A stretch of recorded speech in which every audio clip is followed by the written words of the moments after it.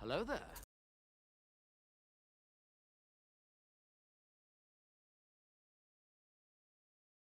Hello there.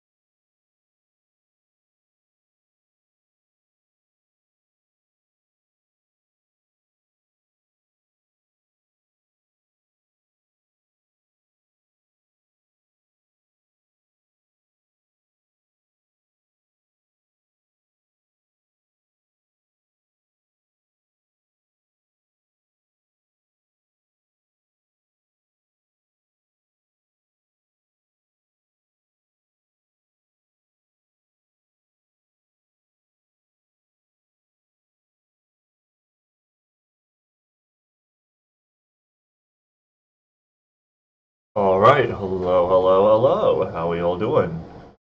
Welcome in and welcome back to Bird and the Bug. Just waiting on Corvian. He should be joining any moment now. I know he's already live, so it should be good.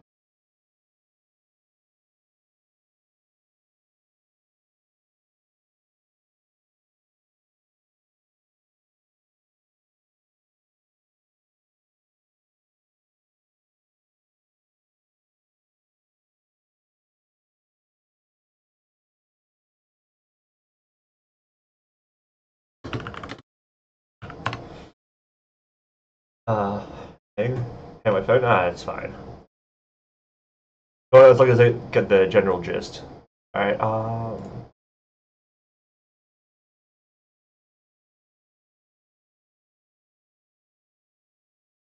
hello. Yo, Alright, your audio should be coming through. I'm not in it yet. Or are you talking about on in here? Yeah, I'm looking at it now. Yeah. So, do you want me to leave and talk again? Make it easier? No, it's fine. It's just because I have to do it on web browser, different web browser. A certain one doesn't let me do it, remember? Ah, yeah, you have a dick of a setup. Yeah. Only supports Chrome. That's the one. I always choose the wrong one first. I just went to Microsoft Edge there and it doesn't like it, so now we go to Chrome. My situation, I gotta say, I'm pretty happy with my, like, thankfully it's been not a pain whatsoever. Because, well, actually, no, it used to be a pain, but I think it was, I got for Christmas, I got a second monitor, and my god, that's made a difference. Yeah, no shit. I Alright, don't doubt that. share chat is enabled on my end. What about yours? Uh, should be. I just making sure they can hear you on Discord here.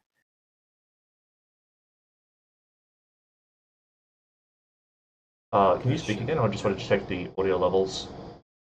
Yeah. All right, Yo. you're a little bit quieter than me, but it shouldn't make much of a difference. Probably actually I'm raise also this. talking quiet right now. Yeah. Yeah, I'm just tired. I'll wake up. I'll talk louder. All good, all We'll good. get there. Shared chat is on. Beautiful. All right. How's it going, everyone? Third the bug back. All right. Uh, do we hop right into this? Yeah, why not? Fuck it.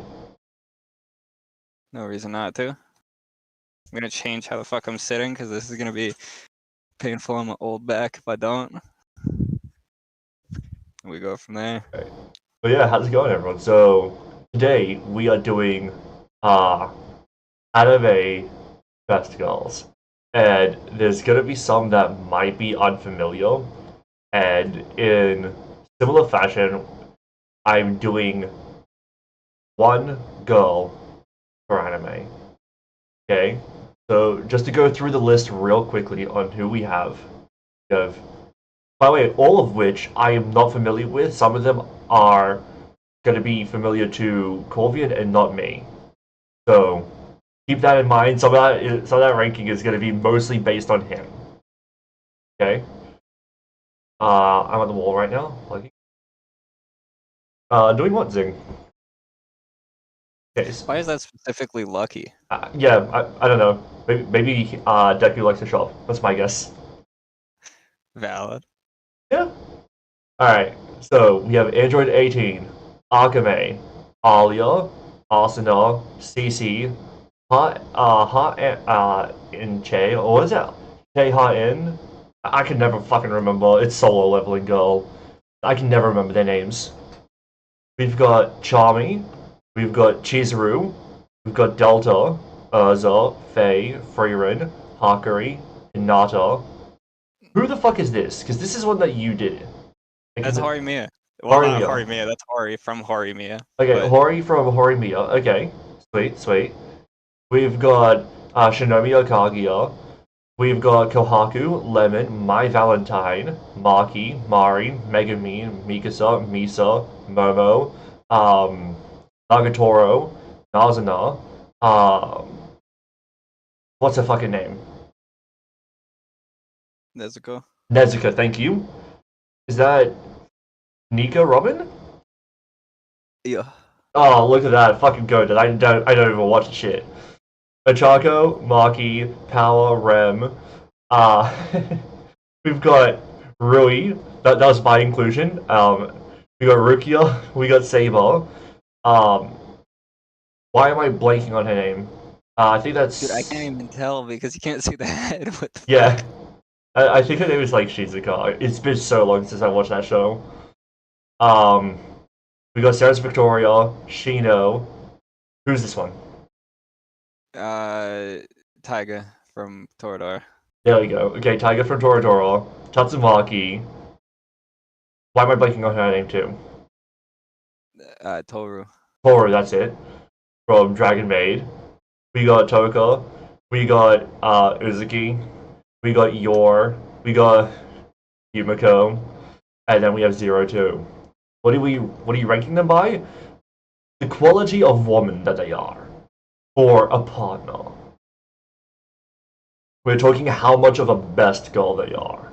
Okay? Because the quality of writing matters for that character. Obviously appearance does too, but I think writing has to take precedence. And here's the thing, like for Call of the Night, I don't think either of us have seen season 2. I abandoned season 1. Okay, so that doesn't help. But like, I don't know where it goes in season 2. I feel like it's way more developed in season 2, but I have no idea about it. So it's gonna be Yes. based on 1. So, Because that's all I can do. yeah, so there's going to be some rankings that I feel like a lot of people are going to think are wrong. That's fair. If we say something that you disagree with, or you want an alteration of that character in their ranking, and you want to make a case for it, make a case for it. Like, That's one of the reasons why we have chat fully active, is because we want to see what you guys have to say as well. Maybe there's context that we're missing. Maybe within the same context, you can make a different case that maybe we missed for a certain thing that happens that does alter their quality of girl. Okay? So there is things that you can say that I think could sway us, because we've been swayed before. Origin made a few cases. To you, most of them financial. Yep, I was gonna say. But it can be done with just words. You Yeah, it's are not just easily bought, financial. bro. It doesn't matter. It is what it is, man. We all have our flaws. See how my account out. I will figure out a thing. I think I've decided that I do want to actually have a redeem for that, just because yeah, I feel like there's at this point not really much of a reason not to, because I can still do that with someone like, if say for example it was like you, I could do that on stream while you're in chat and then see like what you are and are not comfortable with. If Delta not best girl, I got some words I will be saying. I have a feeling that you're gonna be saying some words then. Spoiler, I I'm did. not putting her there. I love her, but I am putting her there. Okay. Oi, oi, oi, oi, Erwin. Pee-pee. Pee-pee. Alright. But funny enough, this top row is like very you central. Yeah. Yeah, honestly, there's a lot of this that is me. I want the problem is because I'm the one who makes the list. I'm There's gonna be some, let's say, maybe not bias, but there's gonna be some lean towards the ones that I'm more favorable with, because like there's gonna be a lot of characters that I don't know, and so while I do discuss with you who do you want in there, like I'm just gonna put in a lot of ones that I'm very familiar with because that's what's there. I put in, by the way, like everyone that he asked for outside of like doubles of an anime. There's only a few reasons why I didn't do doubles of an anime. Um, One is because it's the best girl.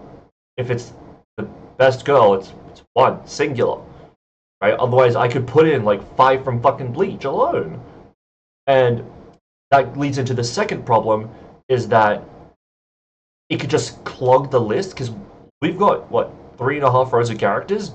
It could be 10. It could be 10 rows of characters if we're doubling, tripling, quadrupling from the same anime. You know?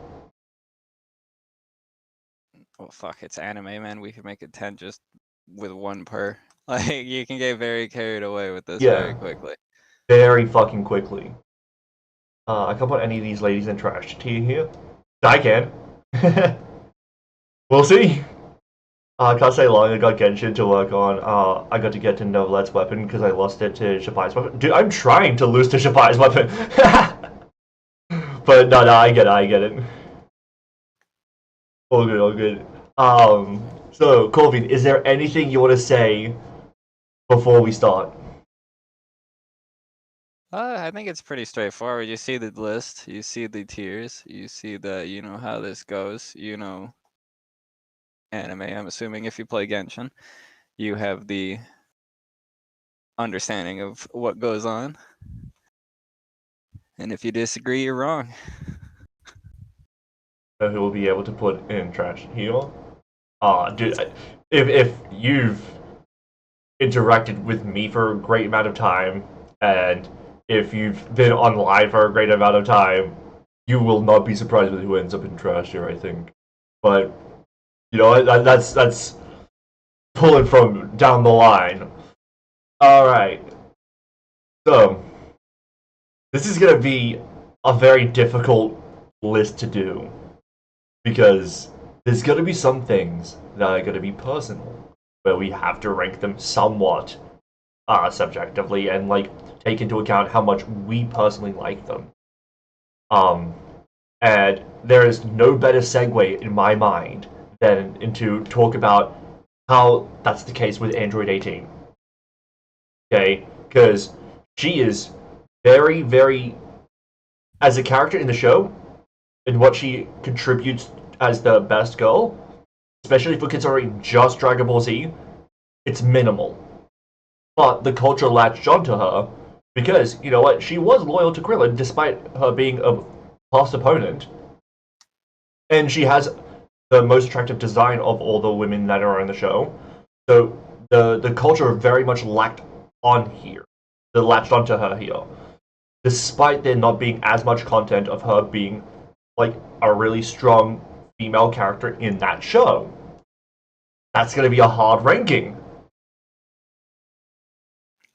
Yeah, there's not too much competition there to begin with, for one, as well, and then two, she's the competition is Bulma, but then Android 18 is a lot more badass, a lot cooler. And a lot less of a bitch. Yeah.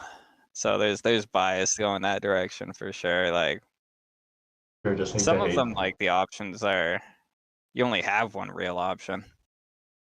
But just for how fitting this is gonna be. Damn. Oh, valid. Let's see. Even Difficult see what you list. got. I think it's just this list along in comparison to every other character. Like character comparisons here. 18 is a good girl. 18, I think good girl is in a sense generous because while she's very solid in what she provides to that content and how she's placed in terms of how she is culturally, I think it's been almost not like deified, but it's been ramped up where the cultural perception is not actually what the content is. Because like it's been memeified and people have latched onto like that meme for that sort of a thing. So it's shifted. It's changed to a point of I think the perception of her is not actually what's there. I agree with that. Like, think about Dragon Ball Z. Like, it does change in Dragon Ball Super, as much as I pretend that Dragon Ball Super is not canon because it's not a very good show. But outside of that, if you look at the Dragon Ball Z canon, Dragon Ball Z, before the Buu Saga, right? She's an enemy until she's just like, she gives, what, Krillin a kiss on the cheek, and then she says thanks for saving her, then she leaves. Buu Saga, she shows up. Most of her in the Buu Saga is just hanging around so Krillin can say, yeah, that's my wife. And then the other half of what she does there is fight the fucking twins in the world tournament. Not the twins, the kids. So, that ain't a whole lot to work with. And then, what she does in Dragon Ball Super is more. She's a good wife to Krillin. They have a kid.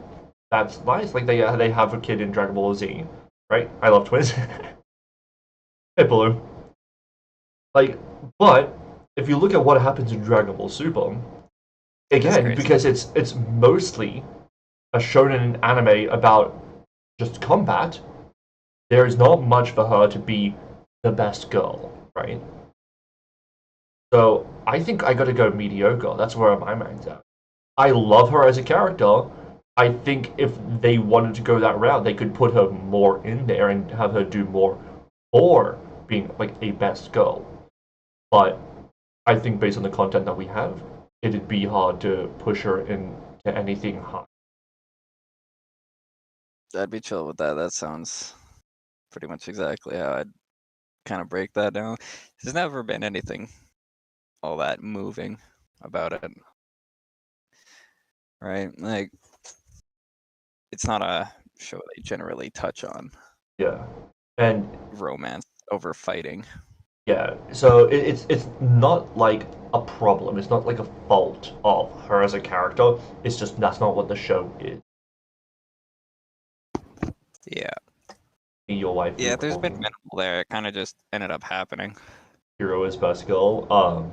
I am best girl. I'm the bestest girl there ever was. Hey, Bulu. I was waiting for him to quit You're talking again? before I said that. Alright, I gotta add in a bit. Alright, Akame.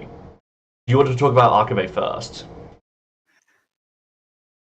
So Akame is 100% higher than Android 18. Yes. Undoubtedly so. So if we're talking like just as a general consensus, like has many qualities that are very best girl-esque, right? Like very wifely personality kind of things. Very wholesome. Uh obviously like I mean, wholesome's a bit debatable. They're yeah, assassins. well in like within the context of the show, I Yeah, guess, you know what I mean? I could agree with that. Like, she does feel kind of like a bit of a homemaker. And Yeah, well, she does have like, you know, normal human emotions. She's a good person, like, you know, wants the best for that, and she's, you know, put together. She's well put together yeah, is the easiest way to say she's it. not a disaster. Yeah, and like the intentions are all there. Like her as a person, like being around her in that sense, you know, Hmm. permanently it would be a nice situation. There's not really any downsides besides, you know, running out of food all the time. Yeah. Um, I think that there's a real quality to her because while seemingly a lot of people assumed that she was going to be, maybe not assume, but just kind of a bitchy character, she very much was not. I think if you watch like the first episode, maybe even the first two episodes, you would assume she's going to be kind of a bitchy character, and that was going to be what she is, right? Like, he's going to like her anyway, but she's going to be a dickhead, but because she looks like someone who's going to be kind of cold, but no, she's just, damn, people keep fucking dying. She is very hesitant to form attachments because of people dying, but when she believes that they're going to be okay, she warms up to them very fucking quickly. Um, and she It's does a fair get mind very state to warm have. to the MC. Pardon? I said it's a fair mind state to have given the world that they're in and the situation and all of that. 100% agree. 100% agree. Um, Yeah, and with like scenes like such as the last scene, I won't, you know, say what it is. Actually, you know what? Uh, I think spoilers are in order. Yeah, I should have put spoilers as a tag. Ooh. Valid. Yeah, because like fucking obviously there's gonna be spoilers here. Obviously there's gonna be spoilers. You know what? I'm gonna open that up now. Put it on my second screen, and I'll do that because Yeah. I don't want anyone to hop in here for whatever reasons. If they think that we're gonna be discussing the best girls in anime and then not potentially have spoilers A for spoiler. whatever the Yeah. content is, like I don't know why anyone would assume that, but you never fucking know. But Yeah. No, like if we're talking the Death fight at the end, right? Like just the like, you know, not just for MC, but just in general, like the passion she has for the people around her and all of that to try and, you know, keep them alive and, you know, just want essentially the best for them, not want them to get hurt and all of that. Like absolutely. she's very loyal. Yeah, but I will say that despite all of her good qualities, because of the format of the show, they don't have her be very romantic. They have some of the other girls be very romantic, but it's also not a very romance-oriented show. So that's going to hinder points for how she is as a best girl because we've not seen her romantically. Now, by the way, Akame is going to be the perfect example of like where we could just add in a bunch of fucking girls from one anime and then clog the shit out of the list. Because there's like 5 girls in that show that we could put in here. I think there's one other girl where you could really make a case for being amongst these fucking legends, and that's Esdeath. But if we're talking about the number one, which I think is the best way to not clog the list, you gotta go Akame. That said, I think Good Girl is probably the best spot for her. I'd probably bounce like very low great girl, high good, you know. But like, so I'd be content with good. So I think good, not be and like just because we have some fucking legends coming up, right? Yeah, that's bad. We have some fucking legends coming up, and to have her like one tier below some of the actual fucking goats, it doesn't feel right. Yeah, and also, as a death best woman is valid on a different list. Oh fuck You know yeah, what I mean? dude! I like Esdeath more, but if we're talking about what a best girl is, unfortunately, we gotta go Akame. But Esdeath for me, that's my woman. Okay. There's 30 other lists that has death tops, but it's not this one. Fucking Or Esdeath could actually, top like, me. it's debatable. Esdeath could top me instead of any of those fucking lists. That's crazy. True, but crazy. Now, how familiar are you with Alia? Clips. Haven't watched the show, so Okay. it's a mostly you thing. I have seen clips though. Like I know the general like vibe of her, the personality, the this, that, the other, whatever. Not enough to carry the conversation, but enough to understand what you'll say and maybe throw a point or two out. So I'm thinking good girl right off the bat, okay? So here's why. The show, Alia sometimes hides her feelings in Russian. Okay? She wants to admit, doesn't have the courage to admit, but she's just in open admiration of the character that she has feelings for. Okay? First off, that's a fucking win. With all of these characters who hold out for 20 goddamn years to say a fucking word, that's already a win. Because regardless of how much she's saying to the MC that she thinks the MC can understand, she's doing what she can and saying what she can. Okay? Now, she also comes across as like a smug tsundere. She is not. Okay? She is someone who's growing closer to the MC very fucking regularly. Okay? Now does she get jealous? Yes. Okay? But there is a real quality to her that I'll say of the fact that she is someone who is just openly interested in the MC because that's the fucking show. Right? And I think that while I think their relationship's a little bit lacking because it feels somewhat like she's interested in him because he's the MC.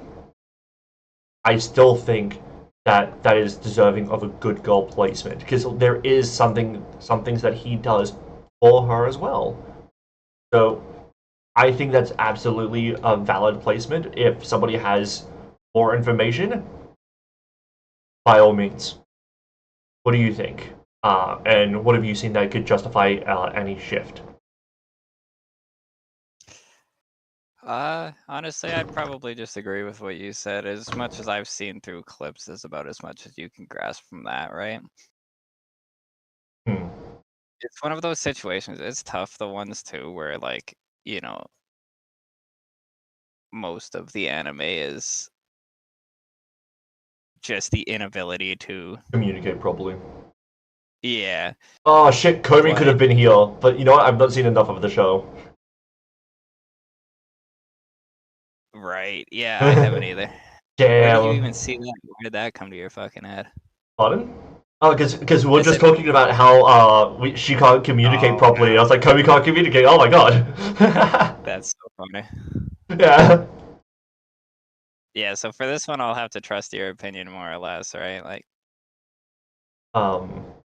Like in terms of like character design, and I would put her like high fucking tier, like top 2 tiers, right? Um, like she's very cute. The level of smugness they're able to portray on her is very well done, but she doesn't look too cunty, which is great because you don't want someone to look like they're just the most unbearable fucking person to be with. So that's good. Um, there's a lot there that's quality in terms of their character design, and I think okay, fucking normal to the redeem.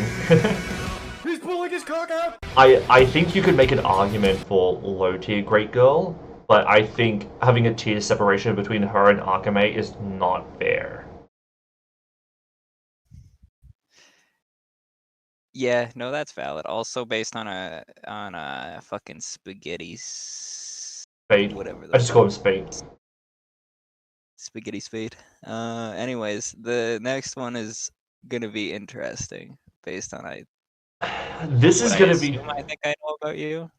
okay. So this is gonna be a difficult conversation because with Arsenal, there's a problem in that she's in one of the real dog shit generational animes. So it's hard to say. If we ignore the quality of the anime that she's in and talk about her as a character separate from Sword Art Online, we get into high because if we're ranking her based on the quality of SAO, it's in Trash Girl. But that's not fair to her and the qualities that she has as a character. So you can lead off the conversation with Arsenal. You talking to me? Well, yeah, the other person in the pod, yes. Dude, I'm like, dude, we both know multiple times I've never seen Sword Art Online. I've forgotten because Yeah, we have had this conversation I like forget 3 or everything 4 all the times. time at every fucking turn. That's why I thought you might be talking to fucking spaghetti there, my brother. You Oh, know good, what I'm oh, good. saying? Okay, so as a character, I'm putting her in probably bad girl. Now she has some wifely qualities, which is nice. She starts off a tsundere, but she does then have an open relationship with Yuto very fucking quickly because the the show is a fucking bald-faced lady of not talking about say right. Got heated for a second there. But that's a comment on the quality of the show and not about her as a character. She has wifely qualities. She's in a somewhat wholesome relationship with her partner. I will say a lot of what the relationship is that the two MCs and that draws them towards each other. The fact that the abridged parody does their relationship a million times better is not good. Now, I will say in favor of SAO and Arsenal, there is something to be said by the fact that they have hindsight, whereas the creator of SAO does not. So that is a defense for Arsenal in the show. I do think that we have something to say here about the fact that despite her wifely qualities and despite the fact that she does have a nice, committed, open relationship with, well, I shouldn't say open relationship. That makes it sound like they date other people, but like openly communicative relationship with her partner. They're all idiots. Like, is she a competent?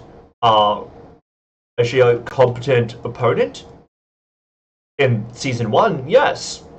Is that forgotten in season 2? Yes. Is she inconsistent as fuck as a character? Yes.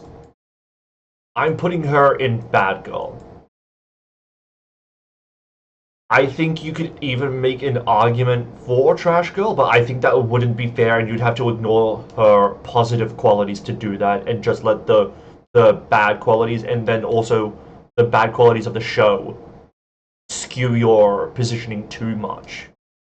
Now, if somebody has a justification why she should be higher, I could understand maybe an argument for mediocre, but while she has more relationship with Kirito than 18 does with Krillin, at least especially on screen, she doesn't have all the qualities of 18, and she has so many more drawbacks. So that's my justification for Bad Girl. Well, we have reached a milestone, 100 bloody streams. Talk about dedication. Wait, this also means I have no life. Dude, 100 streams is fucking wild. So usually I have a point redeem for VIP. I think you deserve the VIP, regardless. Like, no point redeem, I'll give you the VIP because that's 100 stream streak. If that ain't a fucking VIP, especially the first 100 stream streak, if that ain't a fucking VIP, I don't know what is. Yeah, that's just insane, man. Yeah, I seen that. I was like, Jesus Christ. Yeah, by the way, I think Vital's on like 97 as well. Jesus. Yeah, dude. Yeah, those are some crazy fucking numbers, man. Actually, the next girl is a sleeper pick. No, the fuck she ain't, because I ain't sleeping on her. Cece is a favorite fucking character of mine. From my favorite anime of all time. I ain't sleeping. I ain't slept yet. For 10 fucking years, man. Yeah, I'm definitely letting you start the run on that one.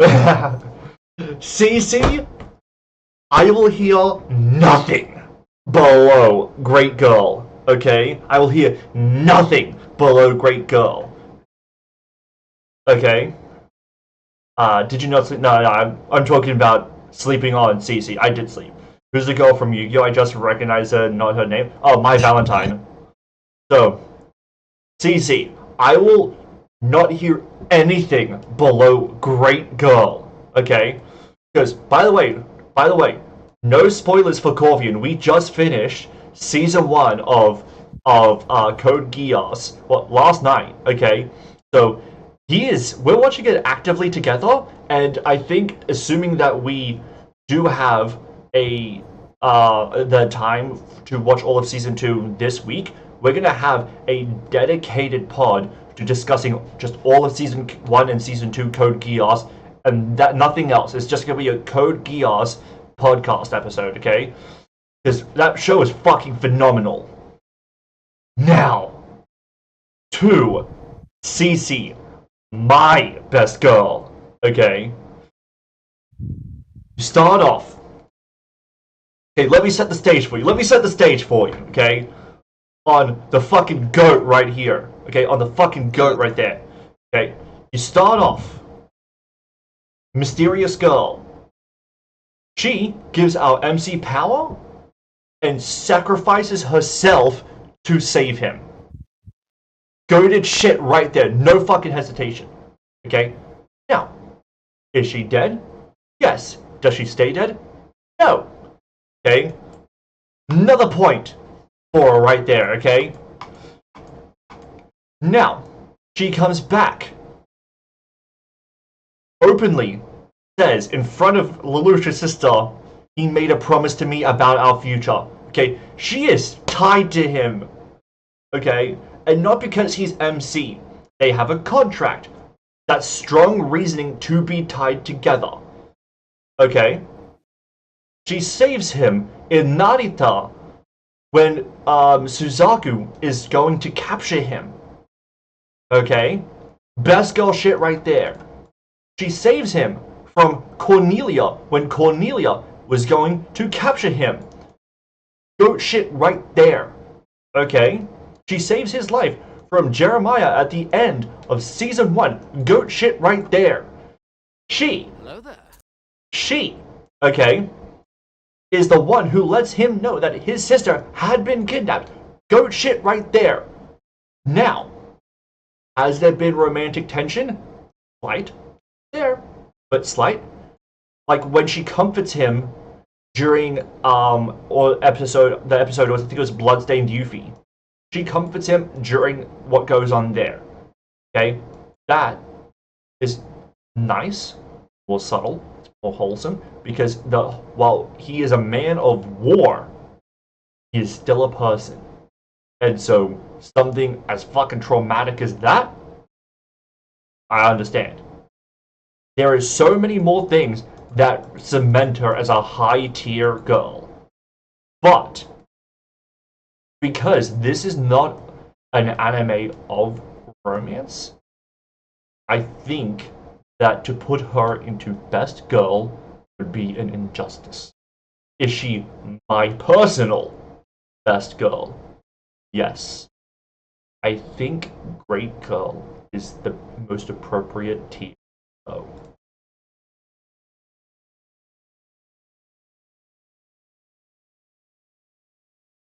Any arguments, anything anyone wants to add without spoiling season 2 of Code Geass?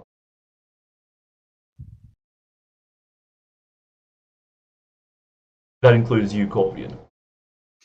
Yeah, I was looking at comments real quick to see what other people were gonna say, but without repeating too much of the same comments, right? Like I agree entirely. Like the loyalty, she won't let anything happen to him. And then even if we're talking about like, and again, there's not much romance in it being a war anime. Certain parts like the breaking the whole everything's intense thing for her to have that moment of comforting him after the Yuffie situation. You can see that the proper traits are there. Yeah, absolutely. Oi, oi, oi, oi, Edwin. Pee-pee. And the loyalty is crazy. Like again, the end of season 1, I'm like, okay, like now I can really see this becoming a thing. Yeah. Before it was like, the comforting thing. You're like, okay, like maybe, but no, I can see it. Yeah. By the way, how's it going, Frog? Full Metal Panic is one of the anime of all time. Shit is stupid but works. I've not seen it. That's best girl for me as well. Spate, you are a man of taste and culture, and I respect you. You are a man amongst men. Is the blonde Also, in the never last that. row from Helsing? Yes.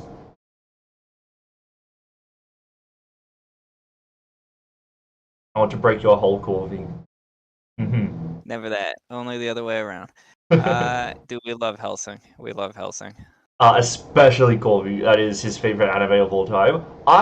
That's what my crow is based off of. It didn't grab me, but I watched Hellsing Ultimate. I have a lot of appreciation for it. It just didn't grab me. But I don't think it's like bad.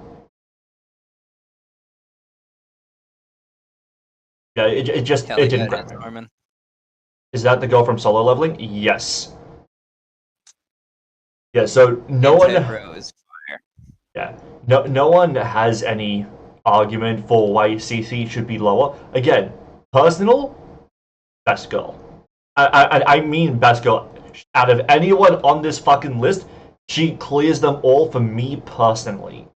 Every single fucking one of them. But we're not doing this as my list. We're doing this as a quality of woman for the anime list. And I think something that matters very strongly when it comes to something like this, when it comes to like a best girl, is their relationship with the character or what they are. Is it because they're just both characters in the same show? Right? And no, she's not. She doesn't have an attachment to the MC because he's the MC. No, because there's a real reason they have a contract together. So that ties them together. That makes sense. I think that's something that cannot be overlooked when it comes to any of these characters if it is something where it's relationship based. Because to have any of those things be relationship based and for them to just be thrown together because they're both main characters, shit. That's shit. Sorry, I can only manage to come for a short moment. You'll take it. All good, Jenny. Like I know it's probably late for you and you've been unwell, so I hope you do feel better as well. I have been worrying about you a little bit, so I definitely get your rest. Alright. So, how much have you seen of Solo Leveling?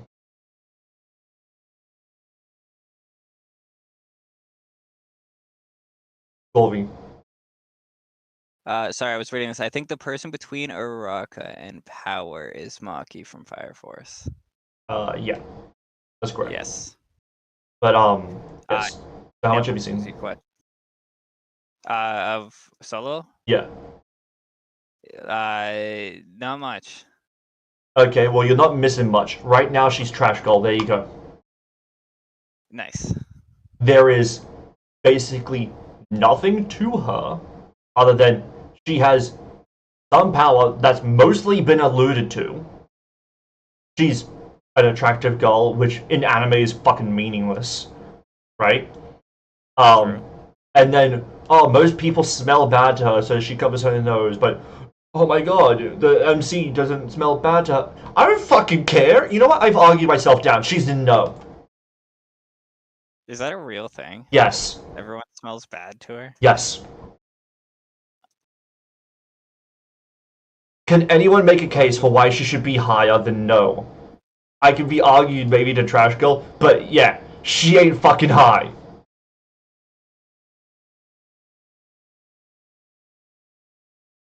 She's there to be like the main character is OP and like the reaction to the main character and character's OP feeds. Yeah, exactly. It is just entirely, oh my god, wow, MC, you're so MC. Fuck it, I don't care. That is not a best girl. That is not. Do you see someone like Cece going, "Oh my God, Lelouch, you're so smart, you're so clever. Wow, Lelouch, you're so powerful." No, that's not a relationship. A relationship is not deifying someone. So I need to hear a real fucking case for why she shouldn't be a no. And it better not be that she has tits. Okay, because this is anime. Despite Japanese women not having them, all anime girls do.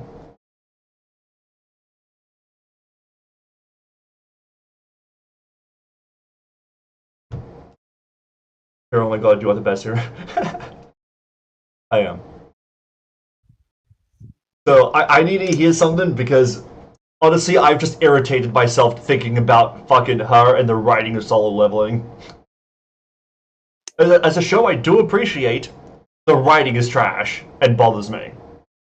If I think about it. But that's not what the show is. The show is not giving you something to really digest. It is something to. It is a feast for the eyes and nothing else. And that's fine. You think it deserved best anime of the year? Fuck no! Not even close. It wasn't better than Dan. It wasn't better than Freerun. I haven't seen Gaijin number 8 yet, but I doubt it's better than that. Like, it's is it a visual spectacular masterpiece? Yes. Is that alone deserving of anime of the year? Fuck no.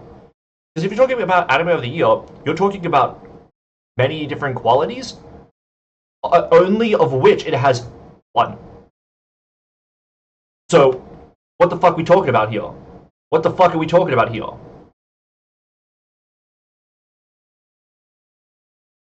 That'd be like giving the movie The Kingsman movie of the year because it had a cool fight scene with Freebird in the background. Like, no, the movie's an hour and a half. What the fuck are you talking about? So no, it is so not deserving. I think that I know that I'm gonna be having an unpopular opinion here. I've seen the discourse online. I think the best anime of the year should have been Dan, but I could concede that Freerun is also potentially deserving. But everything is basically more deserving than Solo Leveling.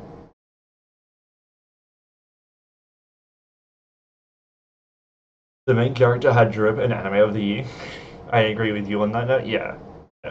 I think there's a real issue of like these things just being a popularity contest, and I hate that. Because if you're gonna discuss what's a top quality anime and what's an anime of the year, you have a chance as well to really put someone on some good shit. Because maybe people haven't seen Frieren.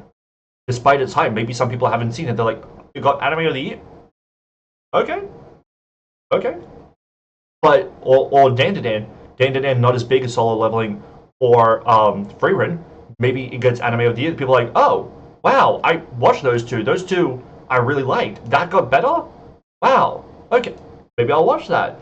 Same thing with like Kaiju number 8.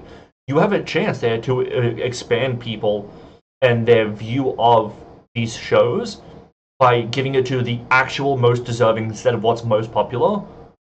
And you're not doing that.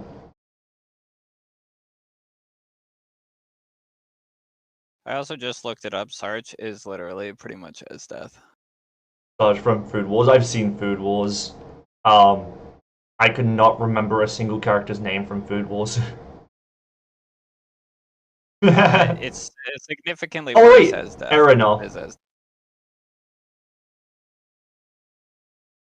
But I remember. I just don't remember names. Look her up.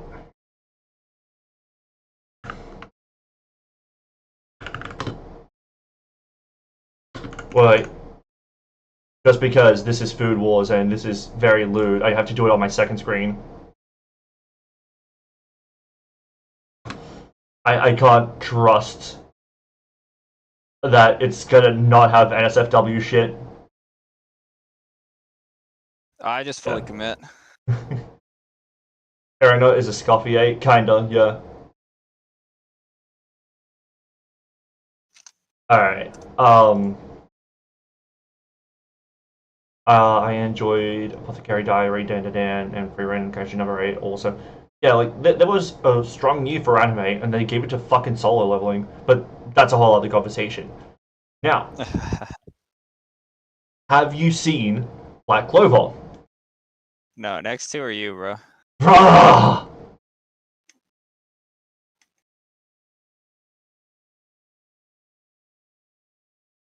Charmy is, I think, good girl. Now, my personal enjoyment of her puts her in great girl, but I think it's fair to say good girl. Okay? Her whole thing is twofold. Okay? One, her magic is like cooking magic. Okay? And she has, using her magic, she has a team of sheep that also cook with her for like great food. And then sheep. Yep, magical sheep. I'm not even fucking with you. I'm googling. So Okay, and then she is another thing where she has two forms. Okay, one where she has her like little chibi cutesy form, and one where she has a more grown form. Okay,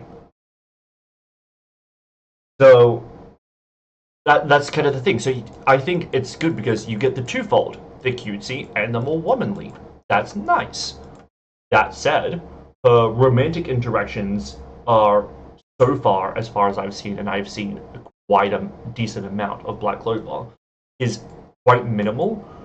So while there's good quality stuff there, and there's stuff that can be expanded upon, it's personally, I think it's not great enough yet for it to be higher. I can even be argued down to mediocre based on how much there's just not that much there for who she is as a character or in that sort of a relationship. I will say she also fights very fiercely, which is good. Her entire thing, like, it's not a thing of like I only exist for the character I'm in love with, which I think is a flaw in a lot of characters. It is also she is a person outside of that too. I think that matters.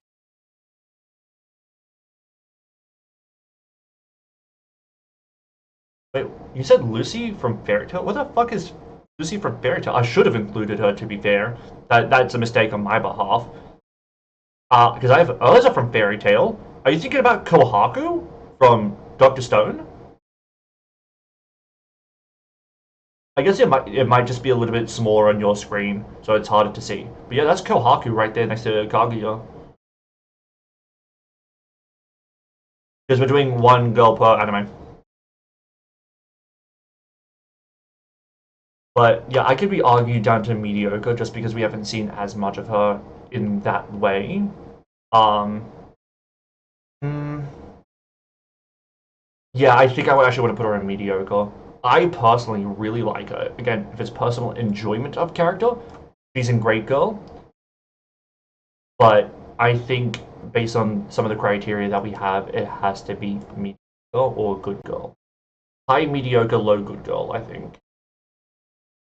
If anyone is in the chat and wants to discuss why she should be in a different tier, by all means. Chizuru is the most controversial on the list. It ain't a controversy. She's in no. That's it. Do you want to have a conversation about it? Because we can. But that ain't controversy. We all unanimously agree, no. Fuck this bitch. Fuck her. And not in the fun way. She can eat a bag of dicks. Yeah. Chizuru, she can eat a bag of dicks. Okay? Cunt. Grade A, top tier, bitch. What is she from? Rent-A-Girlfriend. Ah.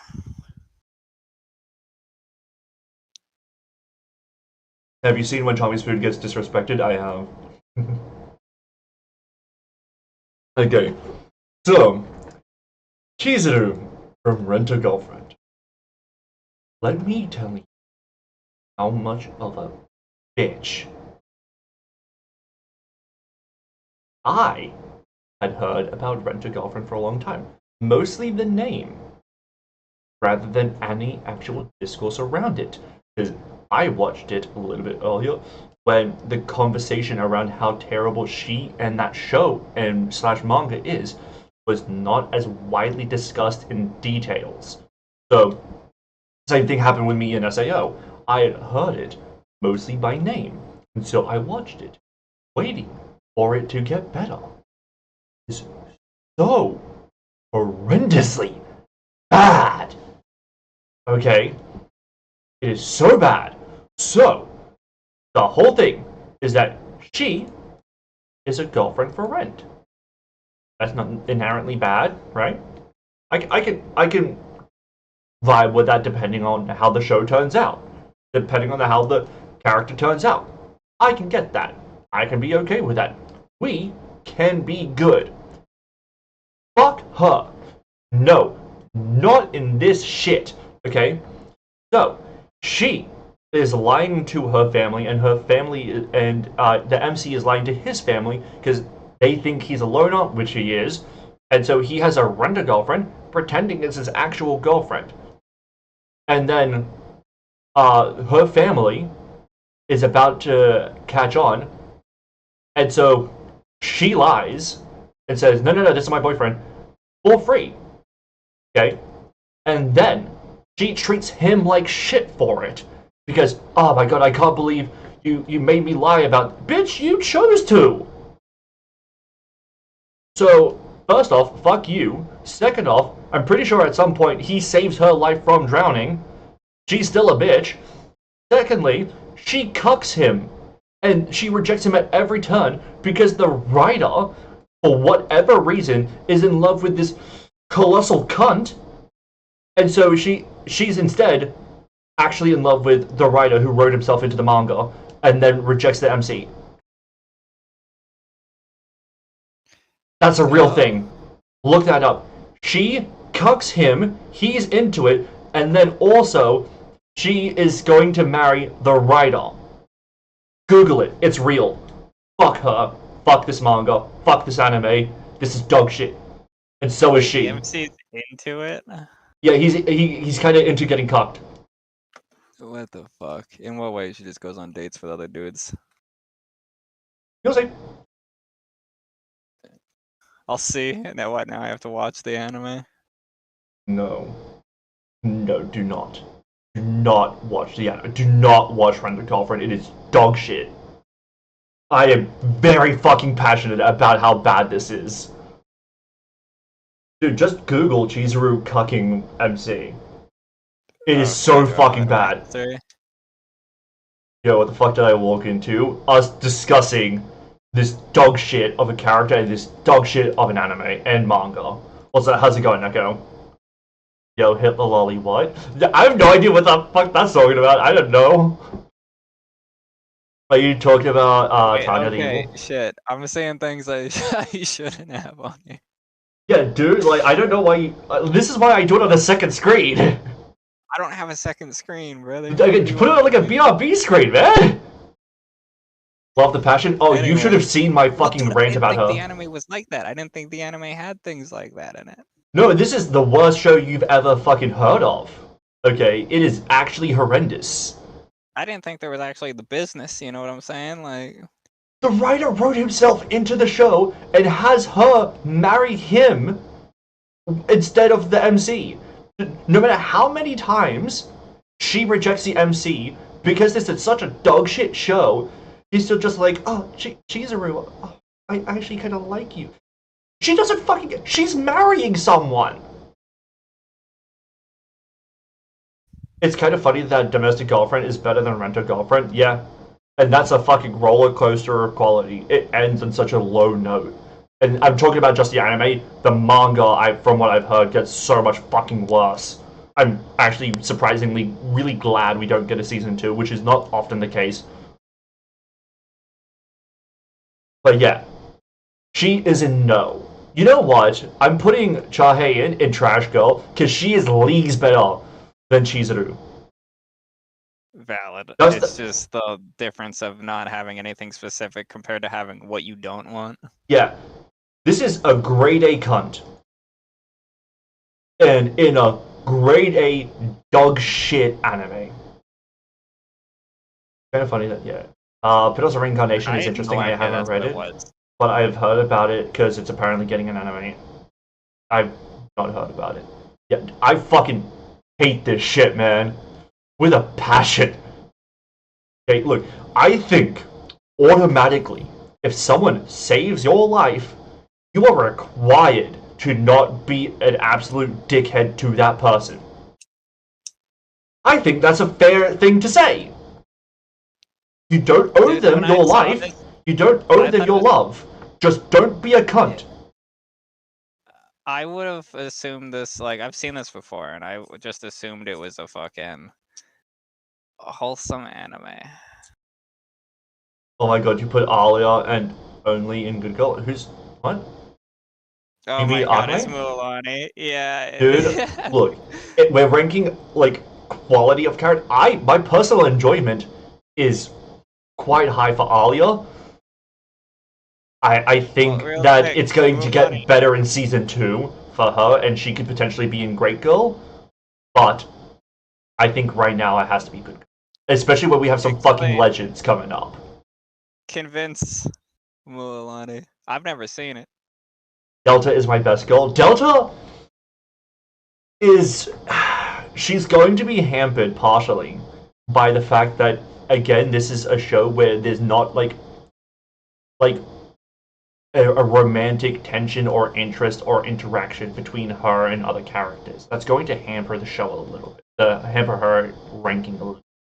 Because this is not about how good of a character they are. Because if we're ranking how the quality of character, Cece is in Best Girl, right? Android 18 is higher than Mediocre. It's going to change the rankings. But we're talking about how they are as a Best Girl specifically. So, I've been yapping about the last two. Do you want to start on Delta real quick? Okay, so I haven't seen all of Eminence in Shadow. I've seen, you know. What have you seen? Naruto. No, I'm fine. I've seen things, okay? You know. I've seen Frieren. No, I have seen shit, but not specifically this one right now. All right, what do you want from me? Just talk about Delta. That's what I want from you. Obviously, like, I feel like not mature enough at bare minimum, like mentally to, reliably be in like any type of best girl situation. You know what I'm Right. saying? Like, as in like a true significant other kind of situation. But if we're talking about towards the MC, still very wholesome, very cute, and all that kind of situation, right? Which is has its own things, but if we're talking about like a legitimate, like long term best girl situation, lacks a lot of traits. Yes. It's more of a Yes. one-track mind kind of situation, and it's not like a mature one-track mind. Yeah. So like, again, you can't really even just go off attractiveness because that's anime, brother. Like Yeah. every single one is. Like 100%. so, I do Oh. like the like wholesome and happy to see. Funny enough, it's kind of like having a dog, like having a golden retriever. I was gonna make a joke, but I don't know that I should. What's that? It's a golden retriever you can fuck. Oh God. Yeah. I mean, that's kind of the case. Like, I know, right? Like, I don't. Is that good? This is because of it literally. what's you'd what's say to a dog? what's the joke? The writer's barely disguised fetish. Oh no. Because it kind of is the writer's barely disguised fetish. Yeah. Yeah, I'd say good for sure. Like that's where I'd probably sit. Yeah, there are qualities about her which is admirable, right? So the thing that comes to mind for me was in early, I think it was about mid season two, about early of the second arc of season two, where what happens is MC Shadow, he's going undercover, he's pretending not to be Shadow for a second, he's kind of gotten bored, he's gonna have like a little bit of a spy arc. And they're trying to hunt him down. They send Delta after him. Delta breaks into the train, goes to attack him, immediately stops because she smells that it's him. And it's like, oh, hey, what are you doing here? And he's like, ah, fuck. Okay, so, well, she knows it's me. The instant recognition, I think, is good points for a higher tier girl.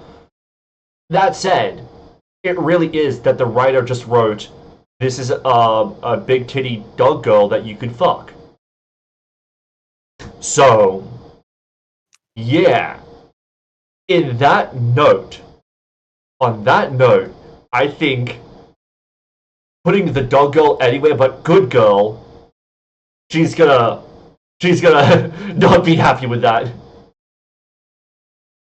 Yeah, but she recognizes him right away, be it the dog sense thing, which makes it a little less meaning. But Yeah. like, I don't know. But I it think, still adds. It still I adds think to the her quality. intentions are good. Hero the furry. Hey, I ain't fucking furry. It's the writer who Okay. wrote her. It's the writer who wrote her. Why are you putting that shit on me? Alright. Have you seen Fairy Tale?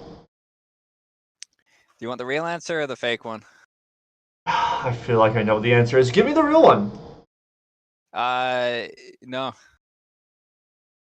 What's the fake one that you were gonna give? Yeah. You could have been more creative with that. An honest guy. What can I say? I'm an honest guy. Do you want a fake answer? Yeah, well, that's why I asked you. All right, without Oh, further ado, fuck. God damn it, Polu. This is her town, and this is a little something called Fully redeemed cringe. God damn it. the Lilies. Oh, that's all. I don't This even is- know what it is. I can't even hear it because I have. It's the Hootal rap. Oh, I do hear my Farina. I don't know who it is. I'm checking. Ah. Lighten up the world. Kill myself. Yeah, dude, this is trash. Oh, much love, much love, much love. Right? Okay. So, I've seen quite a bit of Fairy Tale. I kept. Oh my god. Double alerts. Fuck. They're overplaying each other. What are you saying? He's pulling his coat up. What are you saying? Kill myself for, Mulani? Oh, yeah. Probably the Hootao rap. Okay. Is that what that was? Yeah, it's the Hootao Does rap. anyone have That's any what the That's cringe feelings is. for me? With another year Yeah, behind that makes Okay. us, sense. I think we deserve a celebration of Urza. our own. Urza Scarlet. No one likes me. My dog won't even look at me. My dog took a shit on the floor because they were so disgusted No, you gotta with me. follow God, her, no right? one's ever He gonna hates love me. Farina, This that's what it Farina, is. can you see my He hates titties? Farina so much, and then my I like Farina. get a follower thing is Farina. Okay. So, Sorry, brother, be happy for me. hey, I am. Hey, I am. Alright. Urza. I like Urza. So, I think that she suffers from the fact that Fairy Tail is a mid-anime. Okay? I think she suffers from the fact that Fairy Tail is a mid-anime. Now, you could make the argument that she's a good character within a mid-anime.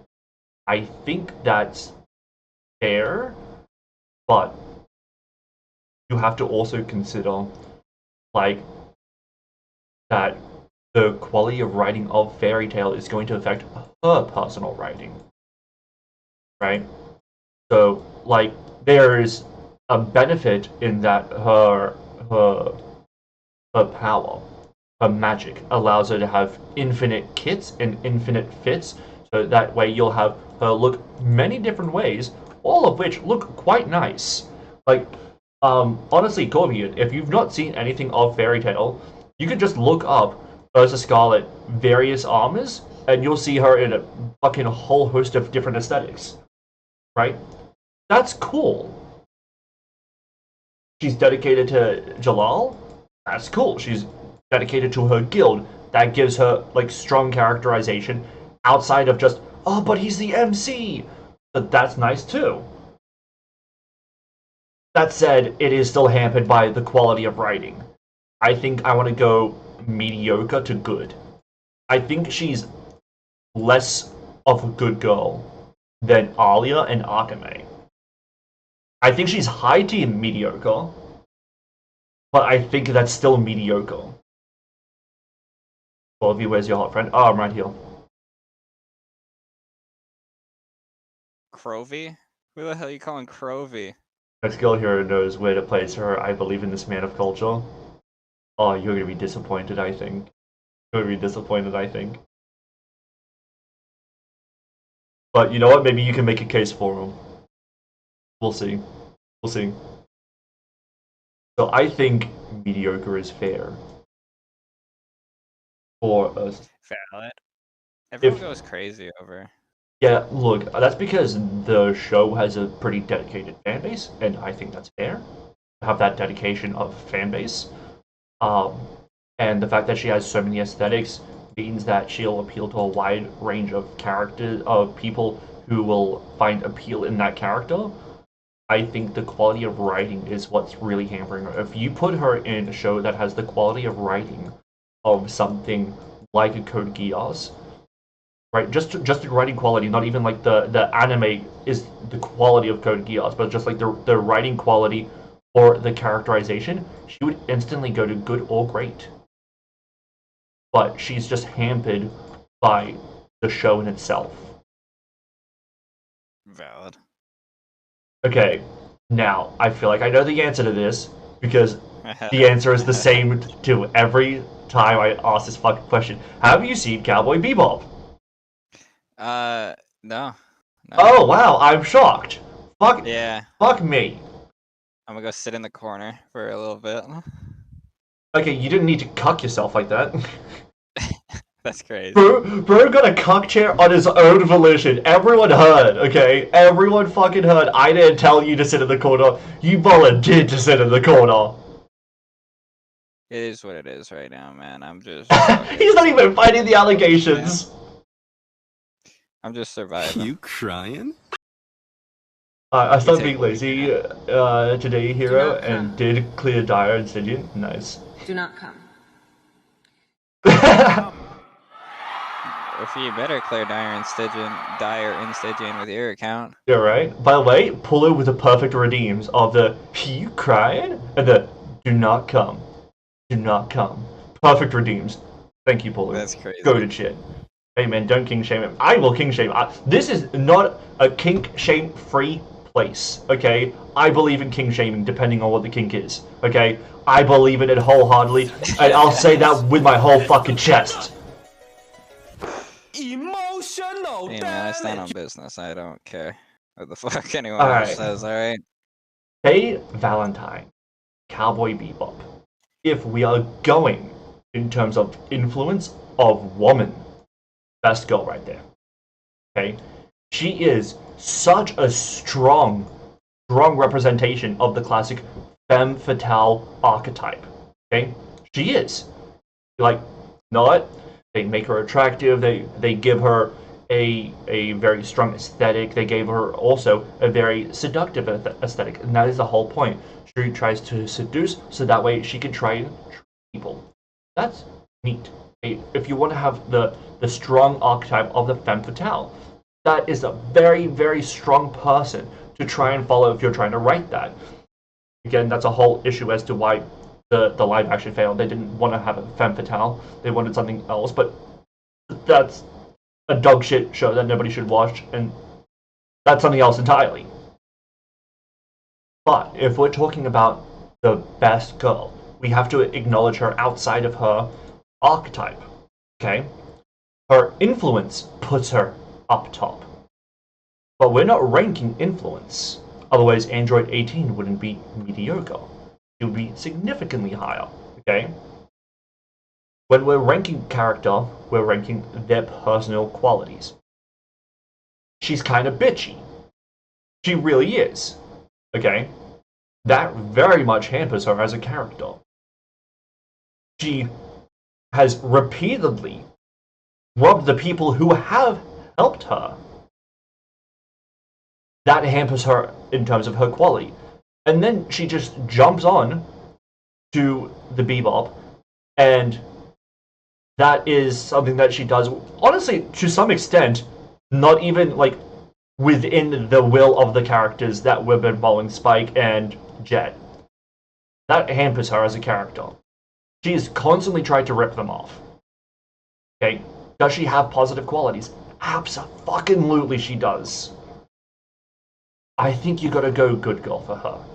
Her writing quality as a character, independent of her being a best girl archetype, is better than where she's ranked now. But if we're talking about where they rank as a specifically as a best girl, the fact that she rips them off, the fact that she has all of these negative qualities for what would be a very positive partner, I think you got to go something like a good girl. If anyone can make a case up or down, by all means, I was about to say all ears, but I'm reading. I'm all eyes. But I'm very interested to see where other people would rank her. That's where I would put her too. I can't make a case because who I see on this list. Yeah, that's the thing as well. We have to acknowledge that there's other goated fucking characters. And we're starting to get to some higher tier of best girl. Real fucking soon. Now, I've been yapping for so goddamn long. We're finally on one that you have seen. One of the 4 shows you have seen in your entire life. Free Rip. And I love it. Whoops. So, this is a tough one, brother. Like, there's so many things that, like, brother, I'm gonna be 100% real with you right now. The voice alone is best. Let's be real. But that's not what we're doing. There's multiple different ways to look at this, though, because, like, Damn, boy, he's thick. Boy, has multiple that's a bad thick qualities, ass don't get me boy. wrong. Can't wake up in the fucking morning, lacks the ability to really comprehend emotions. Yeah. Like, she said before, like, elves don't have, romantic impulses. The fact that sexual impulses at bare minimum. the fact that she realized flirting like 100 years too late is like that can't be a best girl. No, see, I don't think it is based on many things. Like, again, elves, she said that they don't have the urge to like have sex. They don't, and she like clearly doesn't really understand emotions all that well, like unless like, after Himmel's dead and she cries this and that. She's autistic. Like it's far too late that she realizes some of these things and then still just doesn't really have a good grasp on any of it. Yeah. The voice itself, the maturity and all of that, give or take, like there's bad, like where she gets really childish too. Like there's very good aspects, but there's also very bad aspects to it. And when we're ranking, because I think season 2 is still coming out, let's rank only from season 1. I think that's fair. Yeah, that's what I'm doing. I haven't seen season 2. Okay. So, yeah, so like again, there's very, very good ones, very, very bad ones. As like a whole, like if you just picture like legitimately being in that situation, it seems fine, right? Like it's not the best thing in the world, but it's not the worst thing in the world. Yeah. I think that. So like, Go ahead. I don't know. I'd say probably good. I feel like it'd probably be better than mediocre. Like I feel like you'd get more than you would with like Android 18 or something. She's definitely higher than mediocre. She definitely has to be higher than mediocre. The quality of writing for her as a potential partner to be around and with, we've seen so much more of her from that than the mediocre characters. And then while we've seen probably more of like dedication and how that would be as a partner from Urza, the quality of writing is a significant step up in Free Run than it is in Fairy Tail. You could make an argument for Great Girl, but I don't see her in the same tier as Cece. Not personally. Yeah, well, she's just like, that's the thing. She has too many like bad qualities on that side, which aren't even like a purposeful thing. Like it's just I feel That's just like being an how elf. elves are, yeah. Like, But as like, in here's terms the of a thing, she's character, slowly go ahead. learning as she goes too. Give it long enough, and then it could easily be a different situation. Because like with the Himmel thing, she's like learned more emotions with that, which she's using with Fern And to stuff. be a better companion, whatever. Mhm. So like the stuff's going in the right direction. She's learning, but being an elf, I guess you just inherently don't have these aspects. Yeah. So If we're talking the writing quality for the character alone, absolutely in the same tier as CC, right? Absolutely in the same tier as CC. And if we were talking just season 1 for season 1, you could even argue higher tier than. But if we're talking how they are as a best girl, they're not in the same tier. They're not. I don't think. I think you've kind of encapsulated it. You've encapsulated it pretty well. Is that it's not a flaw of the character to not be a best girl because that's not what she's meant to be. Right? It's just that like she's a strong character. She's not a strong partner. yeah. Well, she's strong in every aspect except for understanding emotions and stuff like that. That's one of her downfalls specifically, is some of the things that would make her higher in this list. Exactly. Any Cynthia other from list, she Pokemon goes Hero. higher for sure. Okay, Cynthia is like she's a bad bitch, but the thing is, I do not watch the Pokemon anime because I tried watching the Pokemon anime and it was bad outside of the movies. So I don't know what Cynthia's character writing is, so I can't really rank her. Otherwise, I would absolutely love to put her on this list. Hero always I do always die in that. I have no idea why. I know about Cynthia. But I can't rank based on what somebody else is familiar with if I haven't seen. That's why I use these as like supplemental pieces of information rather than anything else. Damn, dude, you get to marry me. What the fuck? I just think she's Yeah. she is, and she's Lucky you, also brother. she's also the best Pokemon battle in any of the games in Pokemon Platinum. I'll hear nothing else. Now, are you ready for some fucking peak?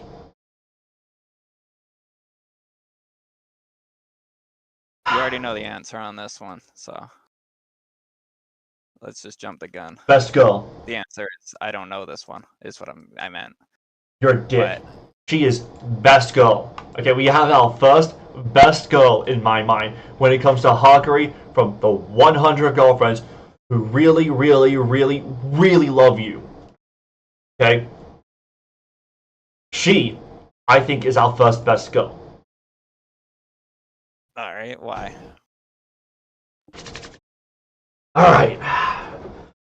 Firstly, what's the premise of the show? Do you know? Because this show is absolute slop, and it is self-aware and it knows what it is, and it's great for it.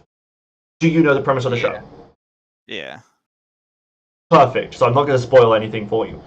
So, right off the bat, okay, the whole thing is that that God accidentally wrote down how many soulmates he's supposed to have and wrote 100 instead of 1. How that happens, I don't know. Maybe it's more plausible in fucking in kanji, in Japanese kanji. I don't know. Okay, so she and Karane are tied for first girl. She, first off, thick, not as thick as her mom, but that's a whole other conversation. And boy, howdy, is that a fun character. What's this chick's name? Hakari. Hakari.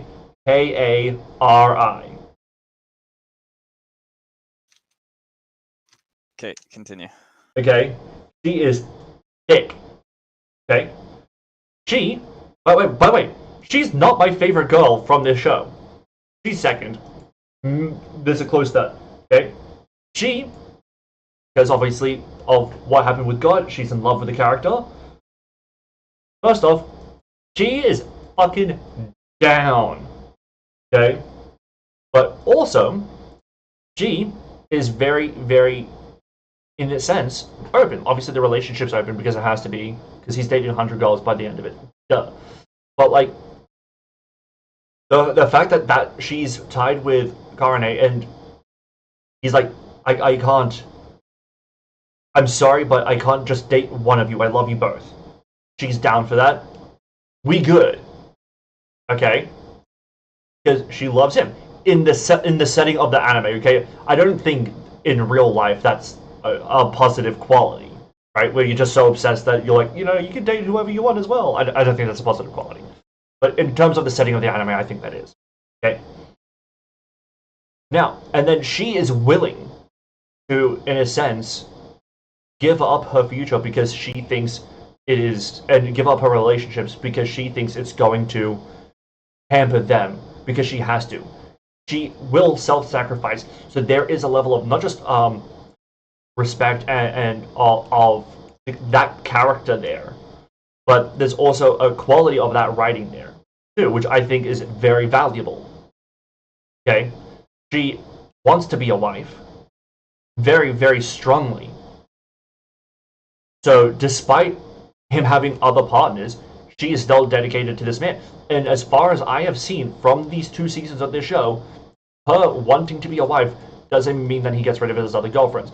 So it's not even like she's trying to betray the relationships that she has said that she is okay with. Because if it was something that's underhanded, like, once you marry me, you do have to get rid of them. But he doesn't know, which would be underhanded, right? This is seemingly just, I love him, I want to marry him. I like that. It is just, I want to progress in our relationship, and she is forward about it. I like that. Okay? There are too many characters that act too coy for their own good, and there is a problem there, depending on execution, of course, based on a few other things, but there is that quality of, this is my partner. I want to progress our relationship. That's good. I like that. Does she have a whole lot of depth compared to someone like a CC or a Freerun? No. But because she has benefited from the format of this being a rom-com anime, we see her in that light of how she is in terms of a relationship, and I think that means that she benefits from the format, so she can be in the best girl setting, whereas someone like a better written character who is not from that same setting is going to be in a lower tier. I think I've argued myself down to great girl by accident. Because there is someone later on who is in the same category in terms of like what the content is, but is written with more depth. Right? They're in the same genre, but written with more depth, and I think would deserve to be higher. Isn't it? Yeah. We'll see, probably, but yeah. If someone puts her in best girl, I don't hate it. I'm not gonna fight it, but I disagree. I think great girl is better. It's more accurate. Go ahead. Who's your favorite one, and who's your almost tied with third kind of situation then? So my favorite one is the sweet autistic girl, Shizuka. I'm seeing you Google it now. Yeah, that's number one. Yep. She's just incredibly sweet and wholesome. I think one thing that kind of hurts a Hakari a little bit is that she gets flanderized slightly. And the one that's close to third is someone named AI. EIAI. Okay. Because she's also autistic, but she's fine as fuck. Yeah. But her quality of character for how she is as a partner is not as good as Shizuka. Which is why she's third. Valid. I might have to watch it. Dude, you're absolutely gonna love that show. Corvio's autistic? No, he's just retarded. Yeah, not usually.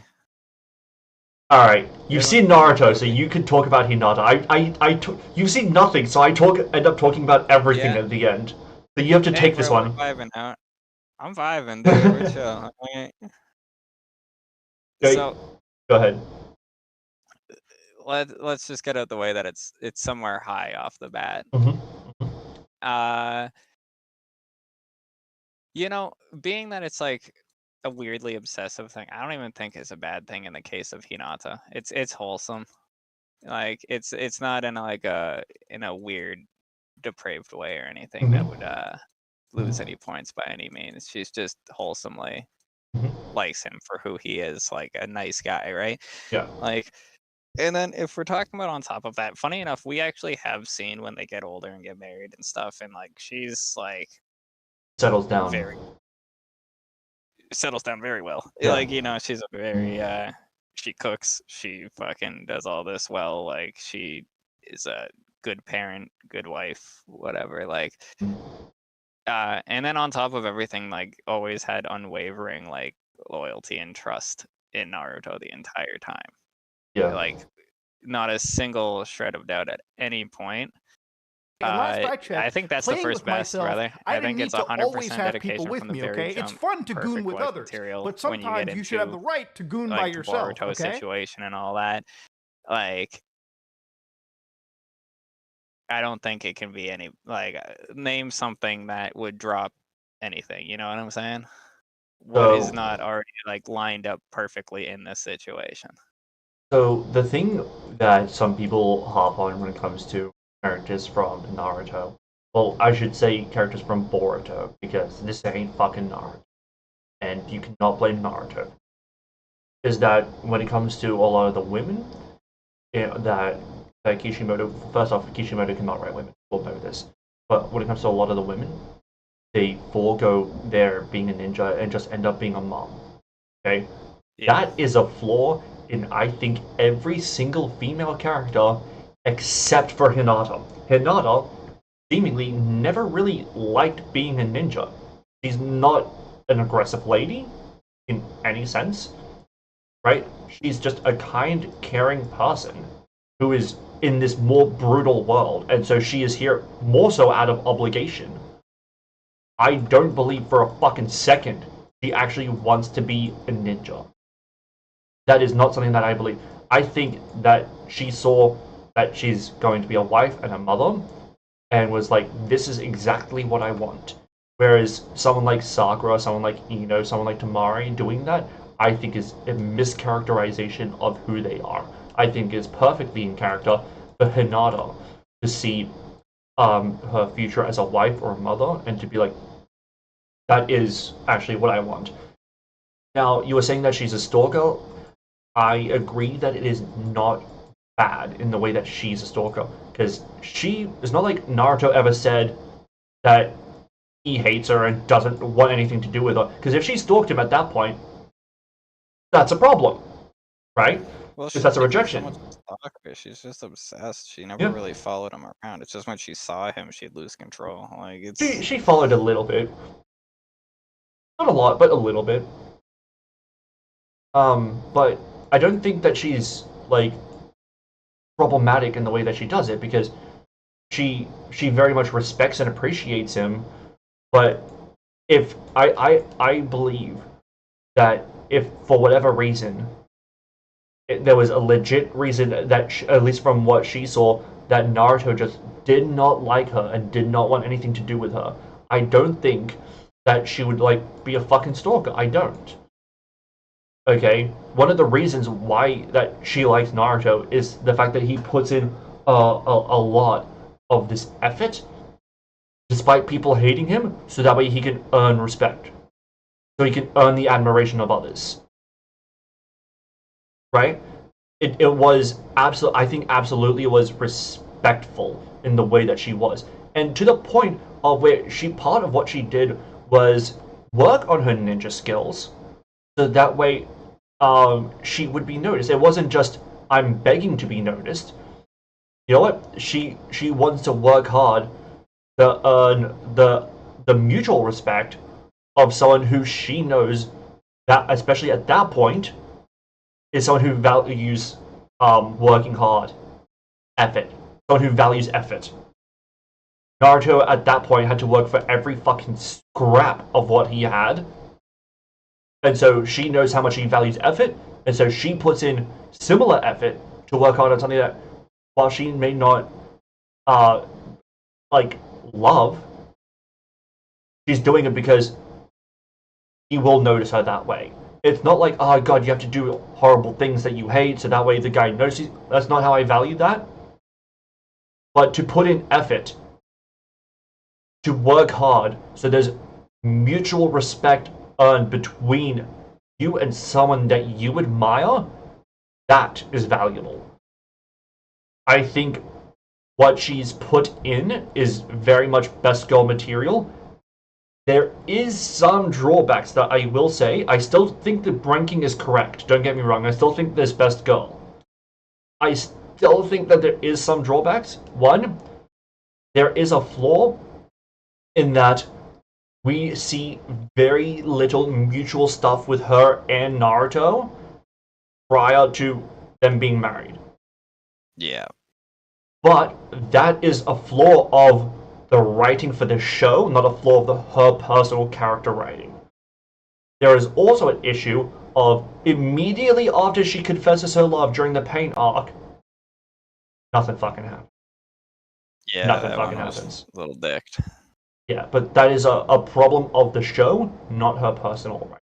It is something to be acknowledged, I think. So I agree, we have our first best girl in Hinata. Fuck yeah, the ball starts rolling.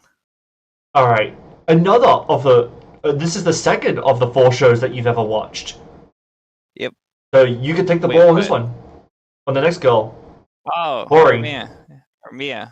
Oh, Mia. Jesus Christ, I can't speak. Hori from Hori Mia. I said everything but the correct thing. I That said was it correct. insane. I've not fucking seen it. I don't know who this is. Yeah, you just believe me.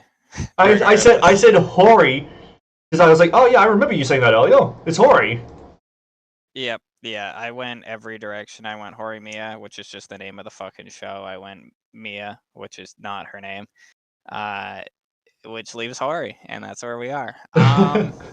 So anyways, so this one obviously this one is more like real life oriented kind of thing. More like Grounded. realistic, right? Like, so where like the 100 Girlfriends one is like obviously Absurdity. that's reaching. There's like much larger like caricatures of the characters, I'm sure. Like each one is probably significantly different in their own way.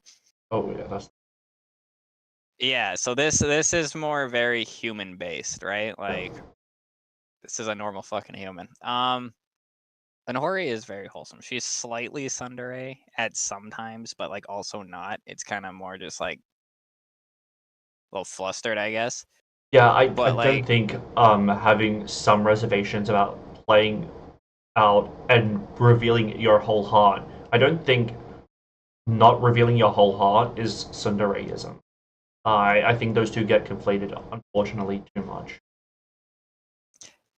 yeah, that's valid. She so the thing is she's very, very wholesome at the end of the day. Like the relationship they have is very wholesome. And then so the way they originally meet is that Miyamura, the Mia of Horimiya, ends up seeing her brother who's out and injured himself, so he helped him get home or whatever.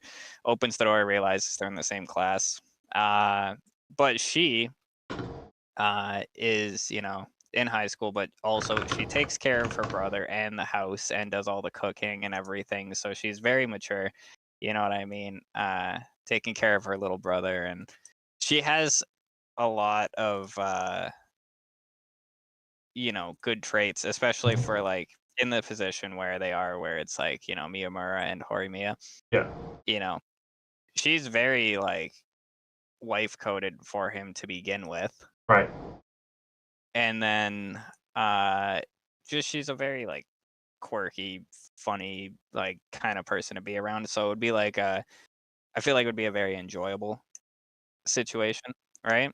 So Yeah. she is mature, she's, enjoyable to be around. She's got like the cutesy side, but then also has like, a fiery side. Like somebody disrespected Miyamura, the guy, and like she literally like slapped the shit out of him basically. So like she's, protective over him, mature, fun to be around, like adores Miyamura at the same time. Like she's pretty fucking peak. Like if we're going to break it down, I'm like it's 100% great or best. I'm gonna be real with you.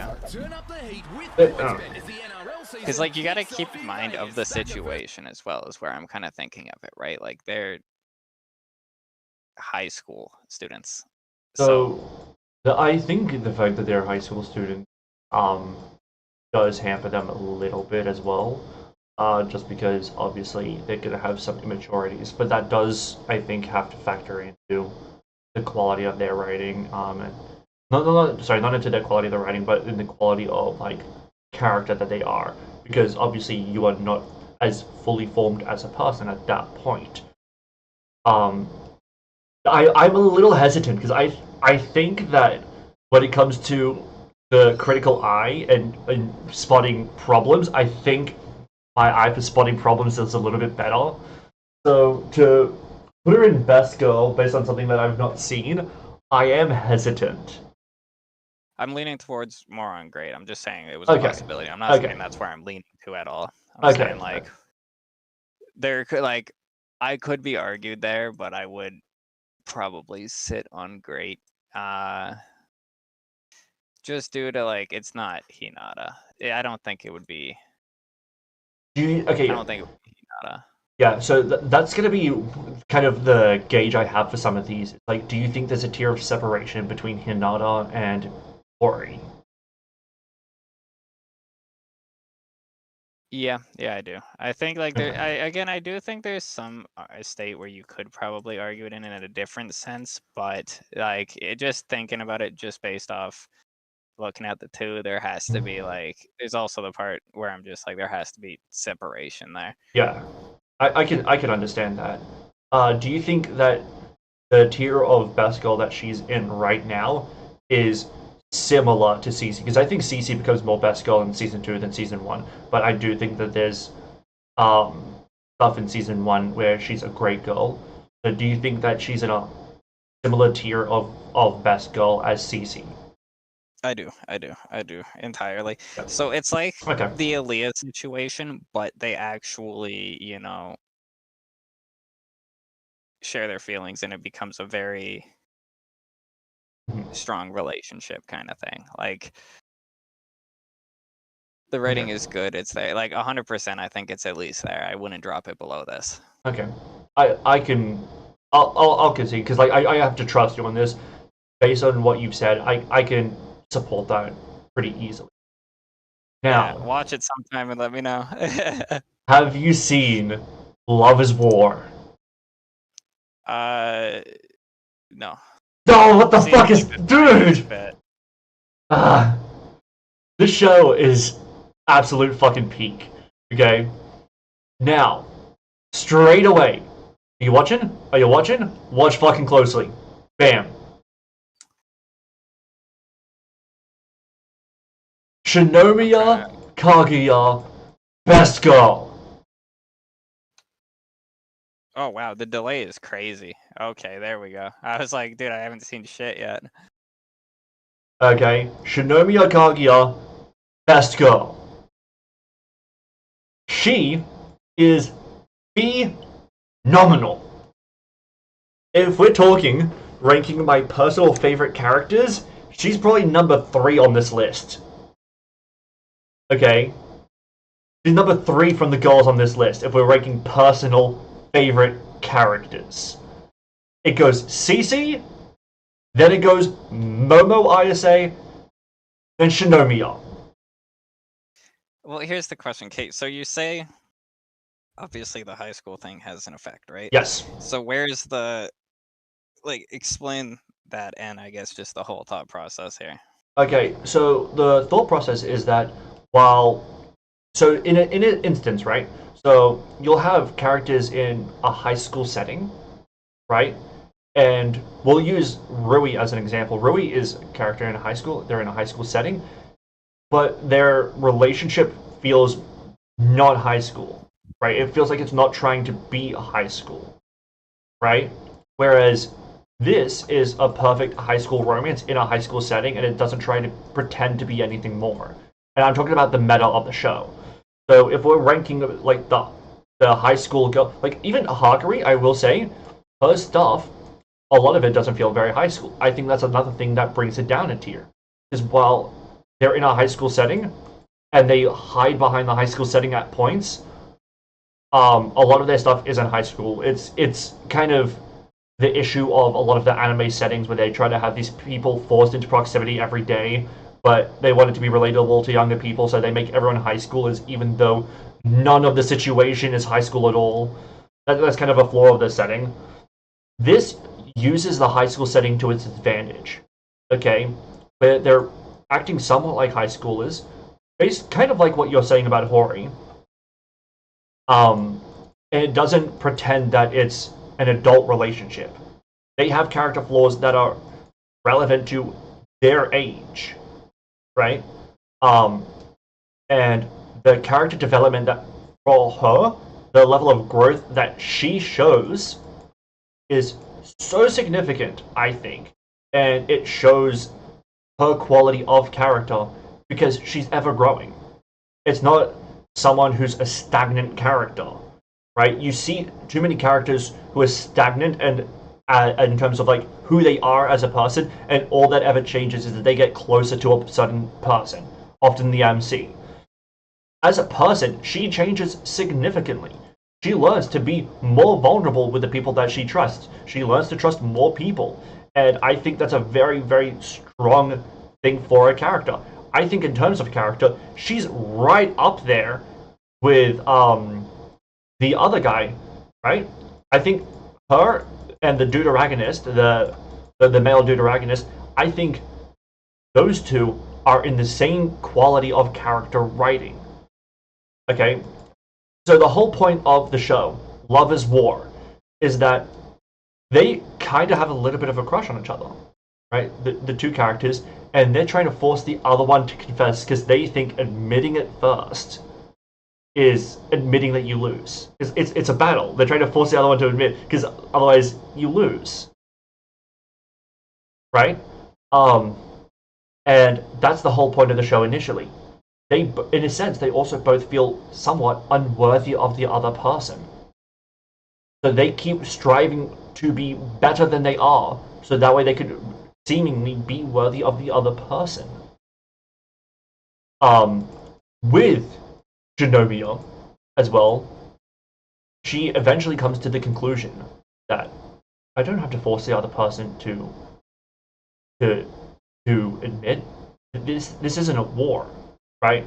And it gets referenced that they say that.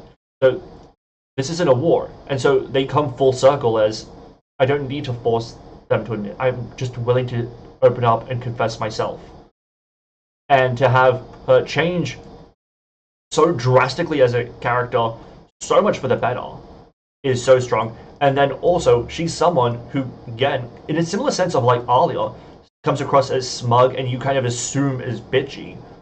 She is very much not that. To the point where it doesn't even have to be just being with the MC or being with her best friend. There's other characters that come along where she's just incredibly supportive of them. In terms of character writing, it's very fucking high, and in terms of being a best girl, I think you'd be hard pressed to find a reason why she wouldn't be in there. Does anyone disagree?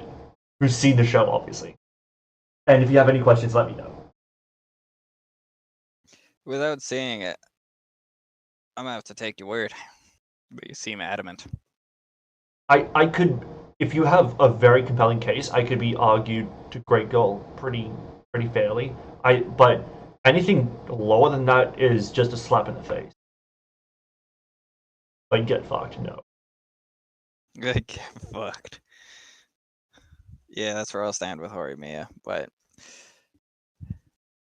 I would need to see if there's a tier of separation, and the problem is like I've not seen this, you've not seen Kaguya, so they could very well be in the same tier. I don't know. It's just the problem of we haven't seen the other one. Yeah, well, it's a tough one because we've seen, like, that's the thing with Horimiya. Like, I'd still debate putting her in best, right? But here's the thing: we've seen Hinata as a wife, which is peak. We've seen this and that, like, you know, Yes. Horimiya and fucking Kaguya, Love is War lady, fucking Shinomiya Kaguya. yeah, they're still in high school. You don't know. There's things that you don't know. Like there's, you know, whereas we know it with Hinata. So it's tough to draw that, like, I agree. that line of the assumptions have to be made, you know? To Like some degree, yes. I would be, let's just say this, I'd be fucking stunned. I'd be flabbergasted. I'd be shocked if she turned out to be a bad partner. Or even a mediocre partner. She seems like a very good partner to have. The fact, and then she just turns it again into just a better person, and he turns into a better person too, by the way. Shirogane, that's his name, Shirogane. Like, he turns into a better person too. They not only are people who turn into better people, they make each other better, and I think that's also a thing for being a best girl or a best boy, is that you have to work with your character. Like, sometimes with characters, you just bring out the worst in them, and then you're not a best girl. Even if you're considered the best girl on the show, you're a worse girl for it. And same thing with the guys. If you bring out the worst in her, you're the worst boy for it. You're not a best boy. You can't be, even if you're seen as the best boy in the show. Chizuru is the best example. They bring out the worst in each other because they both fucking suck, but they make each other worse. Right? Kaguya and Shirogane, they bring out the best in each other. They constantly make each other better.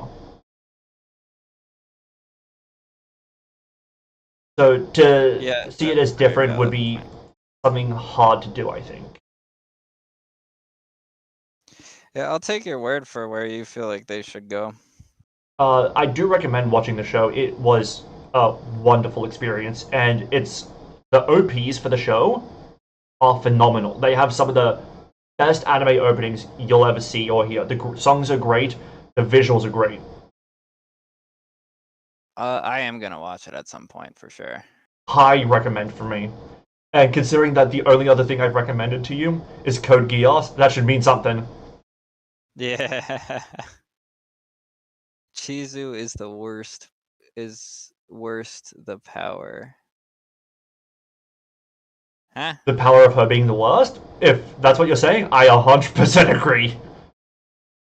Or is worse than power, maybe? No, the fuck she ain't. I will fight you, Spade, if that's what you're saying. I will fist fight you. Ain't no fucking chance she's worse than Power. Oh, wait, I mean, no, ain't no power, the chance that Power's worse than her. No, fuck! Nobody clip that! I love Power! Fuck! Yeah, that was crazy. I was like, dude, I'm like, in my head, I'm like, is he fucking this up or am I? No, I was fucking that up. That's me. I was too angry. My hate for Chizuru makes me irrational. Makes me irrational. It's crazy. My hate for Chizuru in this fuck-ass anime makes me irrational.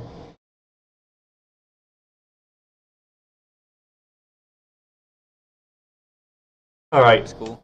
Have you seen you're the Kohaku? next two, just so you're aware. Of course I fucking am. Hey, man, let me vibe out, huh? Huh? How about that? Okay, Power as waifu. I really like Power. I will say I've not seen the movie. I know it's been out for a while, and I know that's going to hamper my ranking a bit. That is going to be 100% on me. Okay, but so I'm going to have to be ranking based on solely season 1. And I feel like that's going to mean that their rankings might be a bit off, but you're going to have to keep that in mind. Kohaku from I will Dr. have you Stone. know as well. After these two, there's only one in this row I don't. Okay.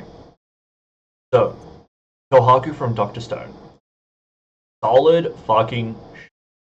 I think right off the bat, good girl. That is my initial impression without discussing it yet. Okay? There's not a lot of romantic tension, but that's okay. You don't need it. I don't think every character who is a best girl per se has to be waifu'd up to the fucking max. I do think that it does matter for best girl ranking like it would for best boy ranking, because we are seeing how they are for a partner. I think that her as a potential partner is going to be hard to rank when we haven't seen her as a partner or even as a real potential partner for that many people thus far, right? So that's going to be his but he is willing to take care of people. She's strong. She has faith in those around her. There's a lot of really solid stuff with Kohaku. And the only real negative stuff there is going to be the fact that she hasn't been in a similar setting to or in a romantic situation like these other characters have. So similar to how Akame is like very, very trusting and very close with the MC. She's not romantic with him. Right? She's not really romantic with anyone. Similar thing can be said for Kohaku. So if we're ranking based on quality of writing, she is worse than Akame, I would say. But I don't think there's a tier of separation. I think that would be unfair.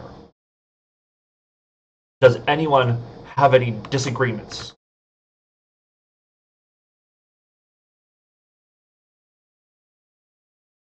By the way, I should have. I don't know. Yeah. By the way, I should have done this earlier. The Discord is for my personal Discord, and the YouTube is for the podcast, where it will be all podcast episodes will permanently be up there.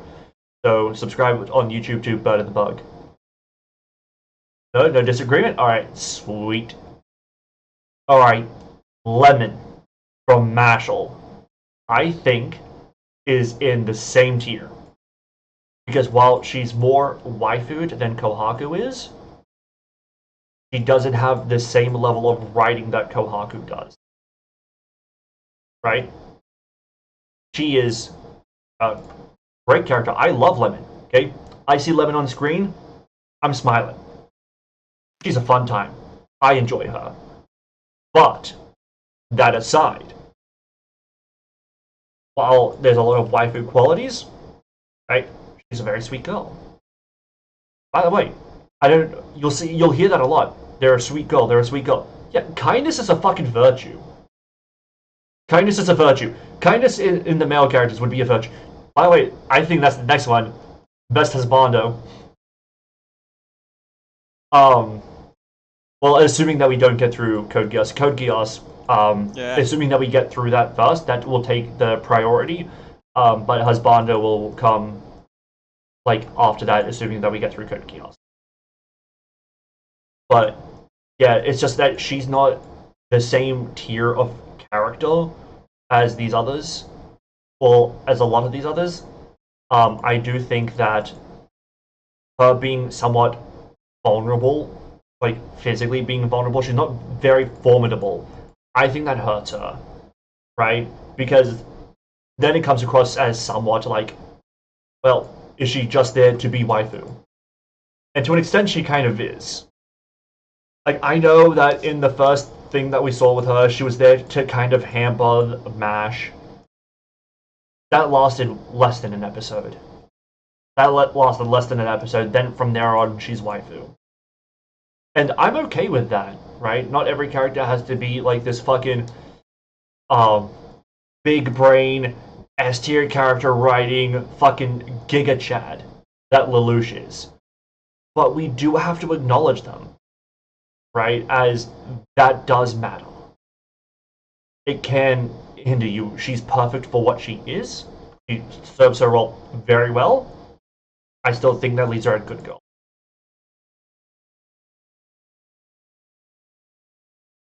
Do I hear any disagreements?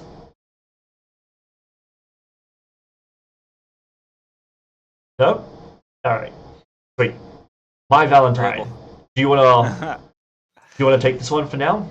Because again, I've been yapping back to back. I don't see like any like.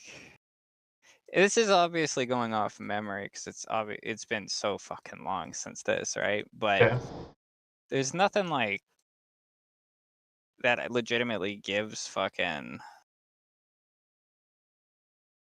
like best girl vibes for that, you know? Like it's pretty just face value, like femme fatale kind of. Don't know that I agree face value. Femme fatale? Not so much face value, but there's not like an emotional fucking like, you know, you can wife this lady and it would be a good idea kind of situation. I think your memory is hurting you here.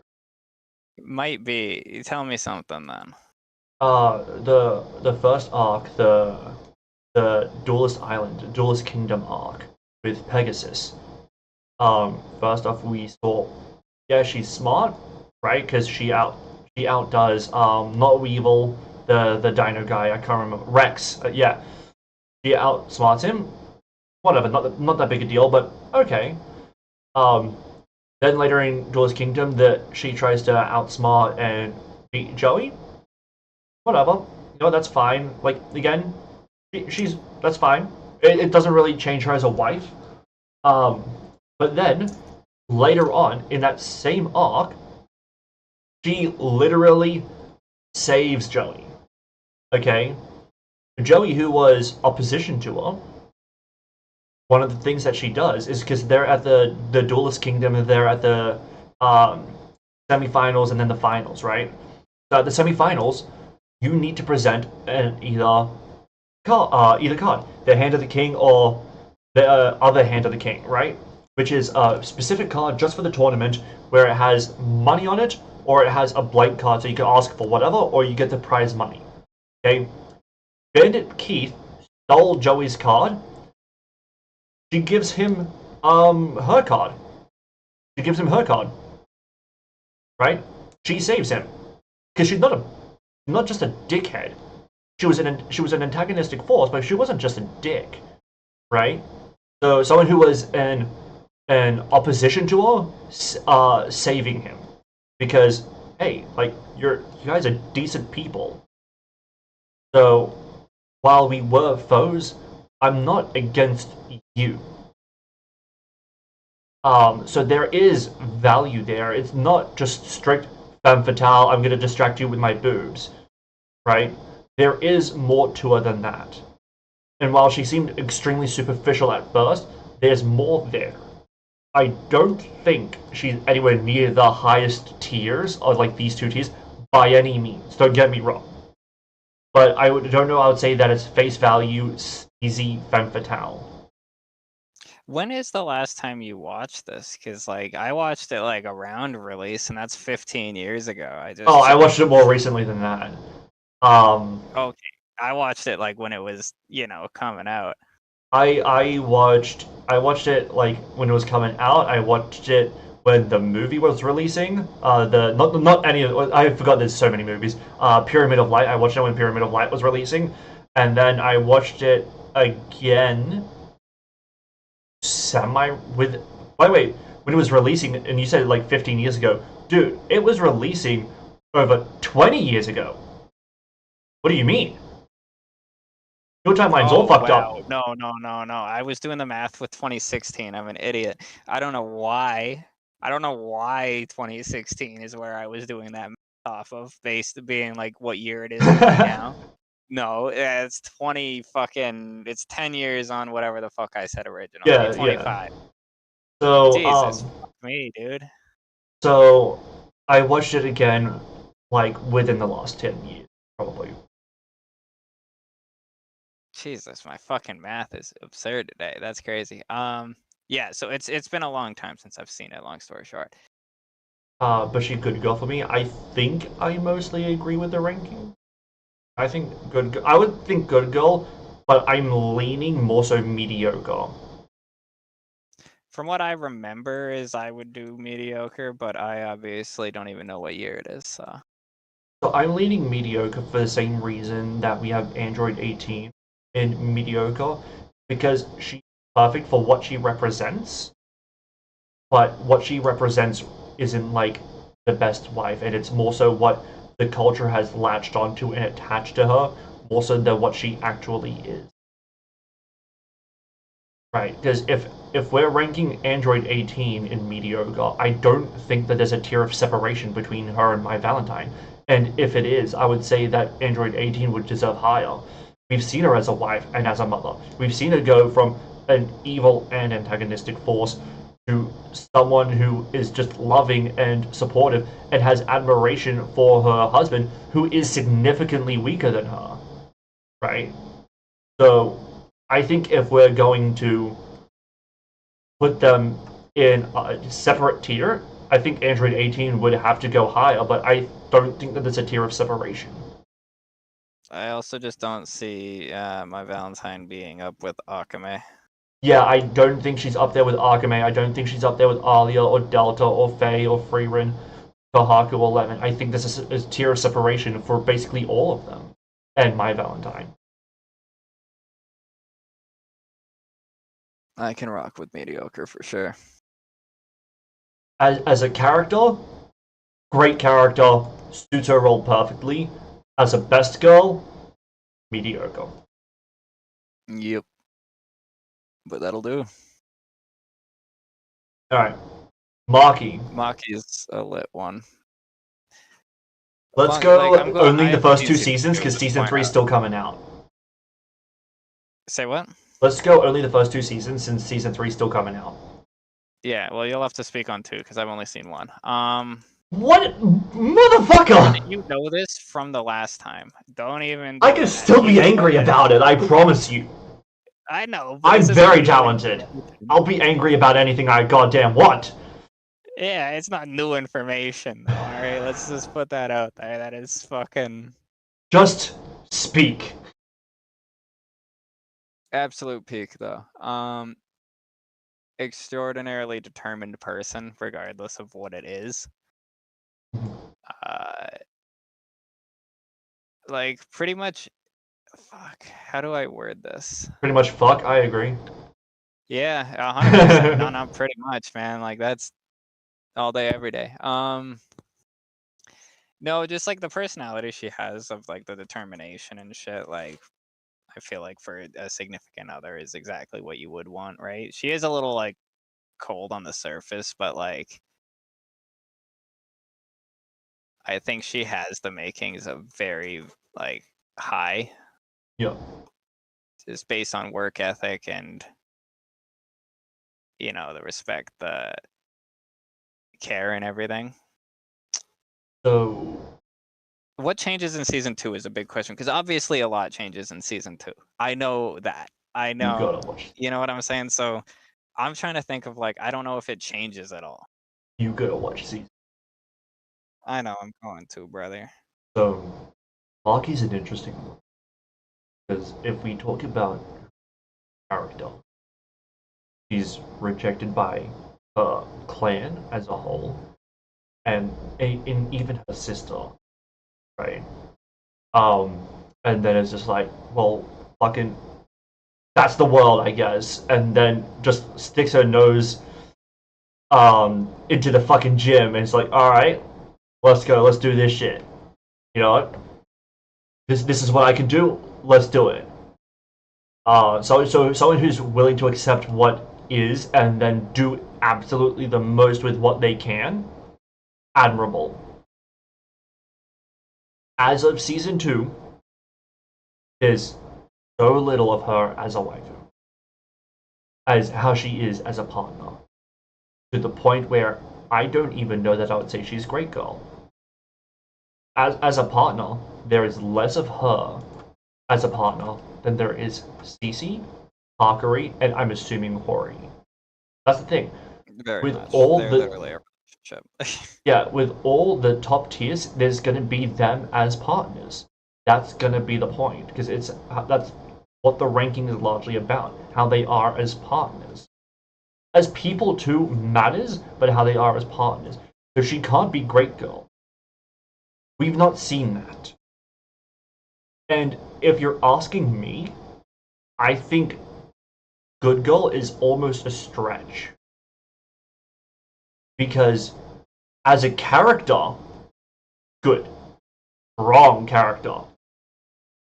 But I think if we were to be a partner to her, I think while you're saying is correct, she's very dedicated and hardworking. I think that's actually what's going to make her a worse partner because what she's dedicated to and working towards means that she's going to be not available to her partner.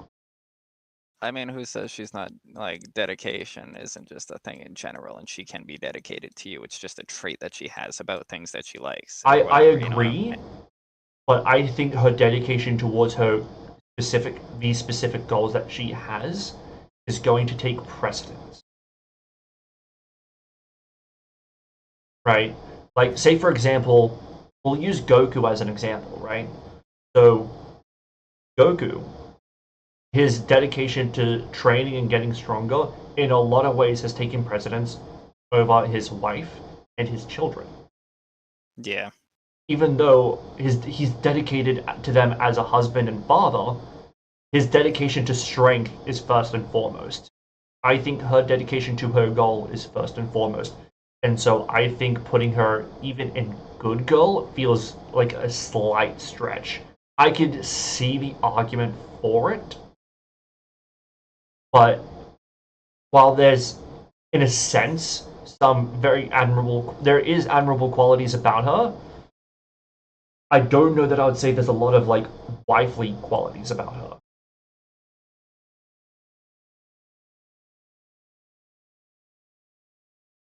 Well, it's certainly either good or mediocre, right? Like, that's... So, because, like, again, Android 18 is in the same category where it's just like, we've seen her as a wife, we've seen her as a mother, and we've seen her as an individual character, and yet I think she's in mediocre. Do we put her in good girl, actually? Because that keeps being the thing, where it feels like there is a tier of separation almost, because I don't... Yeah. Because I was saying, like, I think while they're in potentially similar categories, it does feel like there's a tier of separation potentially between her and the others. I think there certainly is between 18 and the rest on that list. In that case, Maki, because like, if we see her as a wife and as a mother, and as an individual and a strong character and all of those things, and yet Maki we've seen as like only as a character, not as a wife, not as a mother, not as even a really much of a potential partner. How are we gonna put them in the same tier? You know? Yeah, I mean, I'm down for mediocre. I think mediocre is fairly valid. And with what we have in there. Yeah, and the problem I think that a lot of people will see the list, just the list, not the video, and they'll be like, "What the fuck is this list?" Right? We're not ranking based on the quality of character alone, because if it's quality of character, how much I liked them, the list is very fucking different, except for these three, right? Outside of the bottom three, the list is gonna be very fucking different, right? But if we're talking about the quality of like the best girl, then I think this is next girl best girl without question, or is there going to be an analysis of why she should be put in great girl? Maureen from My Dress Up Darling. Let me guess, you haven't seen it. I've seen it. What the? This is the one you've seen? Yeah. Is it season 1 only? Yeah. I fucking knew it. There's no way that you watched 2 seasons of this. I fucking knew it. Fine, take it away, bitch. Hey, that's crazy work, man. We call him a bitch. So I'm gonna say it's either, you know, it's great or best. It's very top tier. There is a difference in the fact of like, you know, the way she responds to him, right? Like, is a really big thing here, where she, like, for example, when dude's trying on the shirts and stuff, right? Like, her reaction towards him specifically is very pure, very 100% like all love, right? Which is absolutely massive when it comes to something like that. Something that pure coming from a significant other is like of most importance, right? Like, you have the bones, you have the structure for the rest of everything. On top of that, I'm trying to think, like, the emotional and everything aspects are completely there. The part where I'd be more concerned about is the, like, I don't want to say wifely duties. I'm just saying, like, because he can cook, he can do this. Like, can she carry the same weight? You know what I'm saying? I agree somewhat. So yeah, because it doesn't feel like. Well, I would say that wifely duties is a fine way to put it, as long as we also acknowledge them as a husbandly duties, right? Yeah. That's what I'm saying. Yeah. Okay, if that's the acknowledgement, then that's 100% fair. Yeah. They are wifely duties, just like they're also husbandly duties. If we're acknowledging them as such, then I think there's no issue there. I do agree in terms of character. I do like her a lot. She's not in the favorite tier of character for me, but I do like her quite a lot. And one thing I think puts her in a very fucking high tier is the fact that while their interests between her and Gojo are very different, they're also the same in a way, right? She likes to cosplay, he likes to make outfits, right? And they're learning this together. That's really interesting, right? It's being able to enjoy the same thing but from a different side together. That's nice. That's a really good thing. So a lot of people have an issue where they're like, oh, wow, you don't have any common interests. That doesn't have to be necessarily the same thing, right? Like, you don't have to like the same thing as long as there is a way for you to enjoy it together. He enjoys making outfits. He enjoys wearing outfits. He enjoys making outfits for her. He enjoys wearing the outfits that he makes. And this wasn't just because it's them, although that does help to it, right? She liked dressing up before. He liked making outfits before. So that works. That just works. So it's not like they exist solely for their partner. They are a person, they are an individual, and their partner heightens who they are and who they become. I think that as a partner, she's showing to be quite strong. The fact that she's opening up his worldview and then introducing him to more things, more people, and then he's becoming more accepted and feeling better about himself, she's building him up, is very strong. There is the slightest hint of a problem in that seemingly he you know what, I was gonna say that, but I kind of immediately thought myself out of it. I was gonna say, like, what you were saying earlier is that, like, he brings a lot to the table and that, like, cooking, cleaning, all of that stuff, and she's not really able to do any of that. But I immediately talked myself out of it, well, in my head, because, well, she doesn't cook, clean, or anything like that, like, all of the, like, stereotypical wifely duties or the husbandly duties like we were discussing. All of that basically goes to him. She's providing so much to him in other ways, to the point where I think you gotta get best girl. There's also, if we're keeping in mind like her want to learn, right? Like, because there's a thing where they were hanging out and then she wanted to be the one to make the food, right?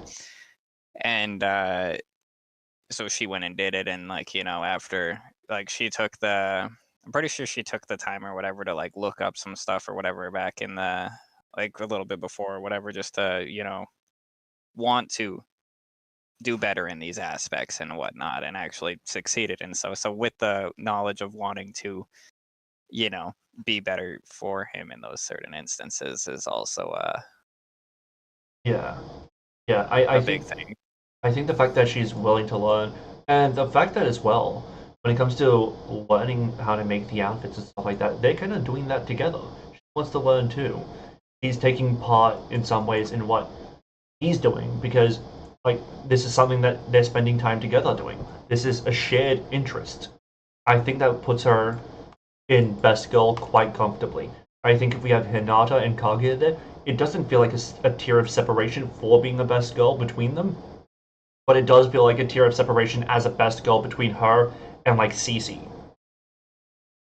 Yeah. Do you feel like there's a tier of separation of a best girl between her and Hori? See, that's where I was going, man. Like, it's very tough without you knowing Hori, right? Yeah, But I understand.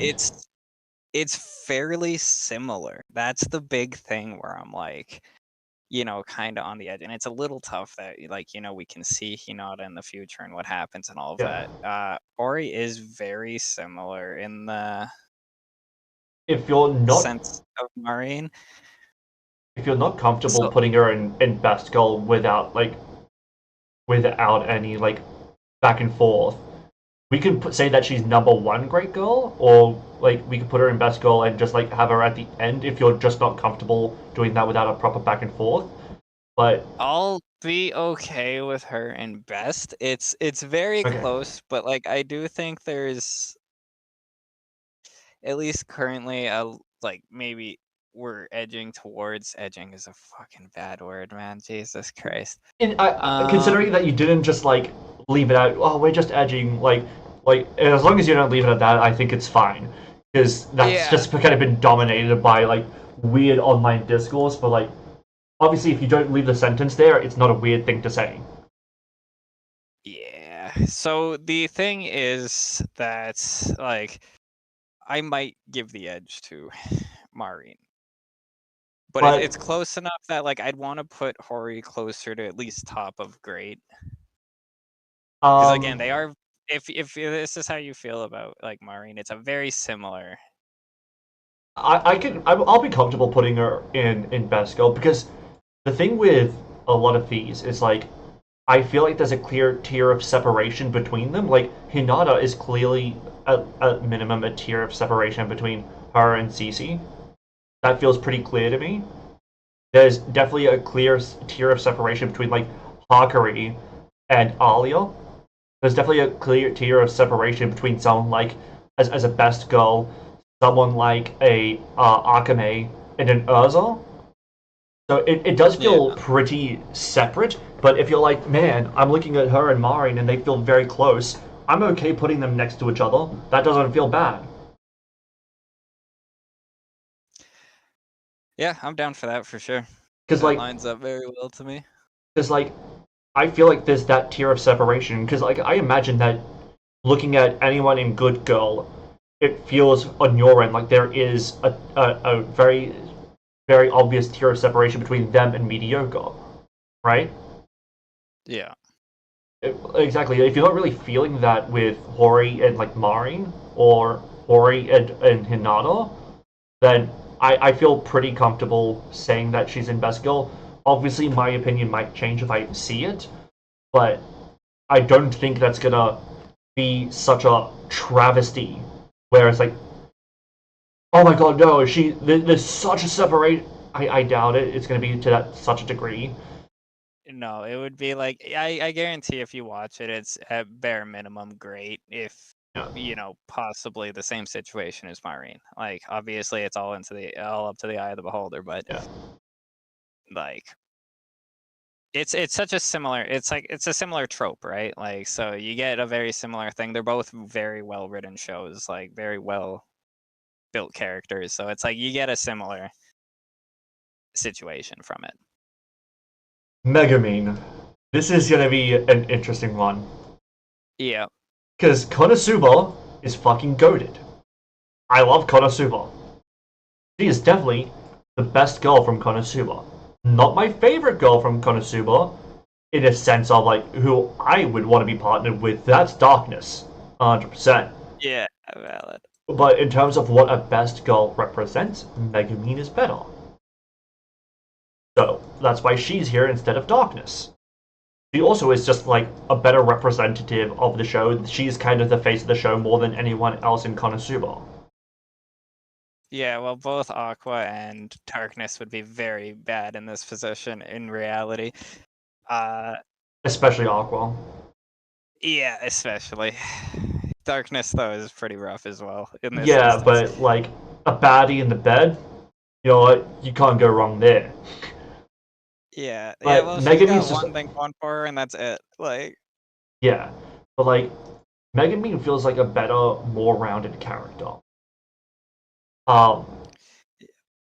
With and like you Megumin, gotta look at certain instances too, because like most of the show is just being like stupid as fuck. Yeah.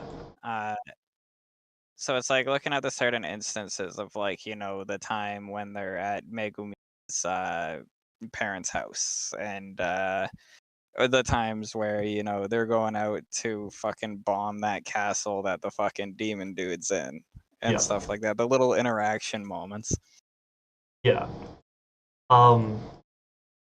Yeah, I will say there's going to be a real hindrance immediately on her in that while not being one, she is somewhat lolly bait. I wouldn't consider her a lolly, but she's kinda lolly bait. She's pseudo lolly. They make her younger than the other girls, and they make her flat chested.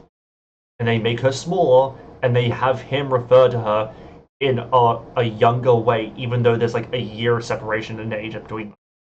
Right? So there's barely separation, and yet he talks down to her like she's a child. So she is lolly bait while not being one. Would you not agree with Vital? Yeah. That's perfectly fine. Agree? So that said, with Megumin, I think Good Girl is pretty fair.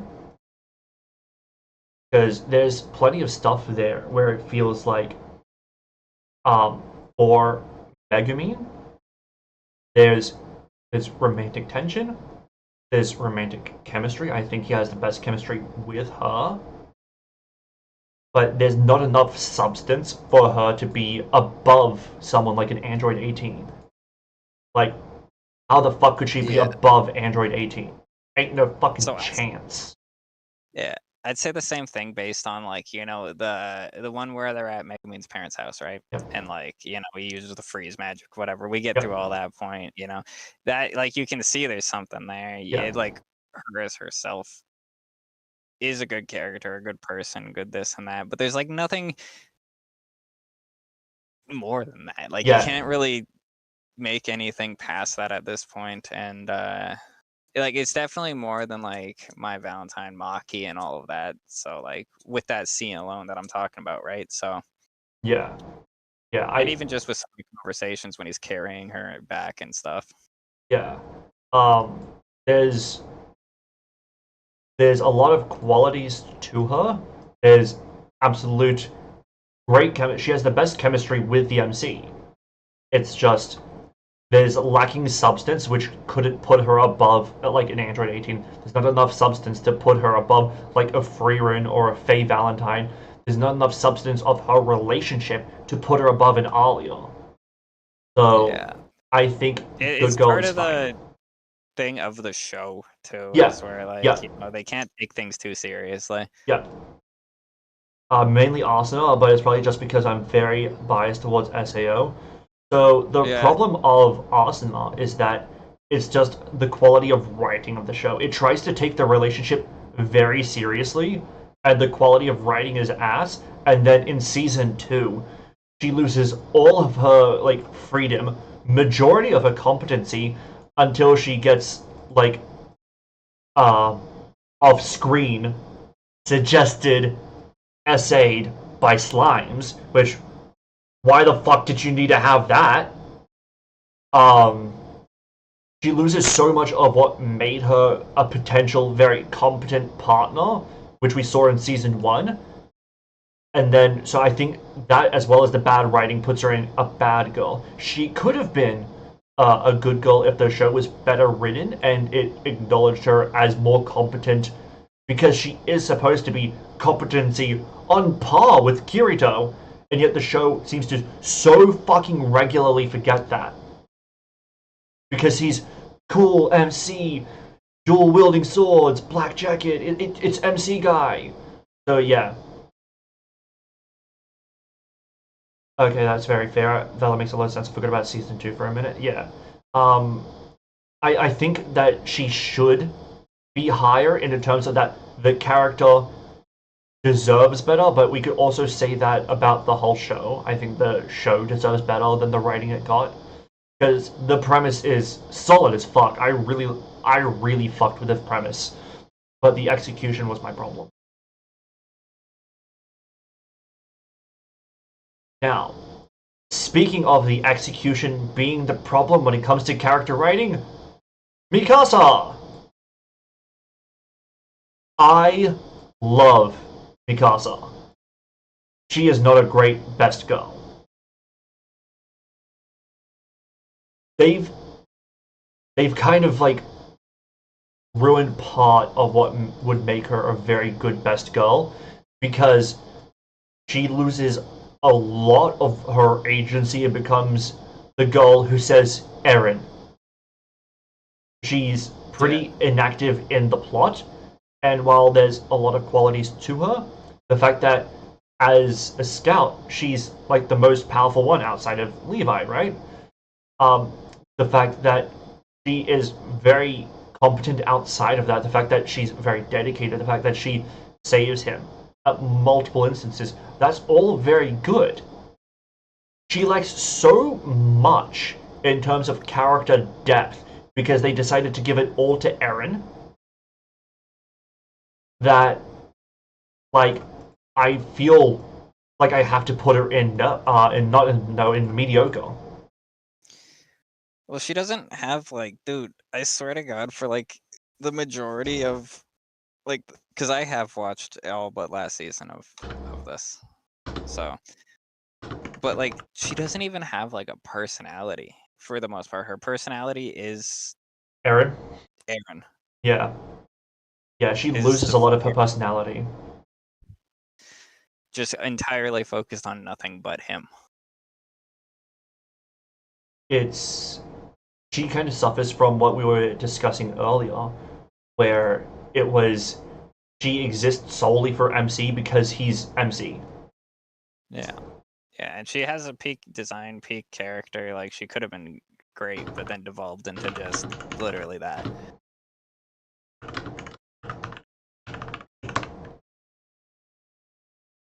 It's a real problem. Like, I could even be argued down to bad girl, but the fact that she consistently does provide more quality to the show in terms of being like a best girl than Asuna does, I think that puts her in a tier above. But Well, I mean, she's I wouldn't always like be wanting to protect him and stuff. That's something. yeah. It's a very bad, a very goonish. It's so bad. Dude, I went on a full-on fucking rant earlier in the pod about how trash Rent a Girlfriend is. It Like, sounds geeked. I'm not gonna watch it now. Yeah. I'll be real. dude, Doesn't sound like what I'm into. when I upload the pod to YouTube, just watch it on YouTube, and you'll see the rant that I have about Jesus. It is really bad. But I could be even argued to Bad Girl, but I think that wouldn't be because again, she's just more consistent than Arsenal is. But that is also a that's also a benefit of the format where it's just like Attack on Titan is just a much more not the format, not the meta of the show. Attack on Titan is just much better written than SAO. But that does affect the character writing, so I think mediocre is fair. Does anyone have any disagreements?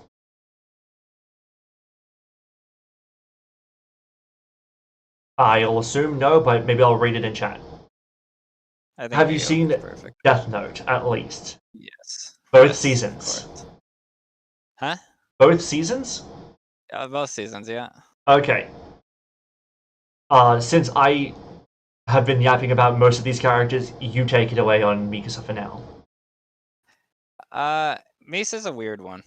Like, there's like full devotion to Light, right? Well, I guess to Kira technically. Well, I would say both. Yeah, I mean, because he is Kira. So, anyways, like the thing is, like, she does have full devotion to him to like the utmost degree, but she's also like it's to a weird thing where it's not like a healthy relationship. It's to like an obsessive degree, right? In where she makes questionable decisions based off of just obsession as well. So it's not the healthiest thing. Like, her pure devotion is there. She does genuinely like, love him, but it can be problematic based on the way it's acted upon. So I have a question. Right? Are we going to dock points for her having questionable, mentally unhealthy habits when it comes to her relationship with Light? When the whole point of the show is people who are like basically mentally unhealthy in these interesting, confusing, weird dynamics and relationships. Because if the show is centered around these relationships being this way, it feels weird to dock points of her being a best girl when she's perfect for the meta of the show in that sense. And it does have proper dedication to her in that relationship. Yeah, well, just out of like, I don't know if I want to call it desperation or something. Like, she did a couple things that became at least slightly problematic to Light. You know what I'm saying? To Kira. So it's like, that's not a good trait to have. Like, that's got to dock some points just based on being impulsive in that sense, especially when the stakes are that high is the big thing too. Well, I'm not going to argue that she's best girl by any means. I will Yeah. argue that she's great girl. I could be argued into great. I'm trying because I'm looking at the list right now where like Akame, uh, Delta. I could be argued into there because there is probably a tier of separation where, like, again, the pure devotion and all of that. Like, So it is a good situation, even though Light never gave a fuck. okay, so here's my case for great girl. Okay, is when they lost their memories of of Light being Kira, she still loved him. So it's not solely that he's Kira that makes her love him. She loves him regardless. Okay, so that's already a boon for Misa. Okay, the fact that she did so much that was so goddamn careful to make her way to Kira, despite her getting caught. But to be fair, she got caught by L, the greatest detective in the world. Okay, outside of that, they made her really fucking competent because she took so many fucking precautions to get to Kira, where she was able to find him. Okay, That's true. They like she's not stupid. It's just that she comes across as stupid to the smartest characters in the entire world. Which, like, you'll have smart people in this world, in our real life world. They will seem and feel stupid to like the smartest people in the world. Right? That's just going to be the case. So she's not a dumb character, even though she's portrayed as such. And she is also very much a best girl because she's very openly interested in Light. It's not like I don't like you or anything. Like no, she's just like Light. I love you, Light. Already, that's a positive. Someone who's willing to be open with their partner, that's good. And it's more than like reverence. Like the devotion is not reverence; it's a partnership devotion as well. Because again, they didn't know who Kira was, loves him still.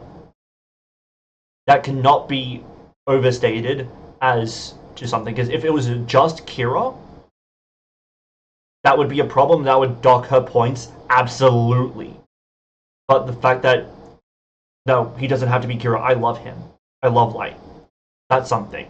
Yeah. Now, she's not best girl because during like she did make impulsive decisions despite the stakes of the situation that they're in.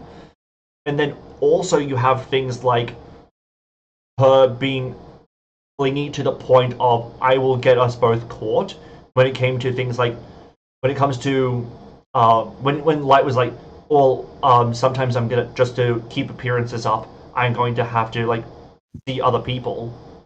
It's like what? Yeah. Like you're gonna date other girls? And it's like, well, yeah, I need to keep up appearances. It's like if you do that, I will kill them. That's going to dock and points. there's also her being like a famous model. She shows up to his school randomly, just right up in his face. Like, there's no way they should know each other. Yeah. So that does dock points, but I don't think that it would dock points to the state of good girl because I think there's a tier of separation between like her and Lemon or her and Kohaku. Yeah, that's valid. Right? You don't know them, so but I think as a best girl, as a partner, there's definitely a tier of separation between her and Freerin. Can you agree with that? Yeah. Yeah. Yeah. I think But that's also fair. just like Akame, I can like there's a difference there as well. Like there's But then we're talking she is about wholeheartedly in is like the big key factor here as well. Whereas like all of good is essentially not, except for like 18 and Delta. But Delta's situation is a different thing. yeah. But the thing about um when it comes to like a best girl, right? We have to consider, I think, partially the meta that they're in, which is one of the reasons why Shinomiya is in best girl category, right? So, for example, if we're considering the meta, she is mentally unhealthy and devoted to a mentally unhealthy and devoted person in that story. So for that story, it would be really fucking hard to make her a better girl, to make her a better best girl in that story, right? Whereas, Okay, real quick, if we're talking like, okay, yeah, if we take that into consideration, 100%, like honestly, close to best if we're talking in the specific situation, because Kira is doing all this crazy stuff, he's losing his mind, but she's still 100% in like believing every single thing, like just supporting to the absolute nines, like his goal, his dreams, his everything. If we're talking about in the specific instance of the show itself too, she's best, bro.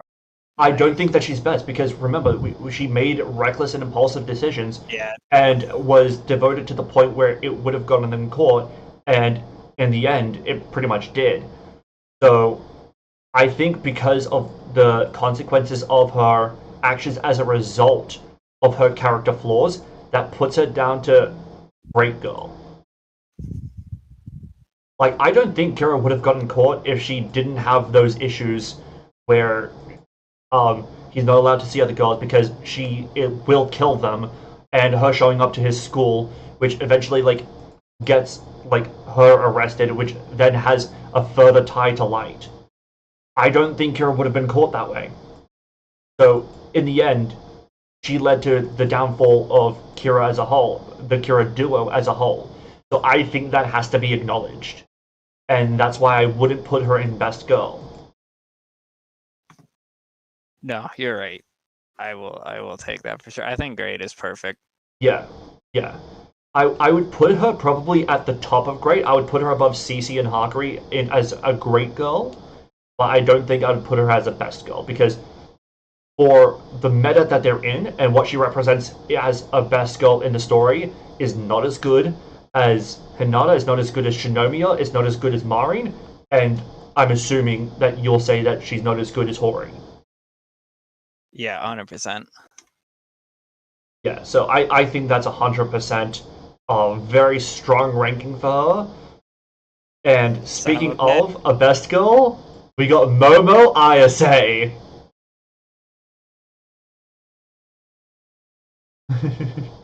We got fucking. Was ringing out in my I saw it.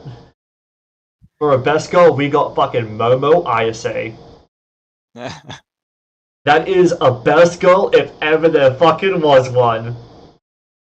I haven't seen it, so I'll have to take your word on it. Bitch! Bitch, you know this. Shut the fuck up. I'm still angry about it. I'm still angry about it. Okay? You know what? You know what? Fuck you. You know what that means? What, fuck you? God fucking damn it, brother. Is Dickhead. that you? That was me. You're a dickhead. Fuck you. No, fuck you. Watch Dan to Dan. I will, alright, eventually. Okay, Momo... Okay, without spoilers, Momo Ayase is a fucking best girl and a half. Well, here, I'll tell you this. I'm gonna go get water quick, so you can spoiler if you want, because I can't input on this anyways. Alright. Yeah. So, Momo Ayase, absolute fucking best girl. What she does, how she opens up Okarun, the fact that she grows closer to Okarun, the fact that, like, she's putting everything into actually saving him, helping him. Absolute fucking top tier shit. Does she get a little bit jealous? Yes. She's a high school girl and there's a romantic rival. Yes. That's normal. That's fine. Okay? She is 100% a best girl. Their dynamic is perfect. Their relationship is perfect. Shy boy, outward girl, great. That's great dynamic because that is a real dynamic. Is where one's more shy and reserved, one's more open and forward and leading this in a sense. That's real, and oftentimes you'll find that's the superior dynamic, right? Like shy girl, outward boy, or outward girl, shy boy. That's very healthy because oftentimes you do want someone to initiate, which she is. Okay, she, in my opinion, is not the epitome of a best girl, but is a perfect representation of that tier. And I think 100% there is a tier of separation between her and Cece, Misa, and Hakari. I will hear no argument. I got chicken strips too. And speaking of the dynamic of Shy Boy and Outward Girl, next we have Nagatoro. You can hear me, yeah? Yeah. Fuck yeah. Which is why I moved on to Nagatoro right away. Have you seen Nagatoro? A little bit. Not enough. So, no. The answer is no. I need to get Mualani in here. Message them quick. Nagatoro, I think, is great.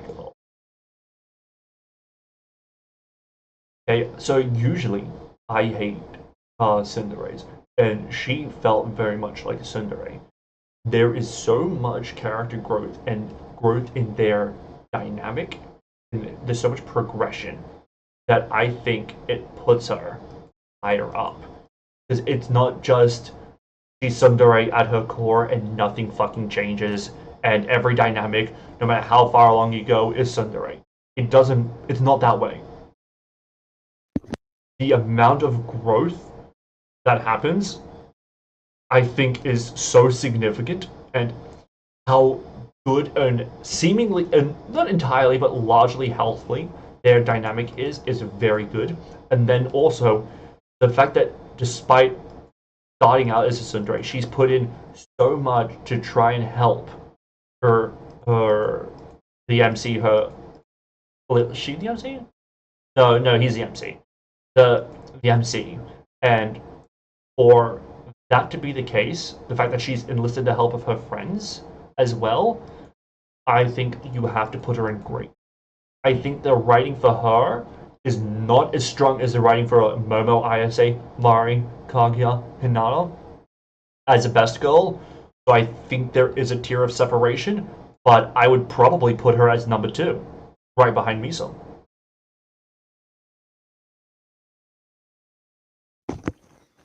From what I know, what Mualani's told me, from the this, that, the other, I agree. Now, time for an odd one.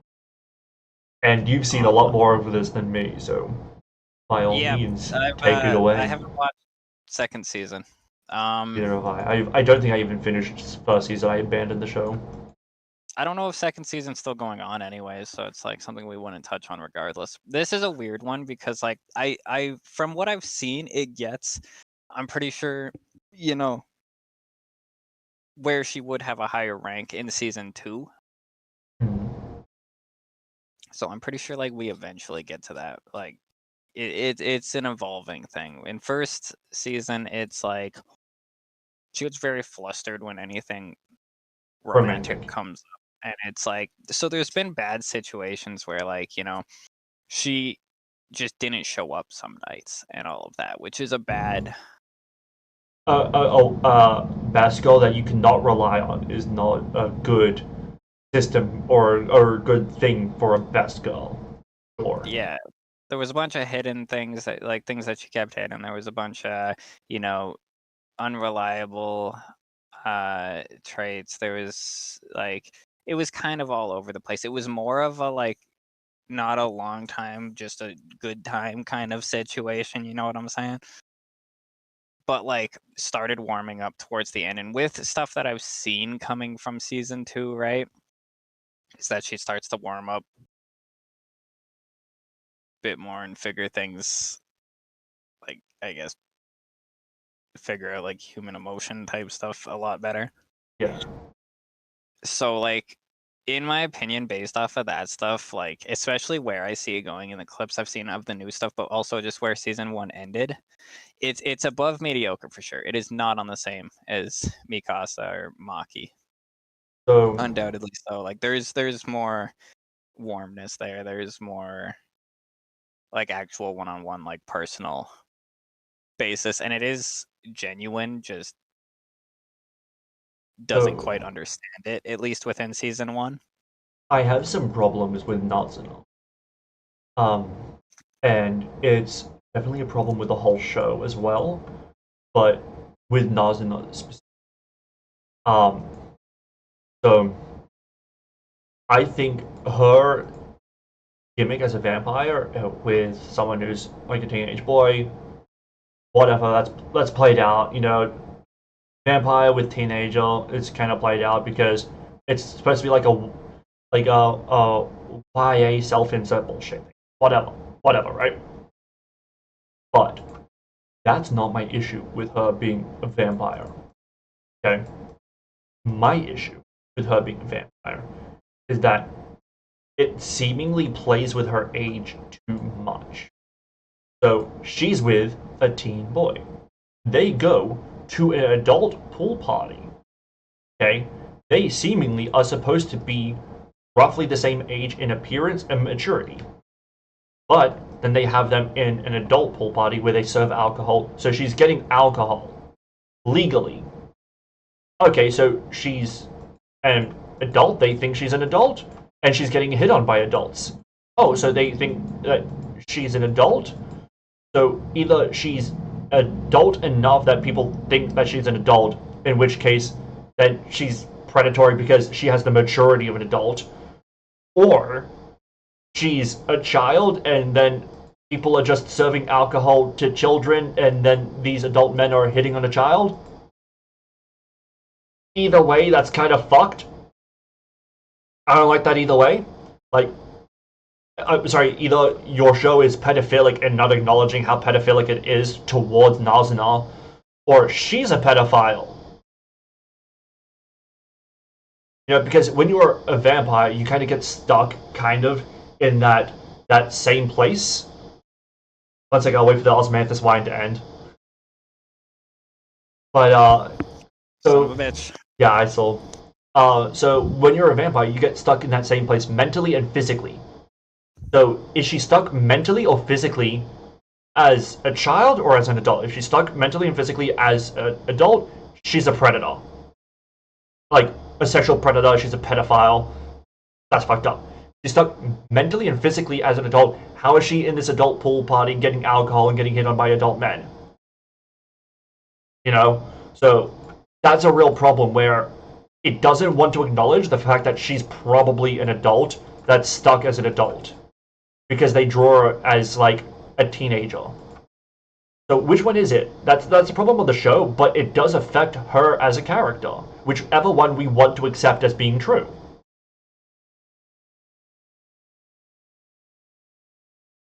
I think she's an adult. Well, then she's a predator. Because he's not.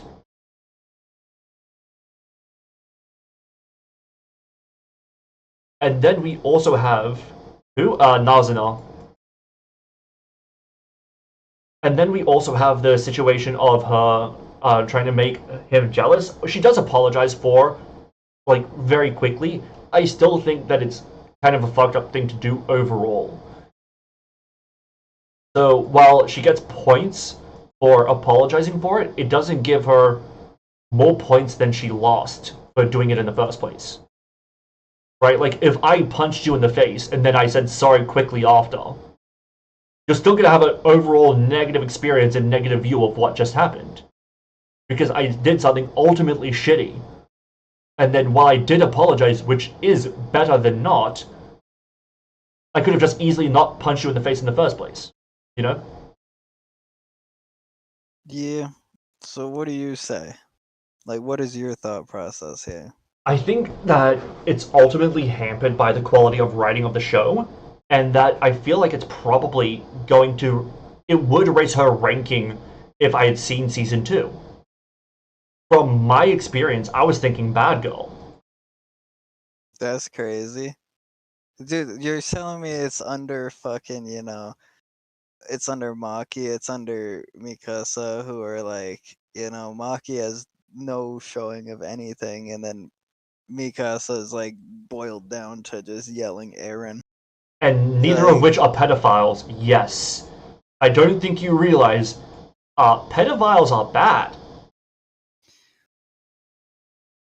Yeah, I kind of honestly, before you said that, I forgot about the main character at all. Exactly, because what it wants to do, what the show wants to do, is have her. I think it wants to have her age be ambiguous enough that it can appeal to anyone. Oh, she's an adult, so that way, if you're an adult, she's immortal and she's actually older than you. And then if you're a child, oh well, she was like made a vampire at a younger age, so really, like this is probably closer to your age. They're doing that ambiguity nonsense, so that way it can appeal to either side. But it actually has a real effect on whether or not it makes her a fucking pedophile. Because again, Googling it. Yeah, at what age is she like frozen? No, she's a teenager. Likely around 15 years old, 15 plus. Then how is she getting into these adult parties as an adult, and then they're serving a 15-year-old alcohol?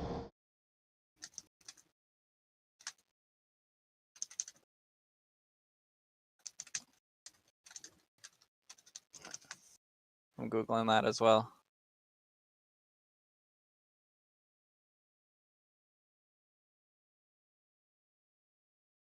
While Nazuna is able to order alcohol likely through a fake ID, she is clearly in her late teens physically. Wait, so late teens, that is not 15. 15 is pinnacle of mid. So she apparently, regardless of what I read, it's saying teenage.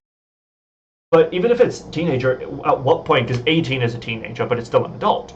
So, do you see under 18, like under? Well, it says, well, if she can do it through a fake ID, do you think that physically you wouldn't be able to identify someone who's roughly 15? Yeah, well, I don't think it's 15, to be honest. Like, So, I think it's probably closer to 17. That's a lot of But men to be looking apparently at. it's What? under adult, regardless. So, I can accept that because they tried to. I think they try to have her portrayed younger. Okay. What? Hmm? Oh. Yeah, the 5-page. No, the UFC card I had up. Yeah, that's what I said. The fight page. I went to the website on here, card on a different tab, and it's a bunch of shirtless dudes. Yeah, no, I'm looking at it, dude. He's like, your stream's open to me. Oh yeah. That's funny. That's really funny. God, that's so weird as a thing. She's like 15. Well, then what? I don't care if like you're 15. A fake ID with a 15-year-old, bro. Like, who's buying that? Well, it said 15 plus. Like. So they don't know because again they're trying to do the ambiguity thing. Apparently, the general consensus, we have to go off something. I guess we go off general consensus is under 18. Okay. It is weird because they also have her live on her own and have a job. So they're trying to portray her adult-like while then also making her appearance more childish, and then have interest in someone who's supposed to be closer to her age and where she was frozen. Again, it feels like they're really trying hard to keep it ambiguous so it can be either way that you want. Obviously, her living on her own is more so for the setting, so that way they can have a private place wherever they want. But yeah, it feels not great. I'm gonna be As a dead viewer. real with you. Like, so yeah, everything says that she's, a bit older than Ko, around 16 to 18, something like that, which makes it significantly less worse. But I thought she was like fucking 24 or some shit. Like, So I'm not you're even a predator. I never thought they were close. But exactly, because like she lives on her own, she has her own job, and Well, I she think treats him as being immature because she's significantly more mature than him. Yeah, well, I think a lot of it is design, brother, because like Yeah. they fucking dude, her outfit is literally like a fucking mini bikini, bro. Like Yeah. I think that just immediately made me assume adult. Exactly. So that's another part of it. Like she has a more adult design. Well, like so it's so ambiguous and intentionally so to the point of my personal irritation.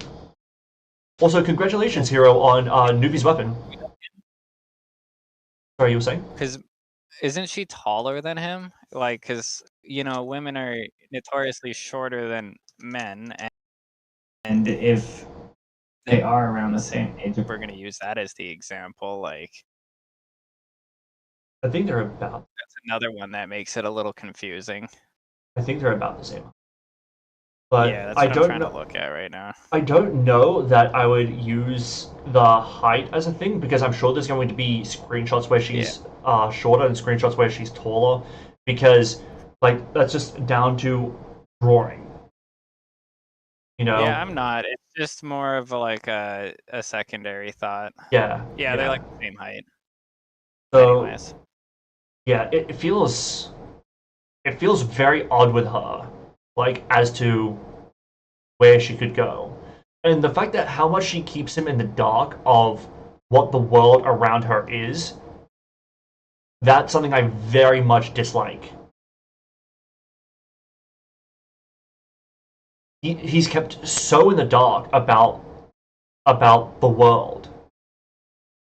So if you're going good girl and I'm going bad, do you want to split the difference and go mediocre? Yep. All right. We've been on the point for long enough, and there's no definitive answer of anything. Yep. Nezuko, I've only watched season 1. Interview. Hey, good fucking shit, Onyx. Fuck yeah. Nice, man. W. Absolutely W. Good shit. Nezuko, right off the bat, I'm thinking bad girl. Bad? Yep. I've only watched season 1, so there is more Demon Slayer that I'm unfamiliar with that would probably change the ranking potentially. Me too. But she is barely a character. She is more so a prop. Name character traits that Nezuko has. Put Nezuko up, Onyx says. Why? What character trait does she have in season 1? Because I will only rank based on what I've seen. I can't rank, and I'm guessing Corvian, if he's seen more, will take his ranking into greater consideration than mine, right? But we've only seen season 1, both. Season 1 in the Rengoku movie. Yeah, so like she has no character traits, none. Honestly, you could even put her in Trash Girl because while she's cute, yes, like basically everyone in anime is. I've read Demon Slayer's entirety. Yeah, so we can't take that into consideration. Like, it would be good to. Okay, did you see how she beat the shit out of Upper 6 and how she protected her brother in season 1? That's competency, not character trait. And if your character trait there is protection and devotion to family, you could do that for almost every single character and person ever. It's not really that much of a value. Bro, with season 1, like it's literally just pretty much focused on Nezuko being like the little sister to fucking Tanjiro. Like that's the entire focus of it. There's nothing. Yeah. Nothing more there. Now, other seasons would almost definitely change her ranking, because I imagine she would get fleshed out more. Okay, her competency is as a demon is why she's not in Trash Girl. Otherwise, I would put her there. Right? Because the fact that she's competent and does something, which is more than I can say for this silly bint, is why I think she's higher up.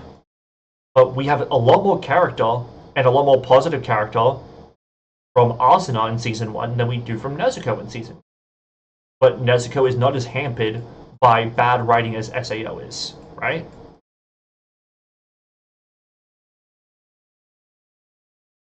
Yeah, I think that's a safe one to just toss there. It's like, that's the thing, like, there's no specific reason for trash, but there's also no reason for anything Yeah. at all. I like the whole fighting through the fact she's become a demon and protecting her brother instead of course, giving into urges and eating him to regain energy and heal.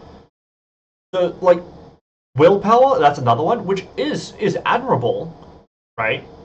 But willpower, again, like, as a general thing, is very good, but why would that be a best girl? My, why is CC so low?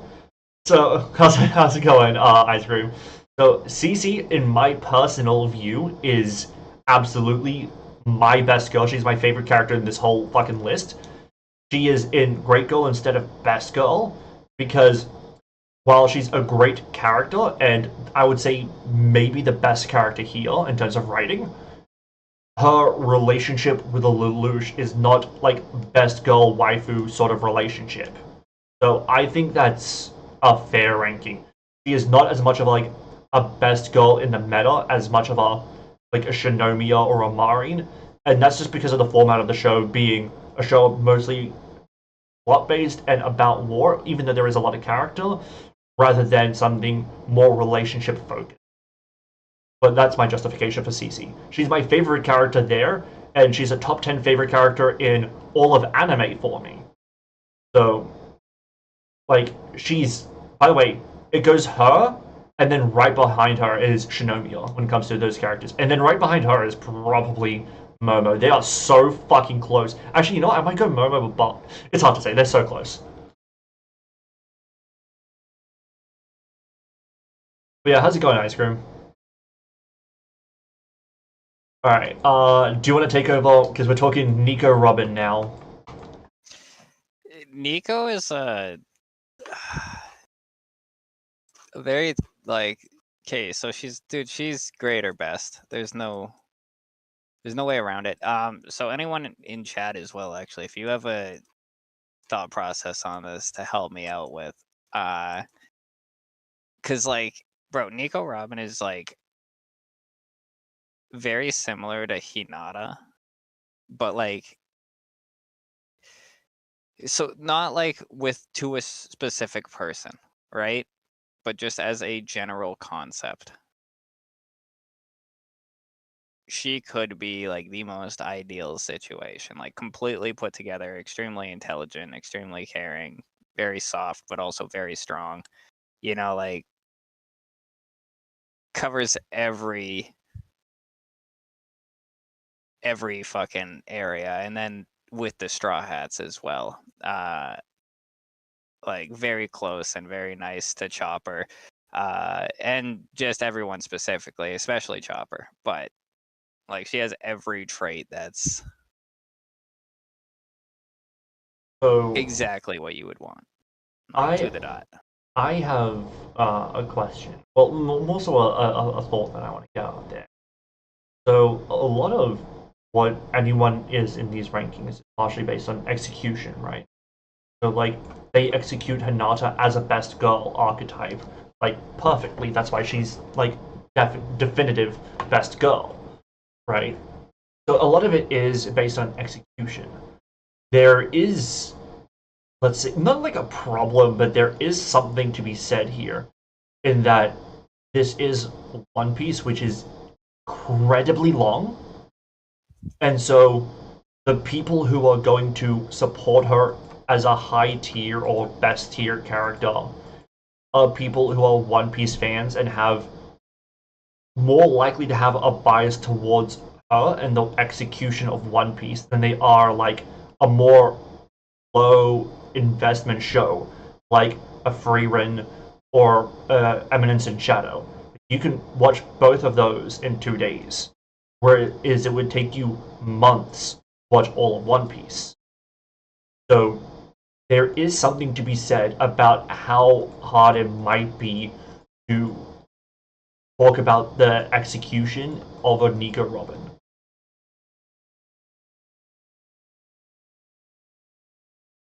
Yeah. See,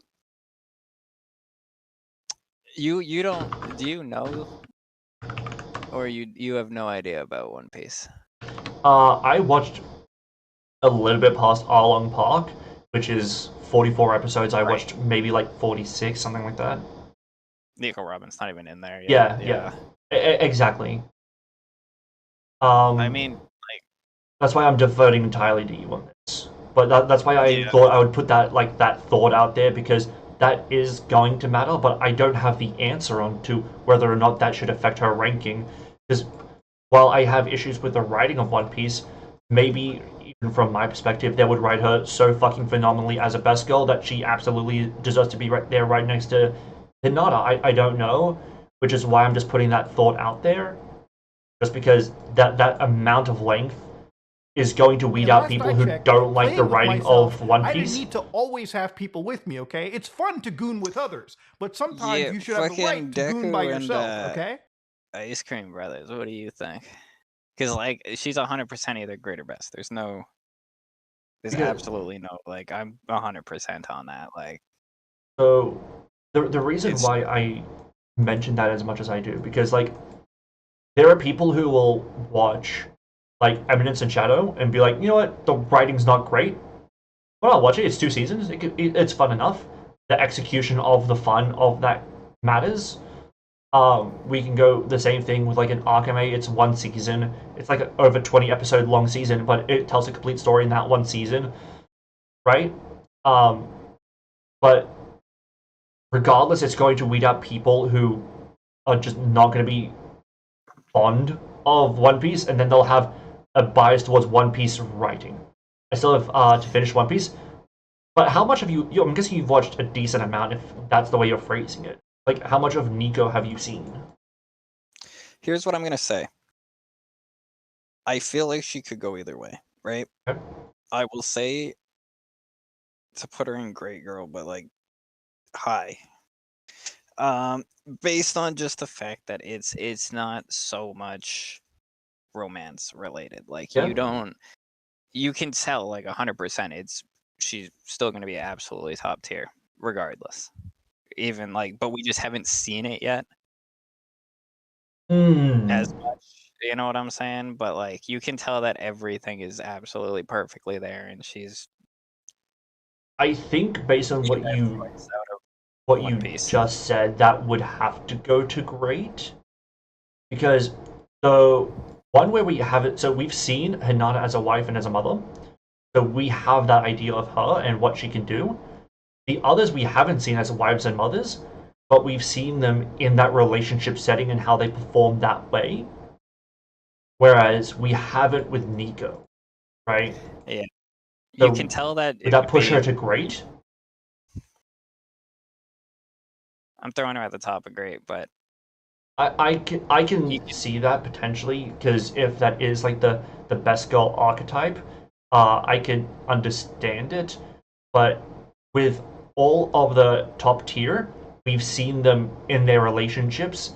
We don't have to be in a hypothetical way as to how they're a best girl.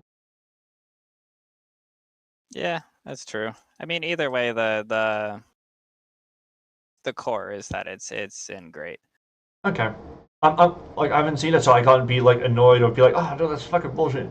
But yeah, that's fine. I'm okay. I'm perfectly fine. It's just that thought of, well, we can imagine this. It's like we don't have to imagine them as a partner for any of the top tiers. We've seen them as partners for all the top tiers. It's just at what tier partner? 4 girlfriends and a wife and mother. You know. Yeah, no, 100%. Definitely needs to be high though. Quality character, but I see what you're saying. All good here, Deku. Thanks for stopping by. Maybe we'll be going by the time you finish dinner. Who knows? Yeah, all good, man. All right. I played Deku. Damn, I can't believe. Yeah, I can't believe Hirodeku's missing out on Ochako. That's tragic, man. Leaving just before Ochako. Right off the bat, I'm thinking good girl. Yeah.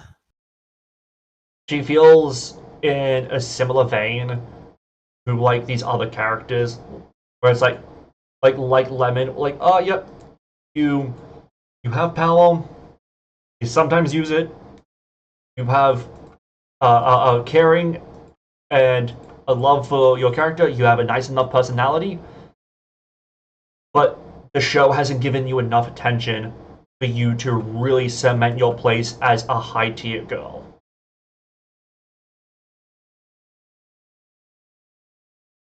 Yeah, yeah, I can agree with that. Like there was always like the tension there, but it never really they didn't act on it properly Yeah. at It didn't bloom and expand as much as it absolutely should have.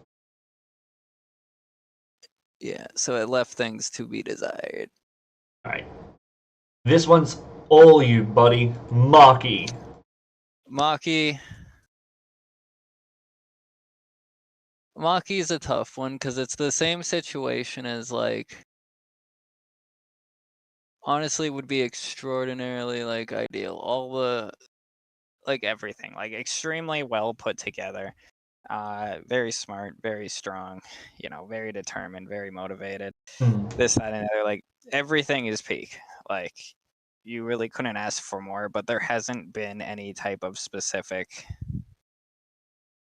like romance situation to understand how that would work, right? Maybe she's too hardworking to, you know, have that work out. Maybe she is just terrible at romance and just maybe she doesn't have it. We don't know, right? Like there's nothing you can speak on. So whereas like the entire character is great.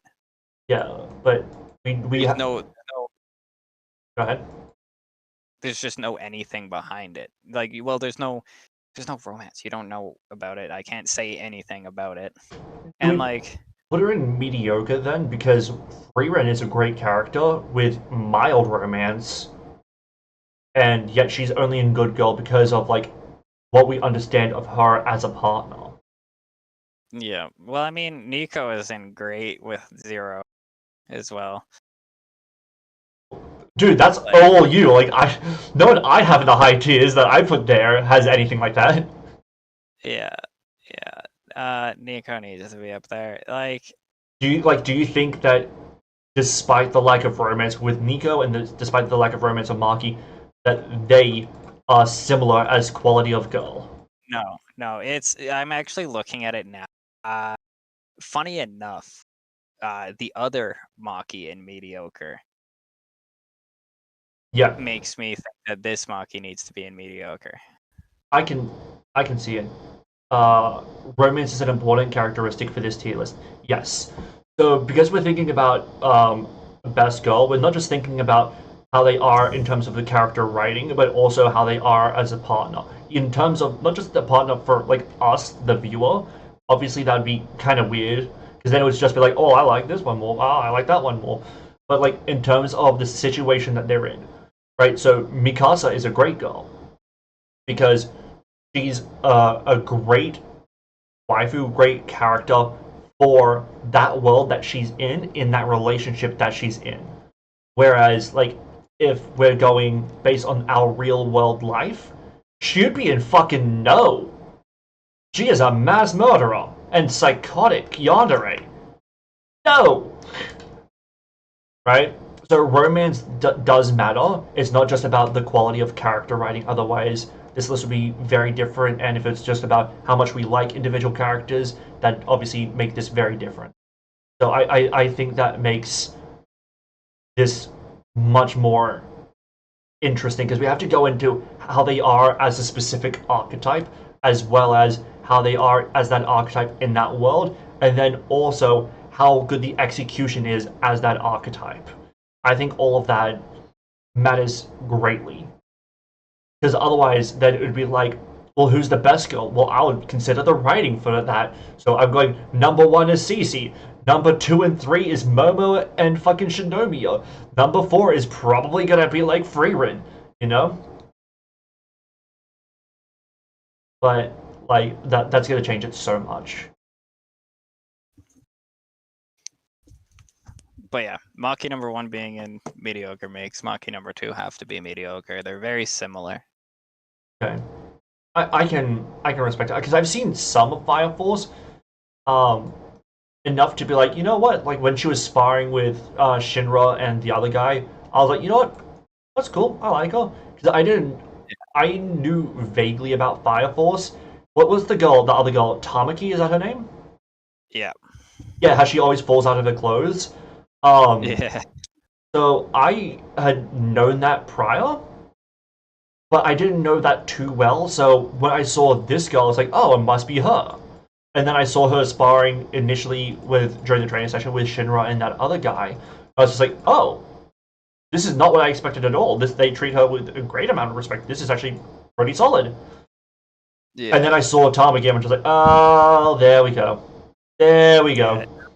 Maki does have a lot more personality than, like, a lot nicer personality than the like Jujutsu Kaisen one, which is why, like, debatably higher, but Season still 2, kind it of the will same. change Maki a bit, but I get it.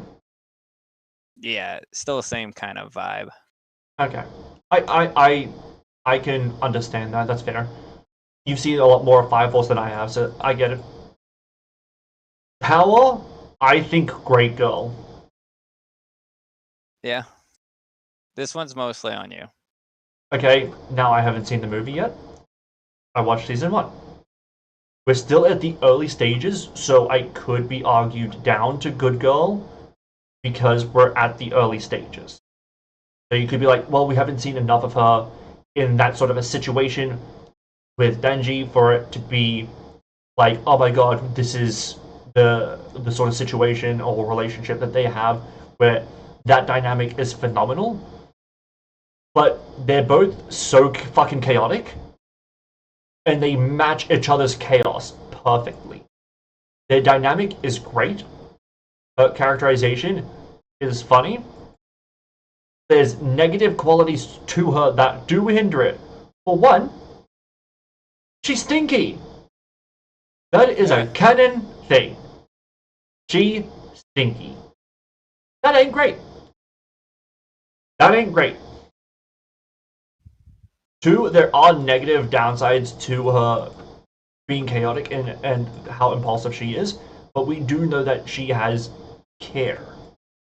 I think I want to go more so good girl, but I know in my heart and in my mind that she is going to develop to great girl, and she could even arguably develop to best girl, assuming that, because I assume that they're just taking their time, right?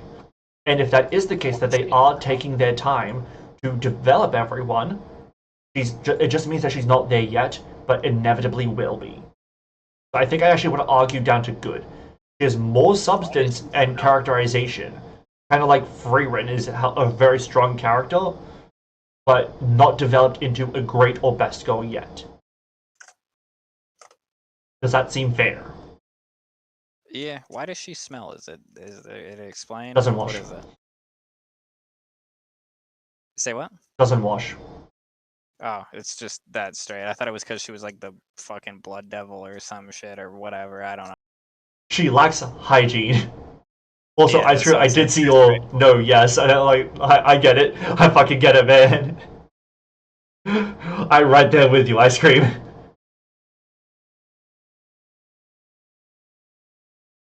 All right. How much do you know about Rem? The next two are you. Like, Oh, I'm shocked. I don't know about I don't even know who the second one is, but Okay, I expected Rui to be all me, but Rem.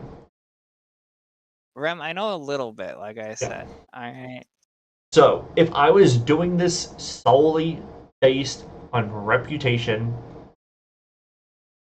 best girl. But that's not how I do things. That ain't how I do things.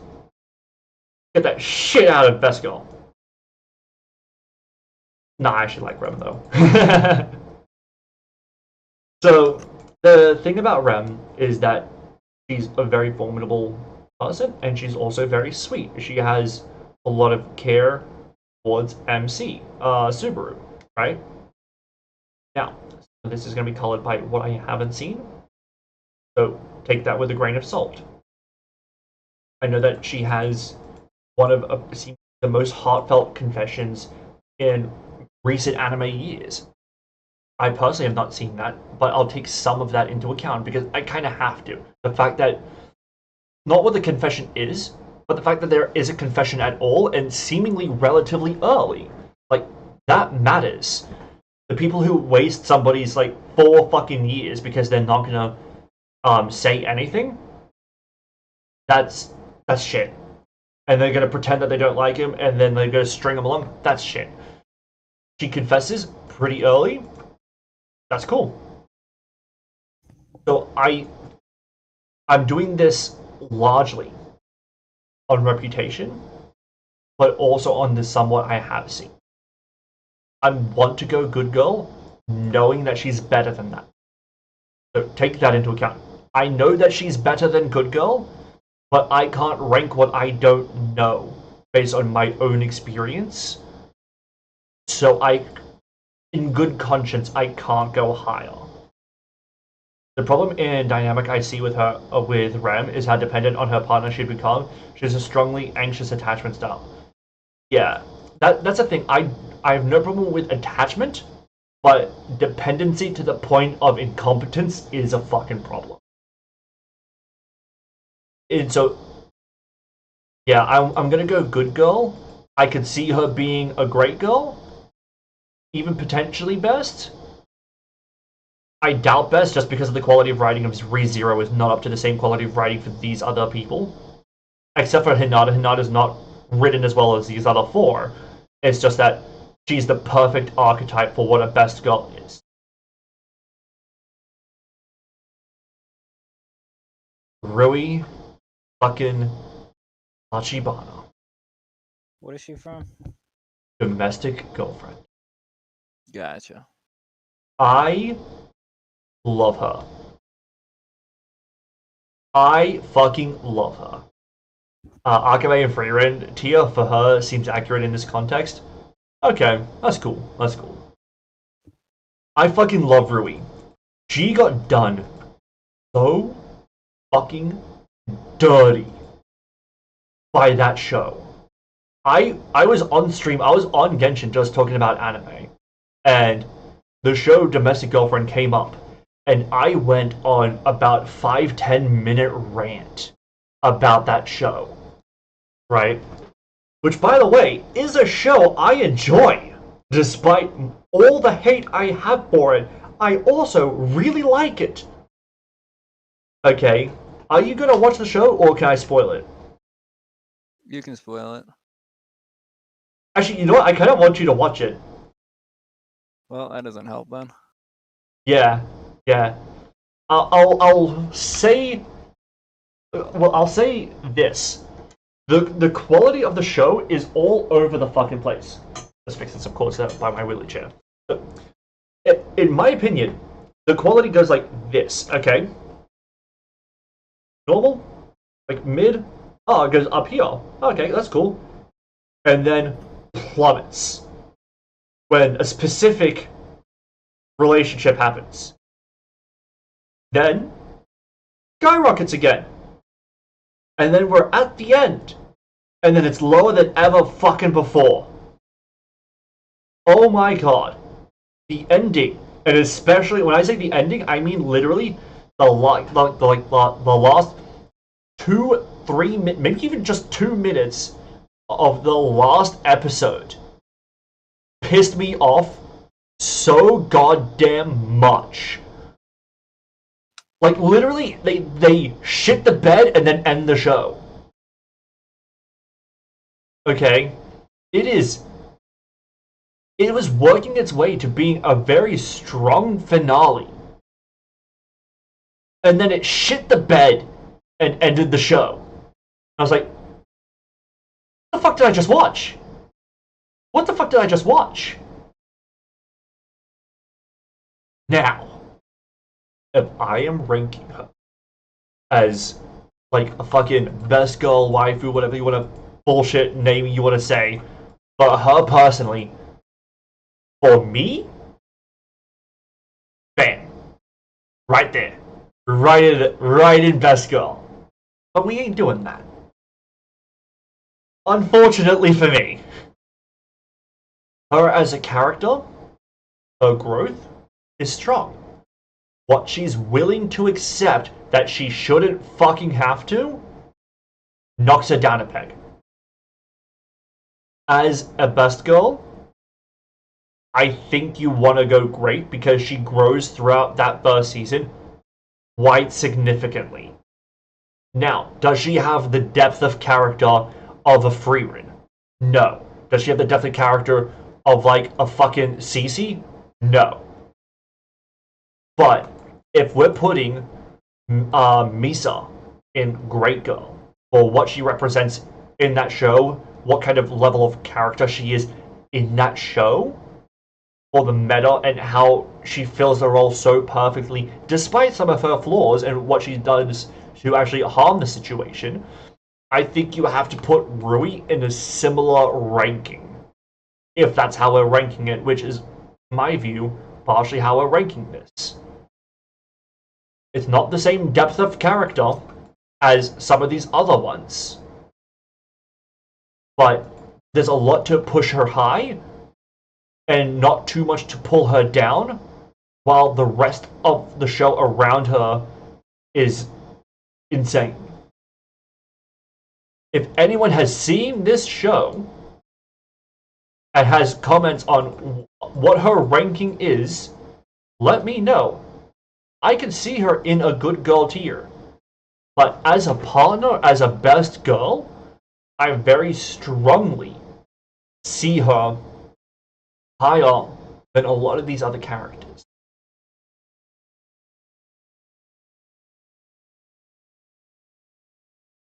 Does that seem fair to everyone based on explanation?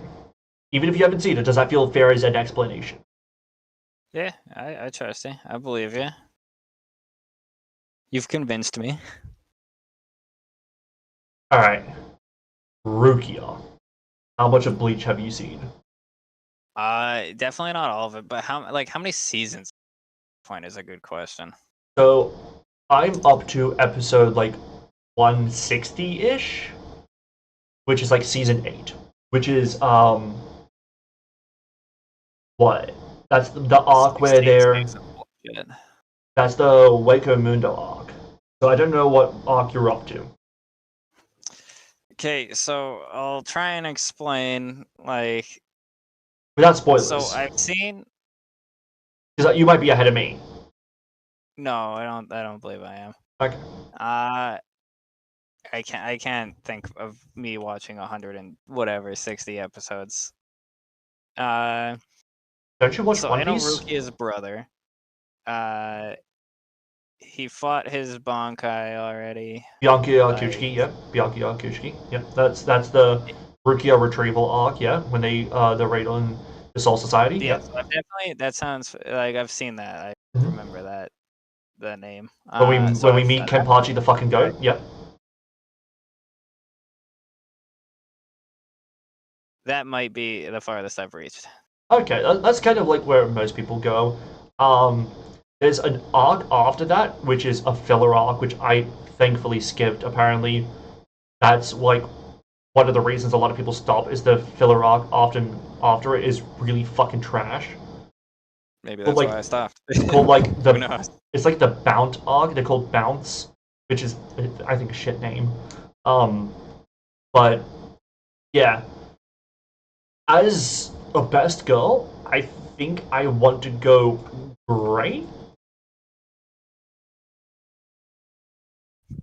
Because while she has more character than Rui, she has some romantic ties and tensions, but it is so far minimal. It's not nothing, but it is more minimal. But she's generally a pleasant person. She will call out people on their shit, which is good, but she's also willing to support people, which is good.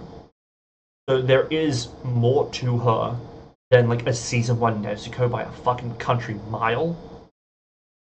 There's more to her than a Charmy. And as a partner, I think there's more to her than a lot of these other characters. And while there's not more to her as a partner than an Android 18 or an Alia, which we have seen as partners, there's significantly better writing for her because there is just more focus on her than Android 18. There's more writing for her because she's had a lot more show than Alia. She kind of reminds me of like a more human C2-ish. I don't really see it. I understand the comparison you're making, though. Their position in the story kind of situation. Because they both show up like, here's this power, you're now in, like, gotta do this thing. Yeah. I can get it. I can get it. Alright, have you watched Fate? Da-da-da-da-da. Not really, because there's there's so many. Here's the thing with Fate, is very confusing. It's like, it depends on what order you watch it in, and then movies fit in between every, like, I feel like that's been a daunting thing of like picking it up. Also, just there is a lot of it. I've watched clips, I'll say that, but like I've never like dialed in whatever fucking wacky order you're supposed to watch this in. I started this podcast with the wrong person. It doesn't matter, brother. I swag out. Fucking brother. What else- anime watcher what from else do you want? clips. What else do you want from me? You Watching know it what I from the mean? show. Don't matter, man. I'm turned up, man. People are here for the vibes. They're not here for the fucking knowledge, alright? I'm a pretty face. I'm not a fucking... You don't show your face. Doesn't matter. Yeah, I do. You For see good my reason. crow? Not a pretty face. That's a face cam. Okay. Sable. They do so little of her as a best girl. Now, she's best girl kind of by default, not because of her archetype, not because she fills the role well. I kind of want to go good girl with her. It's been a bit since I watched Fate, but her characterization is not as strong as a lot of the other characters we have in Good Girl, but there is a lot of redeeming stuff for her. Was it as Fate to watch it? I couldn't stay focused at night. Banned. Can someone ban Corvian? No, ban Ice Cream too. Fuck it. I'm thinking Good Girl. I could be argued to Mediocre because we have Charmy in Mediocre, and we've seen her as a character and as a partner a lot more than we have Sable. How the fuck you threatening to ban me and not the guy who started it? I said both. Fucking open your ears. That mask is covering your ears, apparently. I'm streaming on my account. You can't ban me, dog. Like, what do you want? I'm gonna ban you on your account. Well, fuck. But does anyone have any like disagreements or real problems with what I said? I couldn't disagree if I wanted to. I don't fucking know. Okay. Well, you can disagree with like the argumentation if you find problems or if you have questions about why they should be higher or lower or thoughts, kind of like how I did with Nico Robin. Yeah, no, it makes sense though. I know she's on Honkai. Oh yeah, they added her. They also added Archer. Archer, yeah.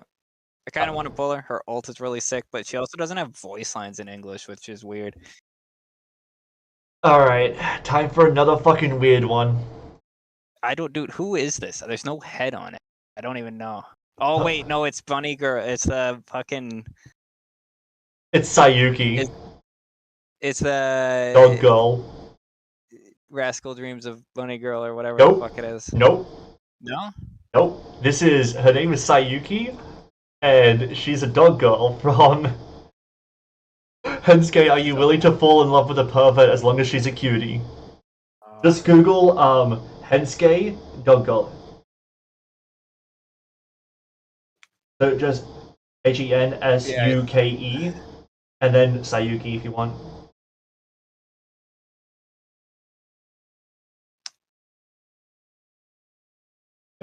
Oh, what the fuck is a Nendoroid? How did I end up there? Just Sayuki will Okay, I remember you originally brought this up to me there. know. Yeah.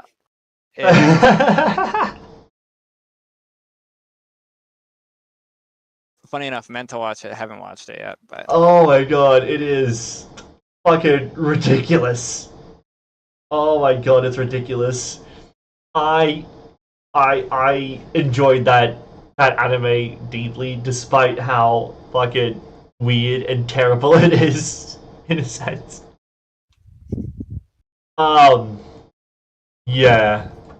So, Sayuki, the dog girl. Look, Delta needs company. The two dog girls, we're gonna split them up? Come on. Come on. We gotta put her in good girl. Right there next to Delta. that's fucking hilarious. Okay. Look. Is she a fucking weirdo? Yes. Yes, she is. Is she a dog girl? Yes, she is. But she's a dog girl in role, not in DNA. And like she's very much just a submissive. Now, if you like big titted submissives, guilty as charged, then that's a good girl for you. To put the dog girl in anything other than good girl is just, I would say it's a slap in the face, but she'd enjoy that. That's crazy work.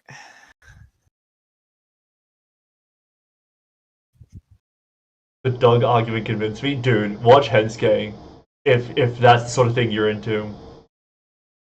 All right, do you want to take over when it comes to Sarah's? Okay, so Ceres's peak, we're gonna start off by saying, so here's the thing with Ceres, right?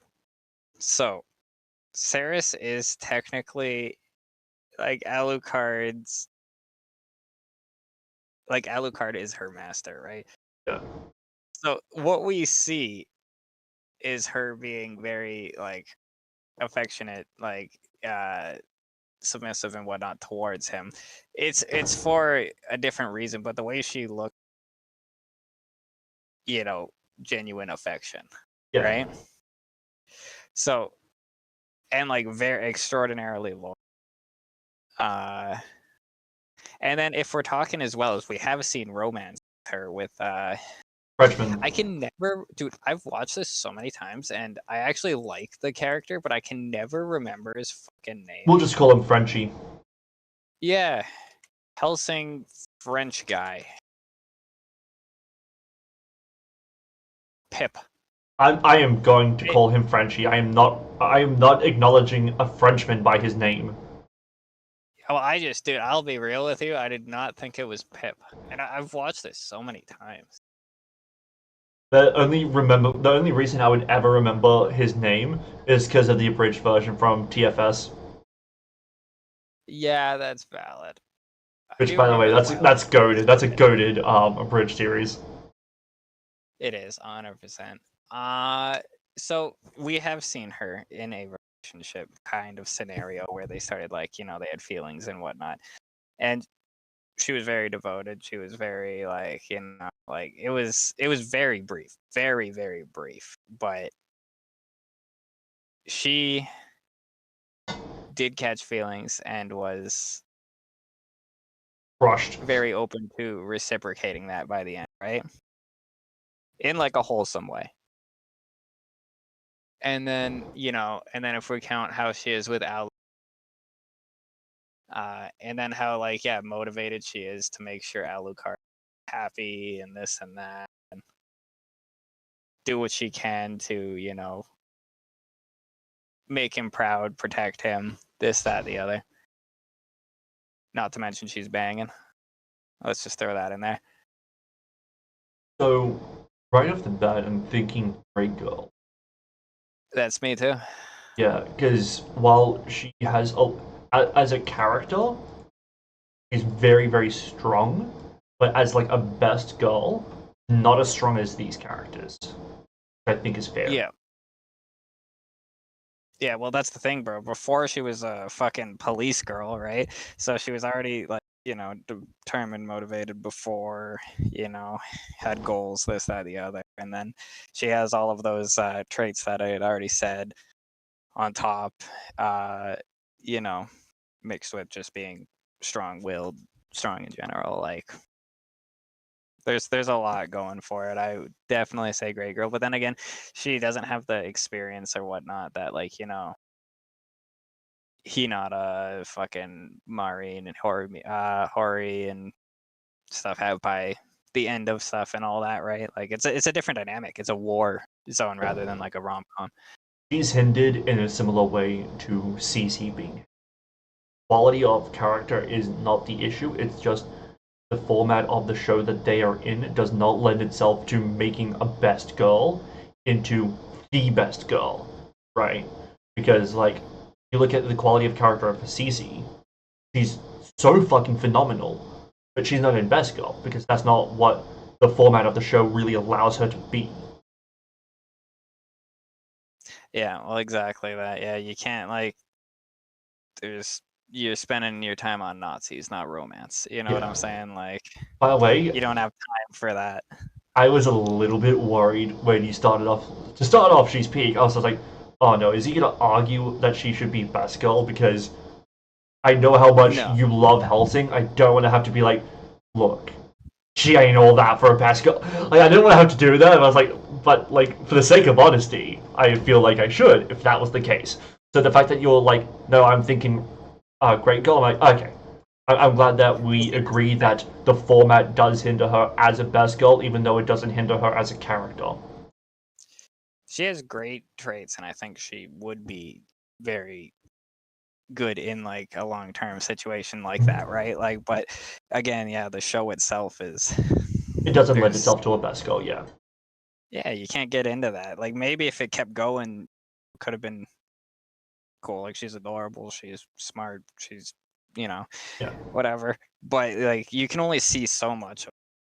Like, funny enough, we do see a lot of like adorable, but you can't get really any like. It's all surface level for the most part. Yeah, just because like it has to be.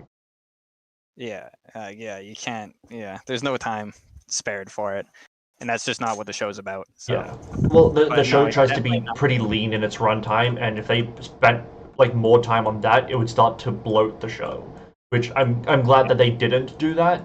But it does affect where she is. Yeah, it's best for me in my mind, but yeah, like, you know what I mean? Yeah, the same way that Cece is best girl for me, Sarah's is best girl for you, but that doesn't mean that they're actually best girl when we're talking about where they stand in what a best girl is for this list. So I'm glad that we're both in that boat, which is good. Yeah, I mean, personal bias does go a long way, and actually, like, what you personally is best for you. Like, it is a legitimate thing. Not wrong. Yeah. All right. Have you seen Girlfriend? Yep. What? Yeah, we've already been over this. Both seasons? My memory is bad. Shit. Both seasons? Yeah. All right. So we agree right off the bat. Shino is great girl, right? Yep. Okay. Okay. Good.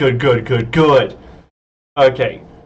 Shino held off on her feelings for so goddamn long because of her friend dating the same guy. She also didn't believe that polyamory could work. So she saw fault in him, or she was trying to see fault in him, because she was like, you're clearly just like seeing someone with favorability. You're mistreating Saki by dating another girl. Now, if that's the real world, she's fucking best girl. That's based as shit.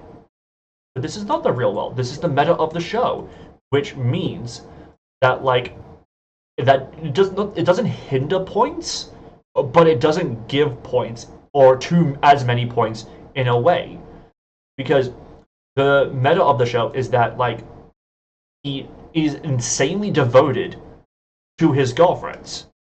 Okay, he is so incredibly devoted to his girlfriends. That's the point.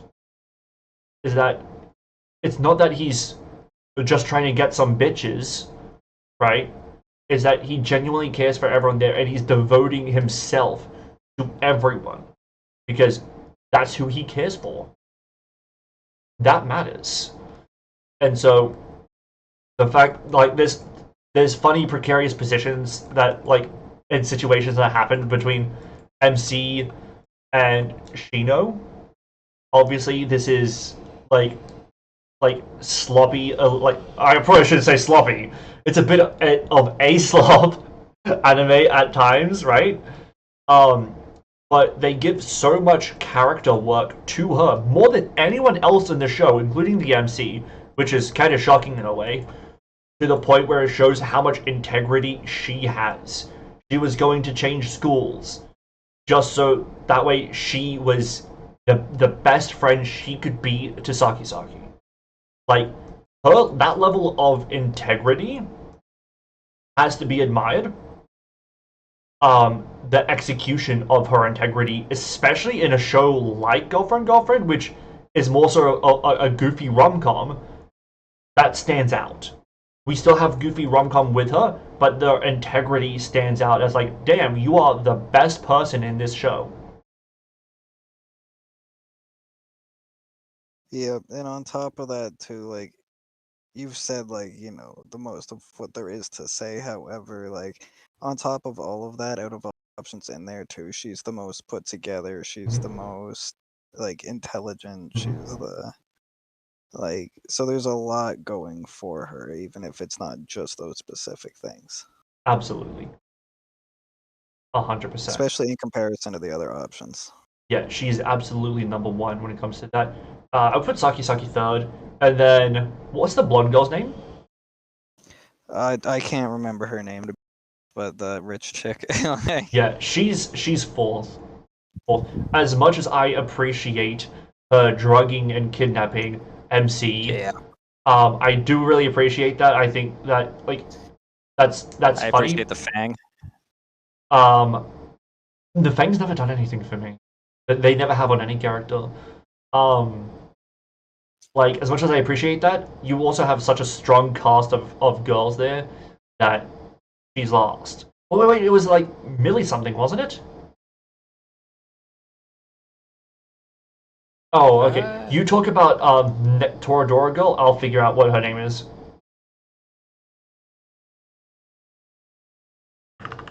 Valid. Yeah. I was trying to think. I cannot think for the life of me. Fuck. Taiga's a weird one, man. Because like it I have so many issues with the way that it was done is the big thing. Like it's your typical tsundere thing, right? That warms up, and like when you get to the warm up part, then you're like, okay, this is getting pretty good. I like this. This is a good dynamic between the two. It's working well. All of that, like the build up. I also hate the trope that they went with. I did not know what the trope was before I started the show, and I really didn't like it. But that's besides the point. Once she warmed up to him and stuff, right? Then it became a good situation. Rika, that sounds right. Yeah.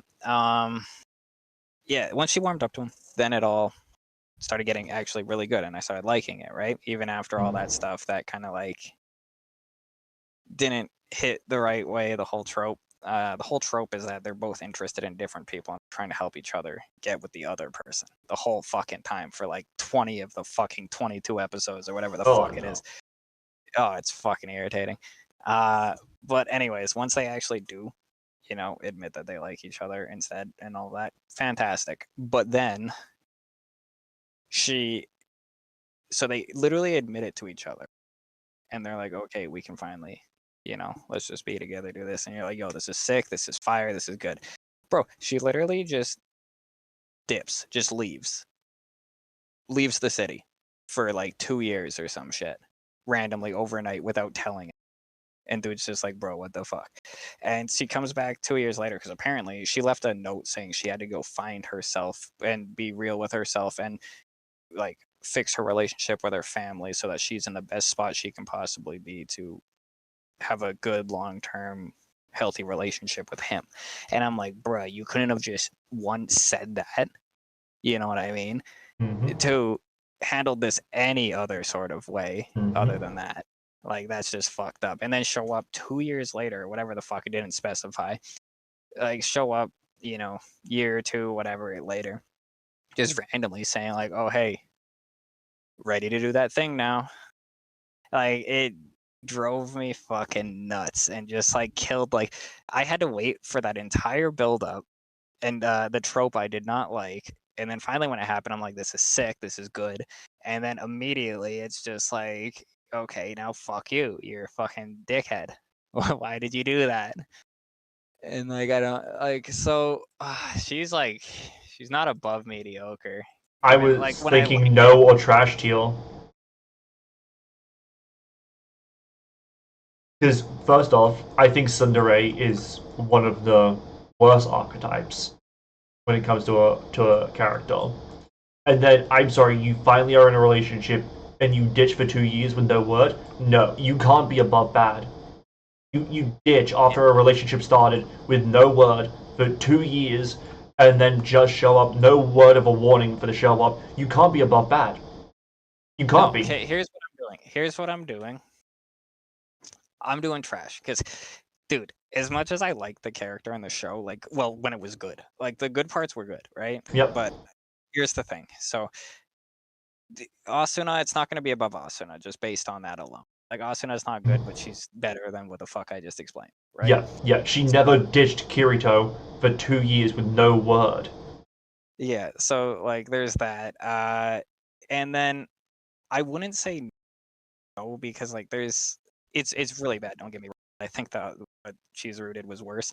But on top of that, there is reasoning behind why it took so long to get on the right page.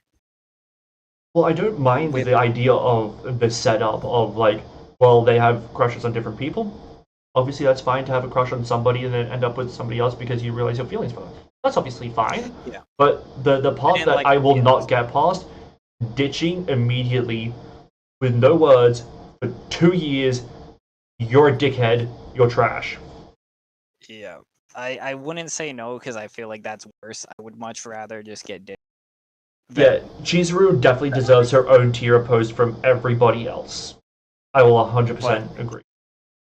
And like, so when she came back, it was fantastic, but like in real life it wouldn't because I'd be salty about that still.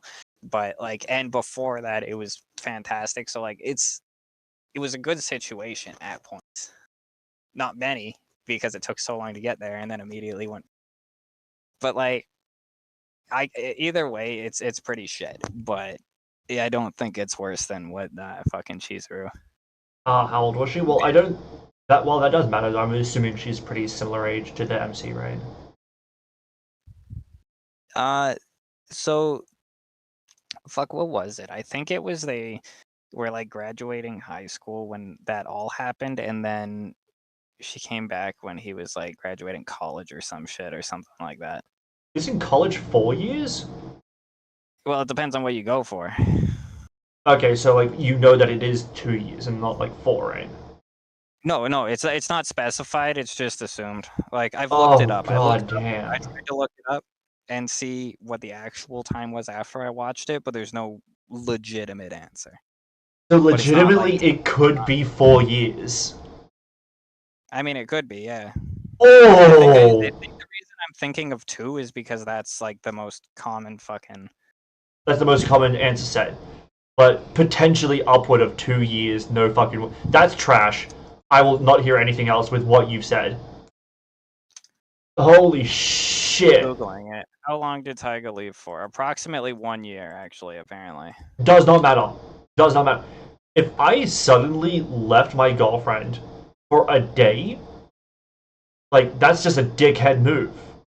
And that's a day. Crazy too? So, there's a little bit of a difference here. So, in the anime, it's approximately 1 year, but in the novel, it is 6 to 8 weeks. Still trash. That's still trash. To Very vanish different. for 6 I to 8 bet weeks. but that's a very big difference. I Like, wonder if they did that way they could have them be adults, maybe make another season and make it more slop. maybe. Because she looks very juvenile here. Yeah, well, the whole point of it is that she's just very small, but like very strong is the whole thing. Because they're the to break it up, it basically is that he isn't like a gangster, but his dad was a gangster, so he just like from the genetics looks really intimidating and everyone's scared of him, thinking he's a delinquent, but he's not. And then she is very small but very strong and actually a delinquent. And then they bump into each other, and like it's like right off the bat they have to like she thinks he's trying to compete for like leader of the school kind of thing, and he's just trying to mind his own fucking business.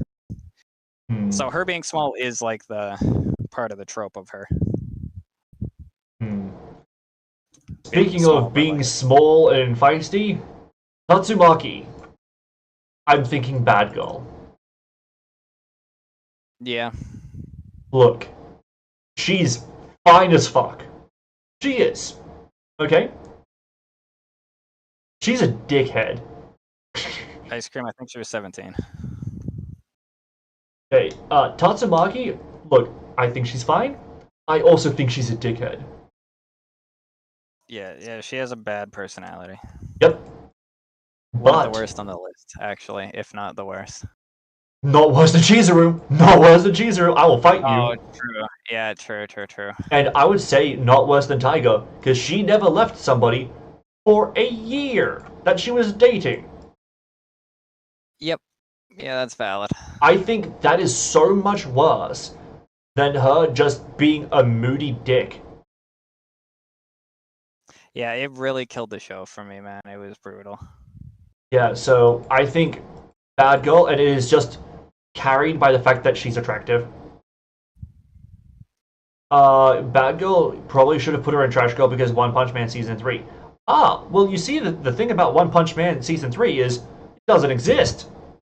There is a season 3. I can't believe they ended it at season 2. Yeah. Wow. You should have an idea that 2 years of ghosting is bad. Yeah. Yeah, well, you should Yeah. have that fucking idea at any point of your life, honestly. That's Yeah. pretty straightforward. And excessive as fuck. Yeah. So the fact that season 3 doesn't exist means that she's in bad girl. Yeah, there's nothing really going there. It's a one-track mind kind of. There's enough of a character that she's a better character than what's her name, Cha Hei-in or whatever, and she's not as much of a dickhead as Tiger, so I think she has to go bad girl. Yeah, we kind of made a second now bad list. Like a trash tier, like is now, fucking Chizuru just has her own, and Taiga's the new. Yeah, Chizuru Limit. is. You know what? No, instead of no, that's it. Because there's no one who's gonna be as bad as Chizuru. On that note, I'm down for that. The next one, Toru. Have you watched Dragon Maid? I refuse. I saw the Okay, twister scene. so- I fucking refuse. We're going best, You can. and I'd be stuck on this one. Okay, so this is gonna be okay. I don't think it's gonna be a point of contention. My girlfriend's had it on in the background while I've been gaming, so I've heard a lot of it. I cannot put her in best. I find her too annoying. Well, annoying is subjective. Partially, yeah. If you were to leave her in best girl, because this is the benefit of us doing it in two.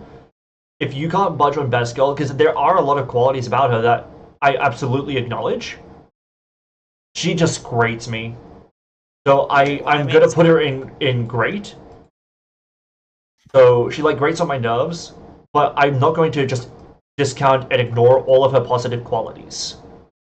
Here's the thing, maid, very good at cooking and loves to do it for Kobayashi. Very protective over Kobayashi. Very good with children, being Kana, the little dragon. Like, dude, everything that you could possibly want in a significant other, like a wife situation, especially I'm gonna say trad wife because this is literally what she, like that's what she is, right? Is to the dot that to like the highest degree. Okay. And then not even on top of that, the experience that you get from this, like she can fucking teleport you to like the other side of the world in Iceland and shit like that. And like, you know, there's too many things that would like it would just be the perfect situation. Yeah. Counterpoint. And then like fucking Counterpoint. adores Kobayashi. Like, Basically, you know what I mean? everything you said applies to Rem. And yet Rem is in Good Girl. Yeah, but I think I think personally that I can't speak on that because but at least the way that it pertains to Toru, I think 100% has to sit here. Obviously, you know, that's gonna be personal. What's up, Dragon? Yeah, how's How it are going, you? man? How's the con? You went to the con already, right? Because I don't think I saw you send any pictures. Because you're going to, but I don't think you've sent them yet. Or if you have, for whatever reason, I just haven't seen them. But, so, if you're putting her in best girl, that has to be personal. Because what you've described is already true for Rem. And I think what matters as well is, does she love MC because they're MC?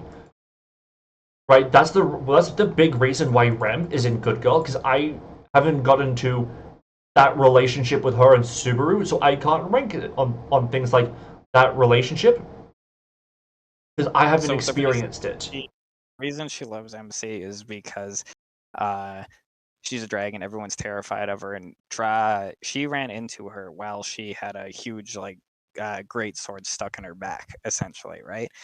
And like, cause someone tried to kill her, and she stumbled up. She was drunk as fuck. Saw the dragon, was like, "Holy shit, what the fuck?" Ended up pulling the fucking sword out, and then just having this drunk conversation with her, and like not afraid of her or anything, you know, showing her kindness and this and that, and going from, you know, being alienated humans and tried to be killed by humans the whole time to, you know, now Kobayashi's, you know, saved her and is being very kind and happy towards her. That's the whole. So all of that is using the catalyst of her not being afraid of her, right? But for that, it feels pretty weak. Like not entirely. It feels pretty flimsy because like, okay, so what if somebody else was just not afraid of her and then helped her? Is it could have been anyone then? You know? Whereas the dynamic between Cece and Lelouch, it could not have been that way with literally anybody else. It's because it's him, and not because he's the MC, but because of the way that he is as a person. Right? Yeah. I mean, I suppose so, but like, I like, just from watching the show, right? Like, it's one of those tough ones that we might have to just sit different on it, right? Because I'm okay with us having to sit different, that's fine. yeah, just because like after watching the show from front to back, like that's the way I personally see it, and I can't see it otherwise, kind of thing. You know what I'm saying? It just fits too perfect. So would you put the elf from ReZero, the one Hog protects hero? The elf from ReZero. Because I haven't seen all of it, so part of my ranking of Rem in Good Girl is partially because I haven't seen all of it. It could be higher. I imagine that her actual ranking would be in Great Girl, but because it's an anime I dropped, I can only rank majority based on what I have seen. So I don't think I've actually gotten to where you're talking about. And I'm interested in the girl after click on the tier. What do you mean by that? Is where? But Amelia? Oh, Amelia. Oh, wait, she's an elf? She's she's fine. She feels like pretty generic as a waifu, right? And what is this waifu tier list? So Dragon, we're doing in a sense a best girl tier list, not necessarily a waifu, because obviously there are some characters here who are less like waifu, but I think are better best girls, right? Like C2 is not like a waifu per se, but she's very high up as a best girl, whereas someone like Charmy is more of a waifu, but she's nowhere near as good of a best girl as like a C2. Does that feel fair? The girl with the shirt, Sugoi Desu. Oh, Uzuki? Yeah. We'll get to Uzuki, don't worry.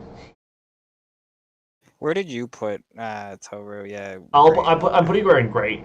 I feel like I kind of have to acknowledge all of it. Like, I have to defer a lot, but based on how much I found her irritating and that I think that the initial catalyst is somewhat flimsy, I want to put her down a tier, but I can't just ignore all of the positives that she does bring, so which is why she was great. If it was just personal enjoyment of character, she's significantly further down, but that would just not be fair to the character, I think. Yeah. I can see that. I'm very interested in where you guys are going to put that. What? First off, that's a her. That is a her. Not much of a that, but hey, what do I know? Misogyny in the big 2026. The next one's you, by the way. You've not seen Tokyo Ghoul? What am I saying? Of course No. you haven't. It's an anime, so you haven't seen it. Yeah. So Toka's an interesting one. She starts strong, and then she kind of devolves kind of to Mikasa. Right? So she starts very strong as a character. She doesn't like him at first. That's cool. That's fine. I have no problem with that. She's kind of rude, but not a piece of shit. I don't mind if someone's like rude as long as they're not just an absolute piece of shit. So that's fine. But then we see a lot of interesting character stuff from her. Like, for example, in Tokyo Ghoul, the ghouls cannot eat human food. It makes them vomit. Okay? It makes them sick. It makes them unwell. So she has a human friend who doesn't know that she's a ghoul. She pretended to be homesick one day. Her friend came over, gave her some food just to be like, oh, I hope you're feeling well here. This will help you feel better.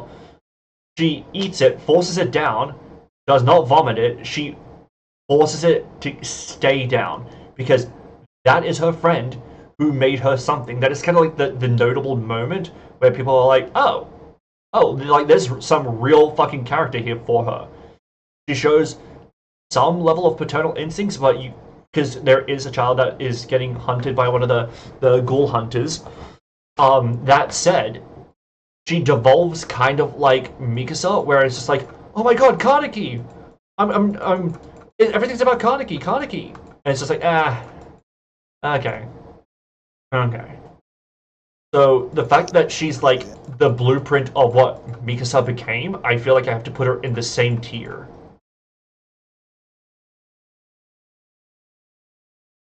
Yeah, I mean, I really liked Mikasa at the start, Yeah, but that whole trope yeah, really gets on your fucking nerves. yep. 100%. Especially when they waste a character like that, too. Yeah. One who had promise and had a strong start, like you easily could have just nailed this. What the fuck are you doing? Yeah. Okay. Have you watched Uzuki-chan Wants to Hang Out? I have. That is a high tier lady. It is. It's certainly not below great. Okay, I was gonna say definitely not below good, so I'm thinking we're probably gonna be on a consensus on great then. Yeah, like, so, well, yeah, here's the thing, like, it's just that wholesome, like, wants to be around thing, right? Even Yeah. if we take out everything else, I think that's great with the right intentions and all that, right? Like, it is a very wholesome situation. Yeah. I do like that they're both adults. That's great. Some people were like, "Oh my god, they make it look like a child." Have you like? I've seen very short women with very big boobs. That's the thing that can exist. Whether or not you say that she has like a more lolly face, I mean, I can understand, but there's also women who look younger than they are. That's a real thing that exists. So to pretend that those things cannot coexist is to either be ignorant of how people actually can be or to be a liar. So we can't really acknowledge that. So she is a gremlin? Abso-fucking-lutely she. But in a way where she's just poking fun at someone that she genuinely cares about, and poking fun at him in not like a real proper making him feel like shit bullying way. Like she doesn't actually put him really down, but she does like poke fun at him, right? That's very different. And I think the fact that they have that fun dynamic works. She's the gremlin, but she looks innocent. He looks like a fucking demon, and he's actually way more wholesome and helpful. Like, I think that's It's more literally interesting. Nagatoro, but less malicious. Yeah, I would say so. And he's also a lot less shy. He's more introverted, not shy and closed off, not the same. And that matters. They have a great dynamic. I think it does drag on a little bit with her being kind of like gremlin-y and him being a little bit closed off. But they constantly are developing the relationship, so it doesn't feel stagnant. Yeah, it really helps with the bartender chick, or like, you know, the coffee Yeah. barista lady whose name I forget, pushing that on and stuff like that. I will say that you're gonna see some bias with some of these girls, because some of them just remind me of my girlfriend. Okay, Uzuki is one of them. There's gonna be some bias there, but I think to put her down would be, even ignoring that would be just wrong. Like, she genuinely cares. She does open up. She changes him. They make each other better people. And we do see that the whole show is about that dynamic, and so they do benefit from that. Yeah, Now, well, even on top of that too, like the little dynamics of Uzuki's family loving Sakurai and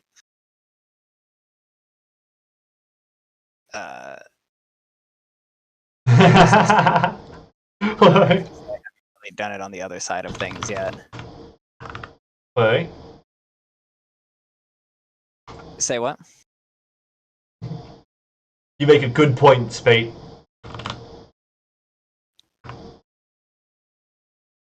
Is that something you're doing right now? Yep. That's no funny. color, because when I see her, I feel fucking lifeless. There we go. And you know what, actually? Do we put Tiger in no then? Yeah. She did what she did is too much of a dickhead thing to just toss it up. There we I'm gonna go. leave mine how it is, because I guess we'll just use yours, because they're pretty much the exact same. Yeah. There's no point in posting the same one. But that's fine. That's fine. Toru will be in best, but it is what it is. Your Forger, is she automatically best girl? Yes. I think that, like, the, Go ahead. you know, the effort alone. The only thing that is the only hesitancy as to why she might not be best girl is that when you take into account how nervous she is romantically, to the point where I think it was only recently did they first hold hands, it's just like, that's I mean, good there's enough. also double life. Like, there's that too. Yeah. But- Well, but that I can kind of chalk up to the meta of the show, because remember, we are ranking them somewhat within their meta of the show. Right? Otherwise, But, again, I mean, Misa would be way lower. Yeah, that's wholesome though. At the same time, you know what I? No, it's wholesome, but the fact that it's only now, are they just holding hands when this has been going on for years? They've been living together for years, right? Yeah. That feels a bit Certainly much. so. She's the perfect wife, but only if you're Lloyd. I don't think you only have to be Lloyd, but you do need to have a lot of competency to make up for how much of a girl flop she is. Which, by the way, I have nothing against girl flops. I absolutely can admire, respect, and adore girl flops. It depends on execution. And I think they execute her as a girl flop phenomenally. Otherwise it would be too dangerous. Look, just don't fight her and you're good. I mean, to be fair, no. Like when she drank, and then they were throwing that like role playing thing of the spy, the witch, or whatever. If you were not Lloyd, you would have. So counterpoint there is that if you were not Lloyd, you wouldn't have been able to get to the point where she was there. Because remember, he went through several tiers of spy as well, and you could only have done what he did to get to where he fought you could only get there if you are Lloyd. So if you're not Lloyd, you're not getting there, you're not having to fight her. I mean, but you could have done like a toned down version of it, and then still got to a fight scene, and then like got murked on. I mean, maybe, but I doubt that she's killing Lloyd. If that's the case. See, only Lloyd can get there, but that's not a point against her as like a best girl. That's not a point of like, see, only works if you're Lloyd, because that's about him as a dad, not him as a partner. I'm still sold on best. Yeah. Like, Oh, so am yeah, I. So am I. See, the only thing is like Lloyd would that the criticism like you can only get there if you're Lloyd. That's about him as a father because he was doing that for Anya.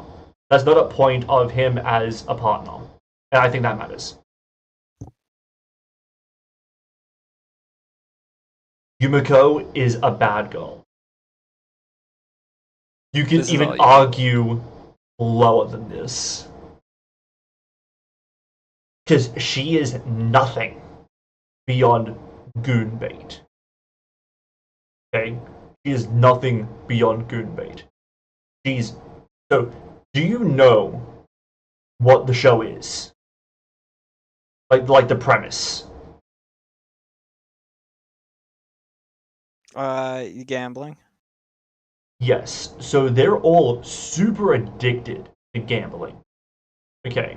And if you're in debt, you're basically a pet. You don't have human rights.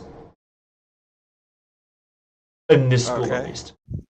So she gambled, she went into debt, and they're like, oh, so you're a pet. And then she got on her back, like fucking put her hands up like this, and started meowing like fucking in such Guna bait fashion. Like, you didn't need to do that. They're doing this solely so they can have guys lust after her. There is no character there outside of no. There's minimal character there outside of that. She solely exists, and the show solely exists for goon bait, and it doesn't even have the benefit of being forward and proper about it like a High School DxD. I have more respect for High School DxD as goon bait than I do by this show by a fucking country mile. Okay. She is bad girl. The only reason she is not worse is because she does stand by MC.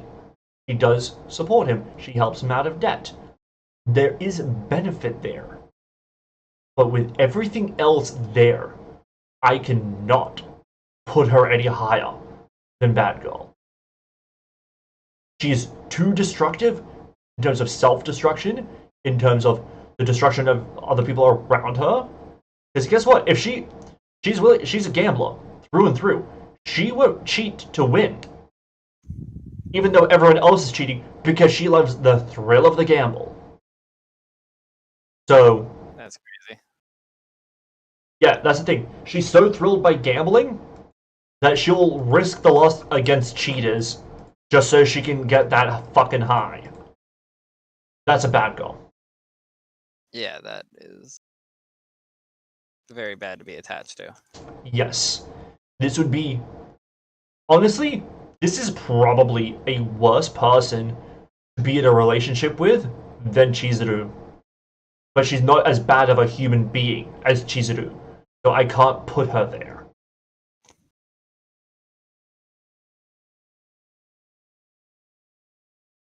Well, should she be in trash then?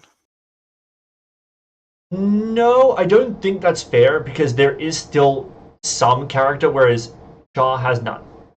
That's not a person, that is a prop. Valid. Alright. Last one. 02. Have you watched Darling in the Franxx? Not all of it. Okay. Okay. So, well, This one I have a good reason for, actually. no, I can understand it. It's like a mid-anime. It's fine. But what's your reason for? Oh, no, it was I started it back when I was doing like bad shit, we'll say illegal shit, and I started it, and then I got arrested, and then so when I came out, I just never finished it. Well, it's a mid-anime, so you're not missing out on much. Chizuru is worst girl by definition. Yeah, we have the definitive best girl in Hinata, definitive worst girl in Chizuru.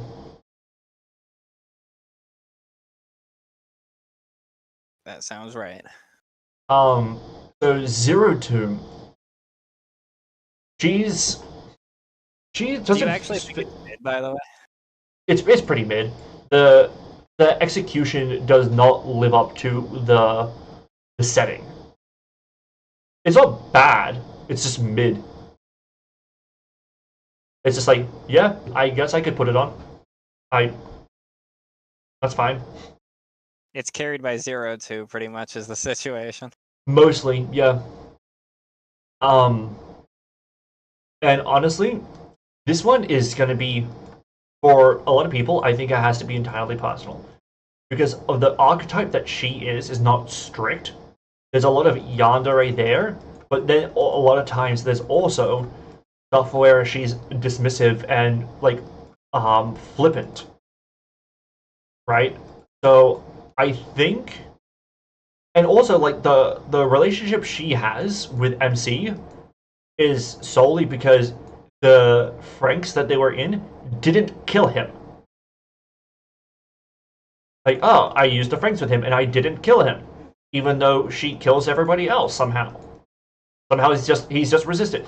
The fact that their entire relationship is based on somehow he's alive, that sucks. That sucks. Yeah. I want to go mediocre on the rip. Like, she does carry the show. There's a lot of fun stuff with her. But there's also a lot of shit where it's just like, you're kind of a dick. I don't know why you're being a dick like you are. At some point, you should have grown more. She'll actively stir the pot because she's bored, even though it's at the cost of her friends and her partner.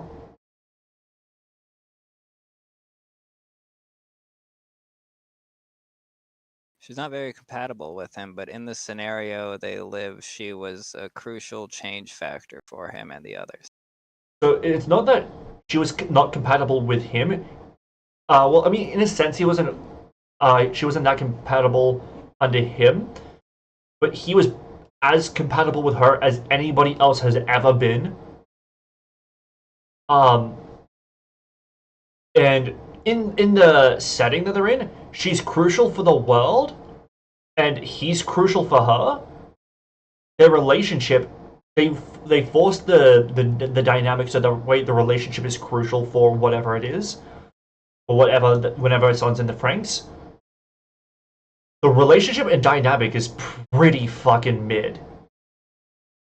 And when you consider like how much she stirs the pot just because she's bored, even though it's at the cost of everyone around her, and then when you consider that if you fuck up the dynamics between these people and their partners, that, you know, people will die. The fact that she does it anyway, yeah, you can go mediocre to bad. I think that because there's as much growth for her as there is, and there is still some dynamic between her and MC, to put her in bad feels wrong when you consider who is in bad. Someone who was a prop but with growth, so I can't put her in trash because there is going to be growth for sure. Arsenal, who just loses every character trait she has in Season 2. Tatsumaki, who is a dick with no growth. And then Yumiko, whose personality is one of the worst personalities on this list. She's not as bad as those in terms of a best girl. So I think mediocre is fair, but bad girl could be warranted as well. Anyone have any thoughts?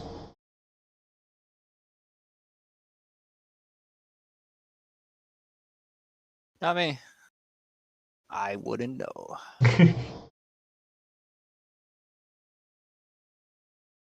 Yeah, I think this is a pretty strong, justified list. I don't see people having too many issues. Yeah, let's go over like people don't. let's very briefly go over the list just to see if like something catches our eye as like, oh wait, actually that doesn't belong next to that person. Because sometimes that happens. Like, so best girl list, we have Hinata, Shinomiya Kaguya, Marin, Ori, Momo, Yor, and for you have Toru. Because everyone there feel like they belong in the same tier. I'd say so. In the Great Girl tier, we have Misa, Nagatoro, CC, Hakari, Nika Robin, Rui, Rukia, Ceres, Shino, Toru, Uzuki. And, well, Toru for me. Does everyone feel like a great girl there? I drive with it. Alright. Good girl, we have Akame, Alia, Faye, Frieren, Power, Kohaku, Lemon, 18, Megumin, Ochako, Rem, Delta, and Sayako. Does that feel right for good girl? Wasn't Power in there? Where'd you put Power? Power's in good girl, I said Power. I said Power before Kohaku. It does add up to me though. Nothing standing out. Mediocre, got Charmy, Urza, My Valentine, Maki, Nazuna, Maki, again, the two Makis, Saber, Toka, Mikasa, 02. That feels fair? Yep. Also, Nubby, what's up, my boy? After this, we're actually close to finishing up here, and then I'm going to the store, and then I'm gonna be putting on UFC fights as well. And then after that, we're probably watching Code Geass. Yeah, you'll see me in the Discord with UFC fights shortly enough here. Then in Bad Girl, for various reasons, you have Asuna, Nezuko, Tatsumaki, Yumiko. That feels pretty fair to me. And the thing about some of these rankings, this is going to feel weird for a lot of people. You have to watch the video or the VOD rather than just looking at the list, because characters like Nezuko, you won't get the full picture as to why she's there.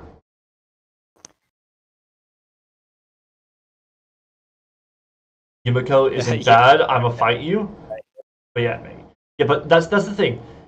You have to watch the video to understand the justification. Just looking at the list, it might seem scuffed. But you have to hear the justification. Based on just how bad they are. But like her being a gambling addict didn't hurt her in the ranking. It's everything else that hurts her in the ranking. I mean, gambling addict doesn't help. But in that gambling world, it makes some sense. Yeah. I'm crushing for this person, but they don't know the one-sided relationship. Is it Himiko? She's goaded no matter what. You're a fucking gooner. Trash girl, we have Cha Hei-in. That's her name, right? Sure. It starts with a CH, I know that. Cha Hei, who gives a fuck? In No, we have Tiger from Toradora. Feels fair. And then in the bottom here, we have Chizuru, who deserves their own fucking tier of trash. That feels. Now, Yep. Certainly from hearing that. before we wrap up, is there someone we should? I reckon one thing we should do is deem the number one girl from each tier. We don't have to deem the number one from and then like to rank them all, but if we would not deem the number one girl from each tier, I think that's good. Well, Hinata's first. Hinata's the first and best girl. I think she's the archetype best girl to a T. She fits it perfectly, and it all works. I think Misa is what we said is the number one great girl, and I still agree with that. Yeah. Even with these other additions. No, I'd vibe with it. The only other options I could really see is like Nico, I'm guessing. Who did you say? I'm guessing you're gonna say Nico is in that tier, or Toru. So yeah, I mean if Toru's in, great. I'd argue for Toru for sure. If it's in best, I would go Hinata. If she's in great, then I'd argue. But that would be. But I'm never putting her as the best and great. I'm not putting her above Misa. That ain't gonna fucking happen. Well, I'll agree with you. I'll take it. I have her in best. Yeah, that's fine. So I think Misa as the number one great girl is fair. Any complaints? Nope, I'm down with that. Now, who do we have as the number one good girl? That's probably Ram. Ram is her sister. Rem is the blue hair. So Yeah, that's what I said. I said REM. It sounded like you said Ram with an A. The problem with Rem is that we're doing that on reputation. That doesn't feel fair. Because I feel like I kind of have to do this based on like who's where legitimately rather than reputation. Because if I haven't experienced her as a top tier best girl, which is why she's here, so to put her based on reputation at the height of good girl feels wrong. Well, who would you argue then? So there's you could make an argument for Alia a little bit. You can make an argument for Power, but I would say no, just because I feel like her being a top tier good girl, it comes from growth that I haven't seen yet because I haven't watched the movie, and I also and season 2's not out yet, right? I feel like the big argument is obviously Android. You could make that argument for Android 18, but what I mean, like I'm thinking Power is going to be with more content coming out and more content for me to see. I think she's actually going to eventually be in the higher tier. It's just from what I've seen, I wouldn't put her above that. That's all. I think she's gonna change tiers, and I think that's the point of the show is to like have her develop over time because the show is going to develop over time, and then that'll change her. Megumi actually could make a good argument as well as top of good girl, in my opinion. Yeah, I was thinking that too, but I'm like, I think it's between these four. say what? I think it's between Akame, Alia, Megumin, 18. Akame, Megumin, and Alia. And 18. Oh, and 18. Yeah. I think I want the first one removed from that argument to be Akame. Because Yeah. if we're ranking, because a lot of what makes her so good in this tier is how good she is as a character as well. Frierin's a better character, and she's not in that argument because of how she would be as a partner. So while she would be better as a partner than Frieren, she's also not written as well as Frieren. If I'm understanding correct, it's based on their growth in their respective series. So there's a few criteria. So one is how they are in terms of the meta of their story, partially because like Misa in terms of like how she is for the story that she's in. Because if we're going to be like, well, she kills people, bad. That's not fair because of the world that she exists in. That's one. How they are as a partner matters. How strong their writing is, like the consistency of their quality. So someone like Asuna who loses half their characterization and their ability and their independence as a character in season 2, that puts us so far down because she's so inconsistent in terms of what she's able to do. There's quite a few things, as well as the quality of their character. So like if they have integrity, honesty, how open they are, how loving they can be, things like that. And in something like a romance anime, their character dynamics matter. So someone like Shinomiya and Shirogane, they have phenomenal dynamics. Some of the best romantic dynamics you'll see in any anime ever, right? So I think you have to consider a bunch of things, because if you're just doing one or two or whatever, then it's going to be a problem. As well as also, sorry, one more thing, certain traits and abilities that they have. So like how, for example, Toru, she's good at cooking, cleaning, which by the way, all of these things would matter if it was a boy too. But Yor can't really cook. She puts in her whole fucking heart to try and learn how to do it because she wants to be a good wife. Right? So it's quite a few things that have to be weighed.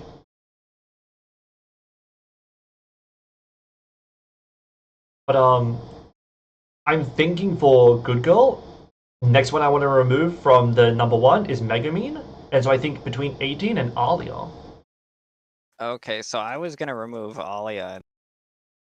If we land on that. Have you seen Alia? I keep forgetting.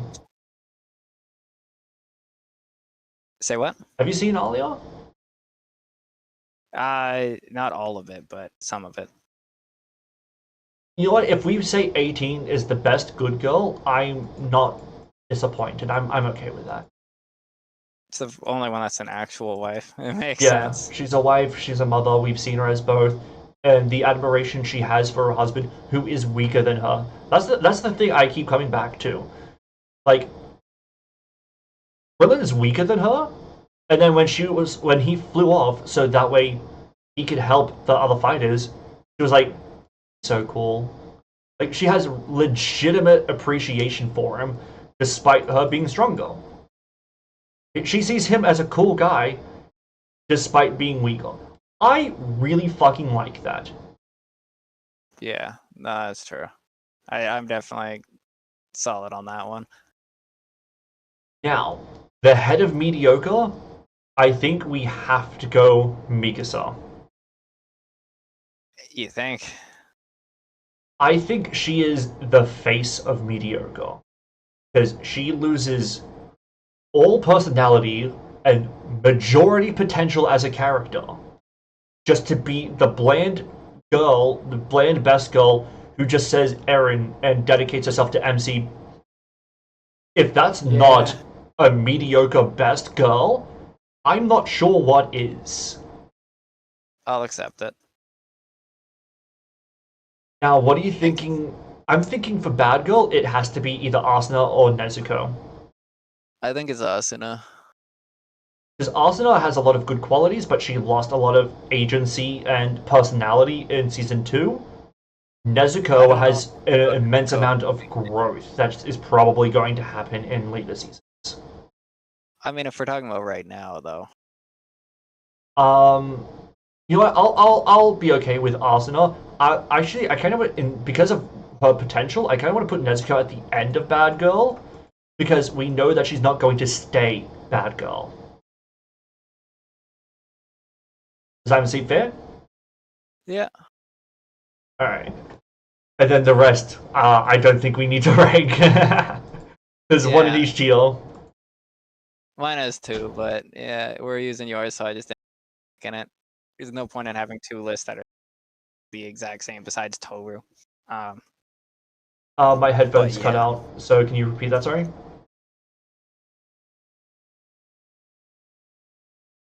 Yeah, that's very agreeable. And if anyone has a fucking problem, too. Either agree or fucking agree. I don't know what to tell you. Alright. Well, I mean, on your one, hey, who fucking cares, is definitely better than someone who abandoned her boyfriend for months or a year with no word. So I think that's pretty cut and dry. Yeah, I'm not a fan of that one at all. That still pisses me off, dude. I wanted that to be good. It just was. Yeah. Don't watch it. Alright. That's fair, that's valid. Alright, I think we have a strong tier list, as far as, like, the video goes. Again, I think a lot of people are gonna see the list and not the video, and then be like, this list is bullshit, it makes no fucking sense. Yeah. To everyone who says that, watch the video, it is forever up on YouTube. The YouTube is linked in my pinned comment. You have the YouTube in yours, right? I don't, but I didn't know how to set it up before. Someone set it up for me, brother. I don't even know how I got my Discord on it. You know what I'm saying? Alright, I'll type it out for you then.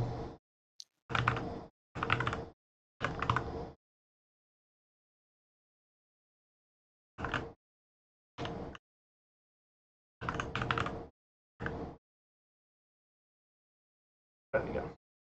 That should work for you. Oh, well, that's fucking easy to type out. Yeah, but I did socials as a command, and then I have the Discord and the YouTube connected in the socials together. Yeah, that's gonna be significantly easier, isn't it? I wonder if let's test this real quick. The commands I can help you with pretty easy. It's really easy to set up. If I type in that and then But yeah, follow me, follow Corvian, you dicks. If you're not subbed to us on YouTube, what are you doing with your life? Okay? yeah, you stupid fucks. You dumb fucks. Piece of shit. We're gonna have next stream is going to either be when it comes to the podcast is either going to be a discussion of Code Geass in its entirety, assuming we finish season 2, or we're going to be ranking best boys. That's the next one. It's gonna be Ice's favorite. I think it's gonna be Frog's favorite too. So we're gonna be ranking best boys next, or we're gonna be talking about Code Geass in its entirety. Whichever one comes first, the other one will follow. Okay. So yeah, follow us on Twitch, join our Discords, and subscribe on YouTube. All right, let's find someone to raid out to. Hell yeah, and then I'm gonna get some fucking snacks and watch some fucking fights kind of shit. I'm gonna eat breakfast and also watch some fights, and then you and I are gonna start season 2 of Code Geass. We're gonna start season 2 of some fucking peak. Yeah, I have no fucking clue what the fuck's gonna happen. Dude, there's no way you could ever predict what's gonna happen at the beginning of season 2. You have no fucking idea. What did we learn last time? If you raid, does it raid us both? How does this work? I think it's individual raids. Okay, so I'm gonna fucking do something. Alright, those are the raid messages for me. First one is if you're a sub on Twitch. The other one is if you're just a follower on Twitch. Alright, now who the fuck am I raiding to? That's the question. I want to raid to I'm- someone I that don't even know how to fuck do it now. I forgot already. slash raid.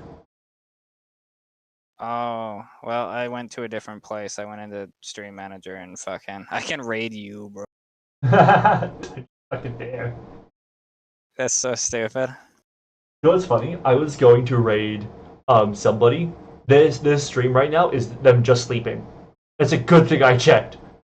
By the way, Yeah, that's crazy. how is it that they're just sleeping and they have fucking it's the numbers disappeared now. God damn. 22 current viewers. 22, they're sleeping. That's fucked up, bro. That makes me feel like shit. And they're on a BRB screen. That's crazy as So fuck. it's not, which by the way, like I would find it weird if they were sleeping and it's just like the face cam and it's just them sleeping that's on camera. I find it weird that there's a sleeping stream as well, just in general. Which by the way, it's weird because like I was like watching him earlier. I like his content, which is why I follow him. But the fucking sleep stream, bro, and also the people who are in. Hi. I'ma just fucking. I can't fucking think, so I'ma just raid this fucker who raided me before. Call it a day. I might. Oh wait, crit just started. I think I'm gonna rate crit then, Alex. Do I go? Fucking rock and roll, brother. Ooh, do I go crit or Mimi? I haven't rated either one. That's a fucking question. I say a little bit. It has not been that long. I'ma raid a motherfucker right now. Go get some motherfucking food and then pull up some motherfucking fights. So much love. Peace out, boys. Watch the fights. Do the do. All good, all good. Oh wait, should probably do this. See you, boys. See ya. All right, let's do end the collab. That went phenomenally, I think. All right, now who do we raid? I could do it somebody new. I'm half tempted to do somebody new, but you know what? I said that I haven't rated them in a bit, but like, yeah, I rate them pretty regularly, so it's fine. My phone died. I couldn't see the whole tier list, so now I just came by to say here, by here. Oh, good. I'm gonna put it the in the Discord, and also again the whole VOD is up on YouTube. Well, it will be up shortly. If I say shortly, it might be like a couple of days. I'll give a notification when it is up. But yeah, all good, man. Thank you for stopping by. You've been in and out a little bit, but like you've been around quite consistently, so appreciate that, man. You know what? Fuck it. Let's go somebody new. Yeah, let's go to somebody new. I do so much of like the same people, which by the way, I'm happy to do, obviously. But I want to expand partially too, and I want to do something new. So, do I do a game or do I do someone who's doing just chatting as well? What do you guys reckon?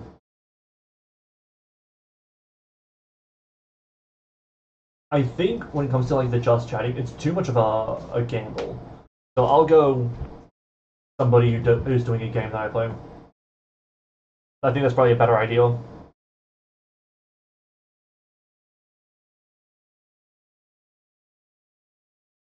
I'm probably gonna go Minecraft because I've been playing the shit out of that lately.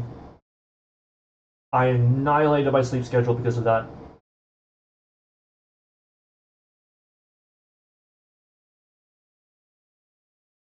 Hmm. There's another problem there as well. Almost everyone is, and I feel like I can't get a grasp on them. If maybe that's not the right phrasing. You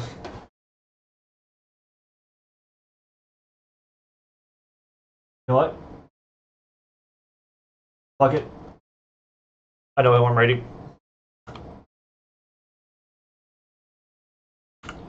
Sorry that took so long.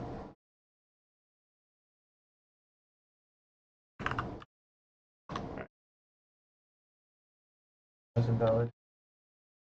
Okay. Yep, I got it wrong. Got the end.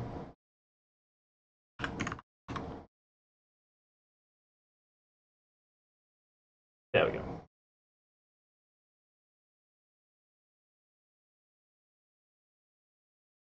God, today's been so hot, so I've just been dying today. This room. Just melting. But you know what? I'm glad that we finally like got episode 3 of the pod up and we were able to do that. I'm very glad that it went as smoothly as it did and also that we had the spare time that we did. I really did not expect that. I thought it would be like a real problem. Yeah, that said, I'll see you guys next time. Thank you all for stopping by. Later.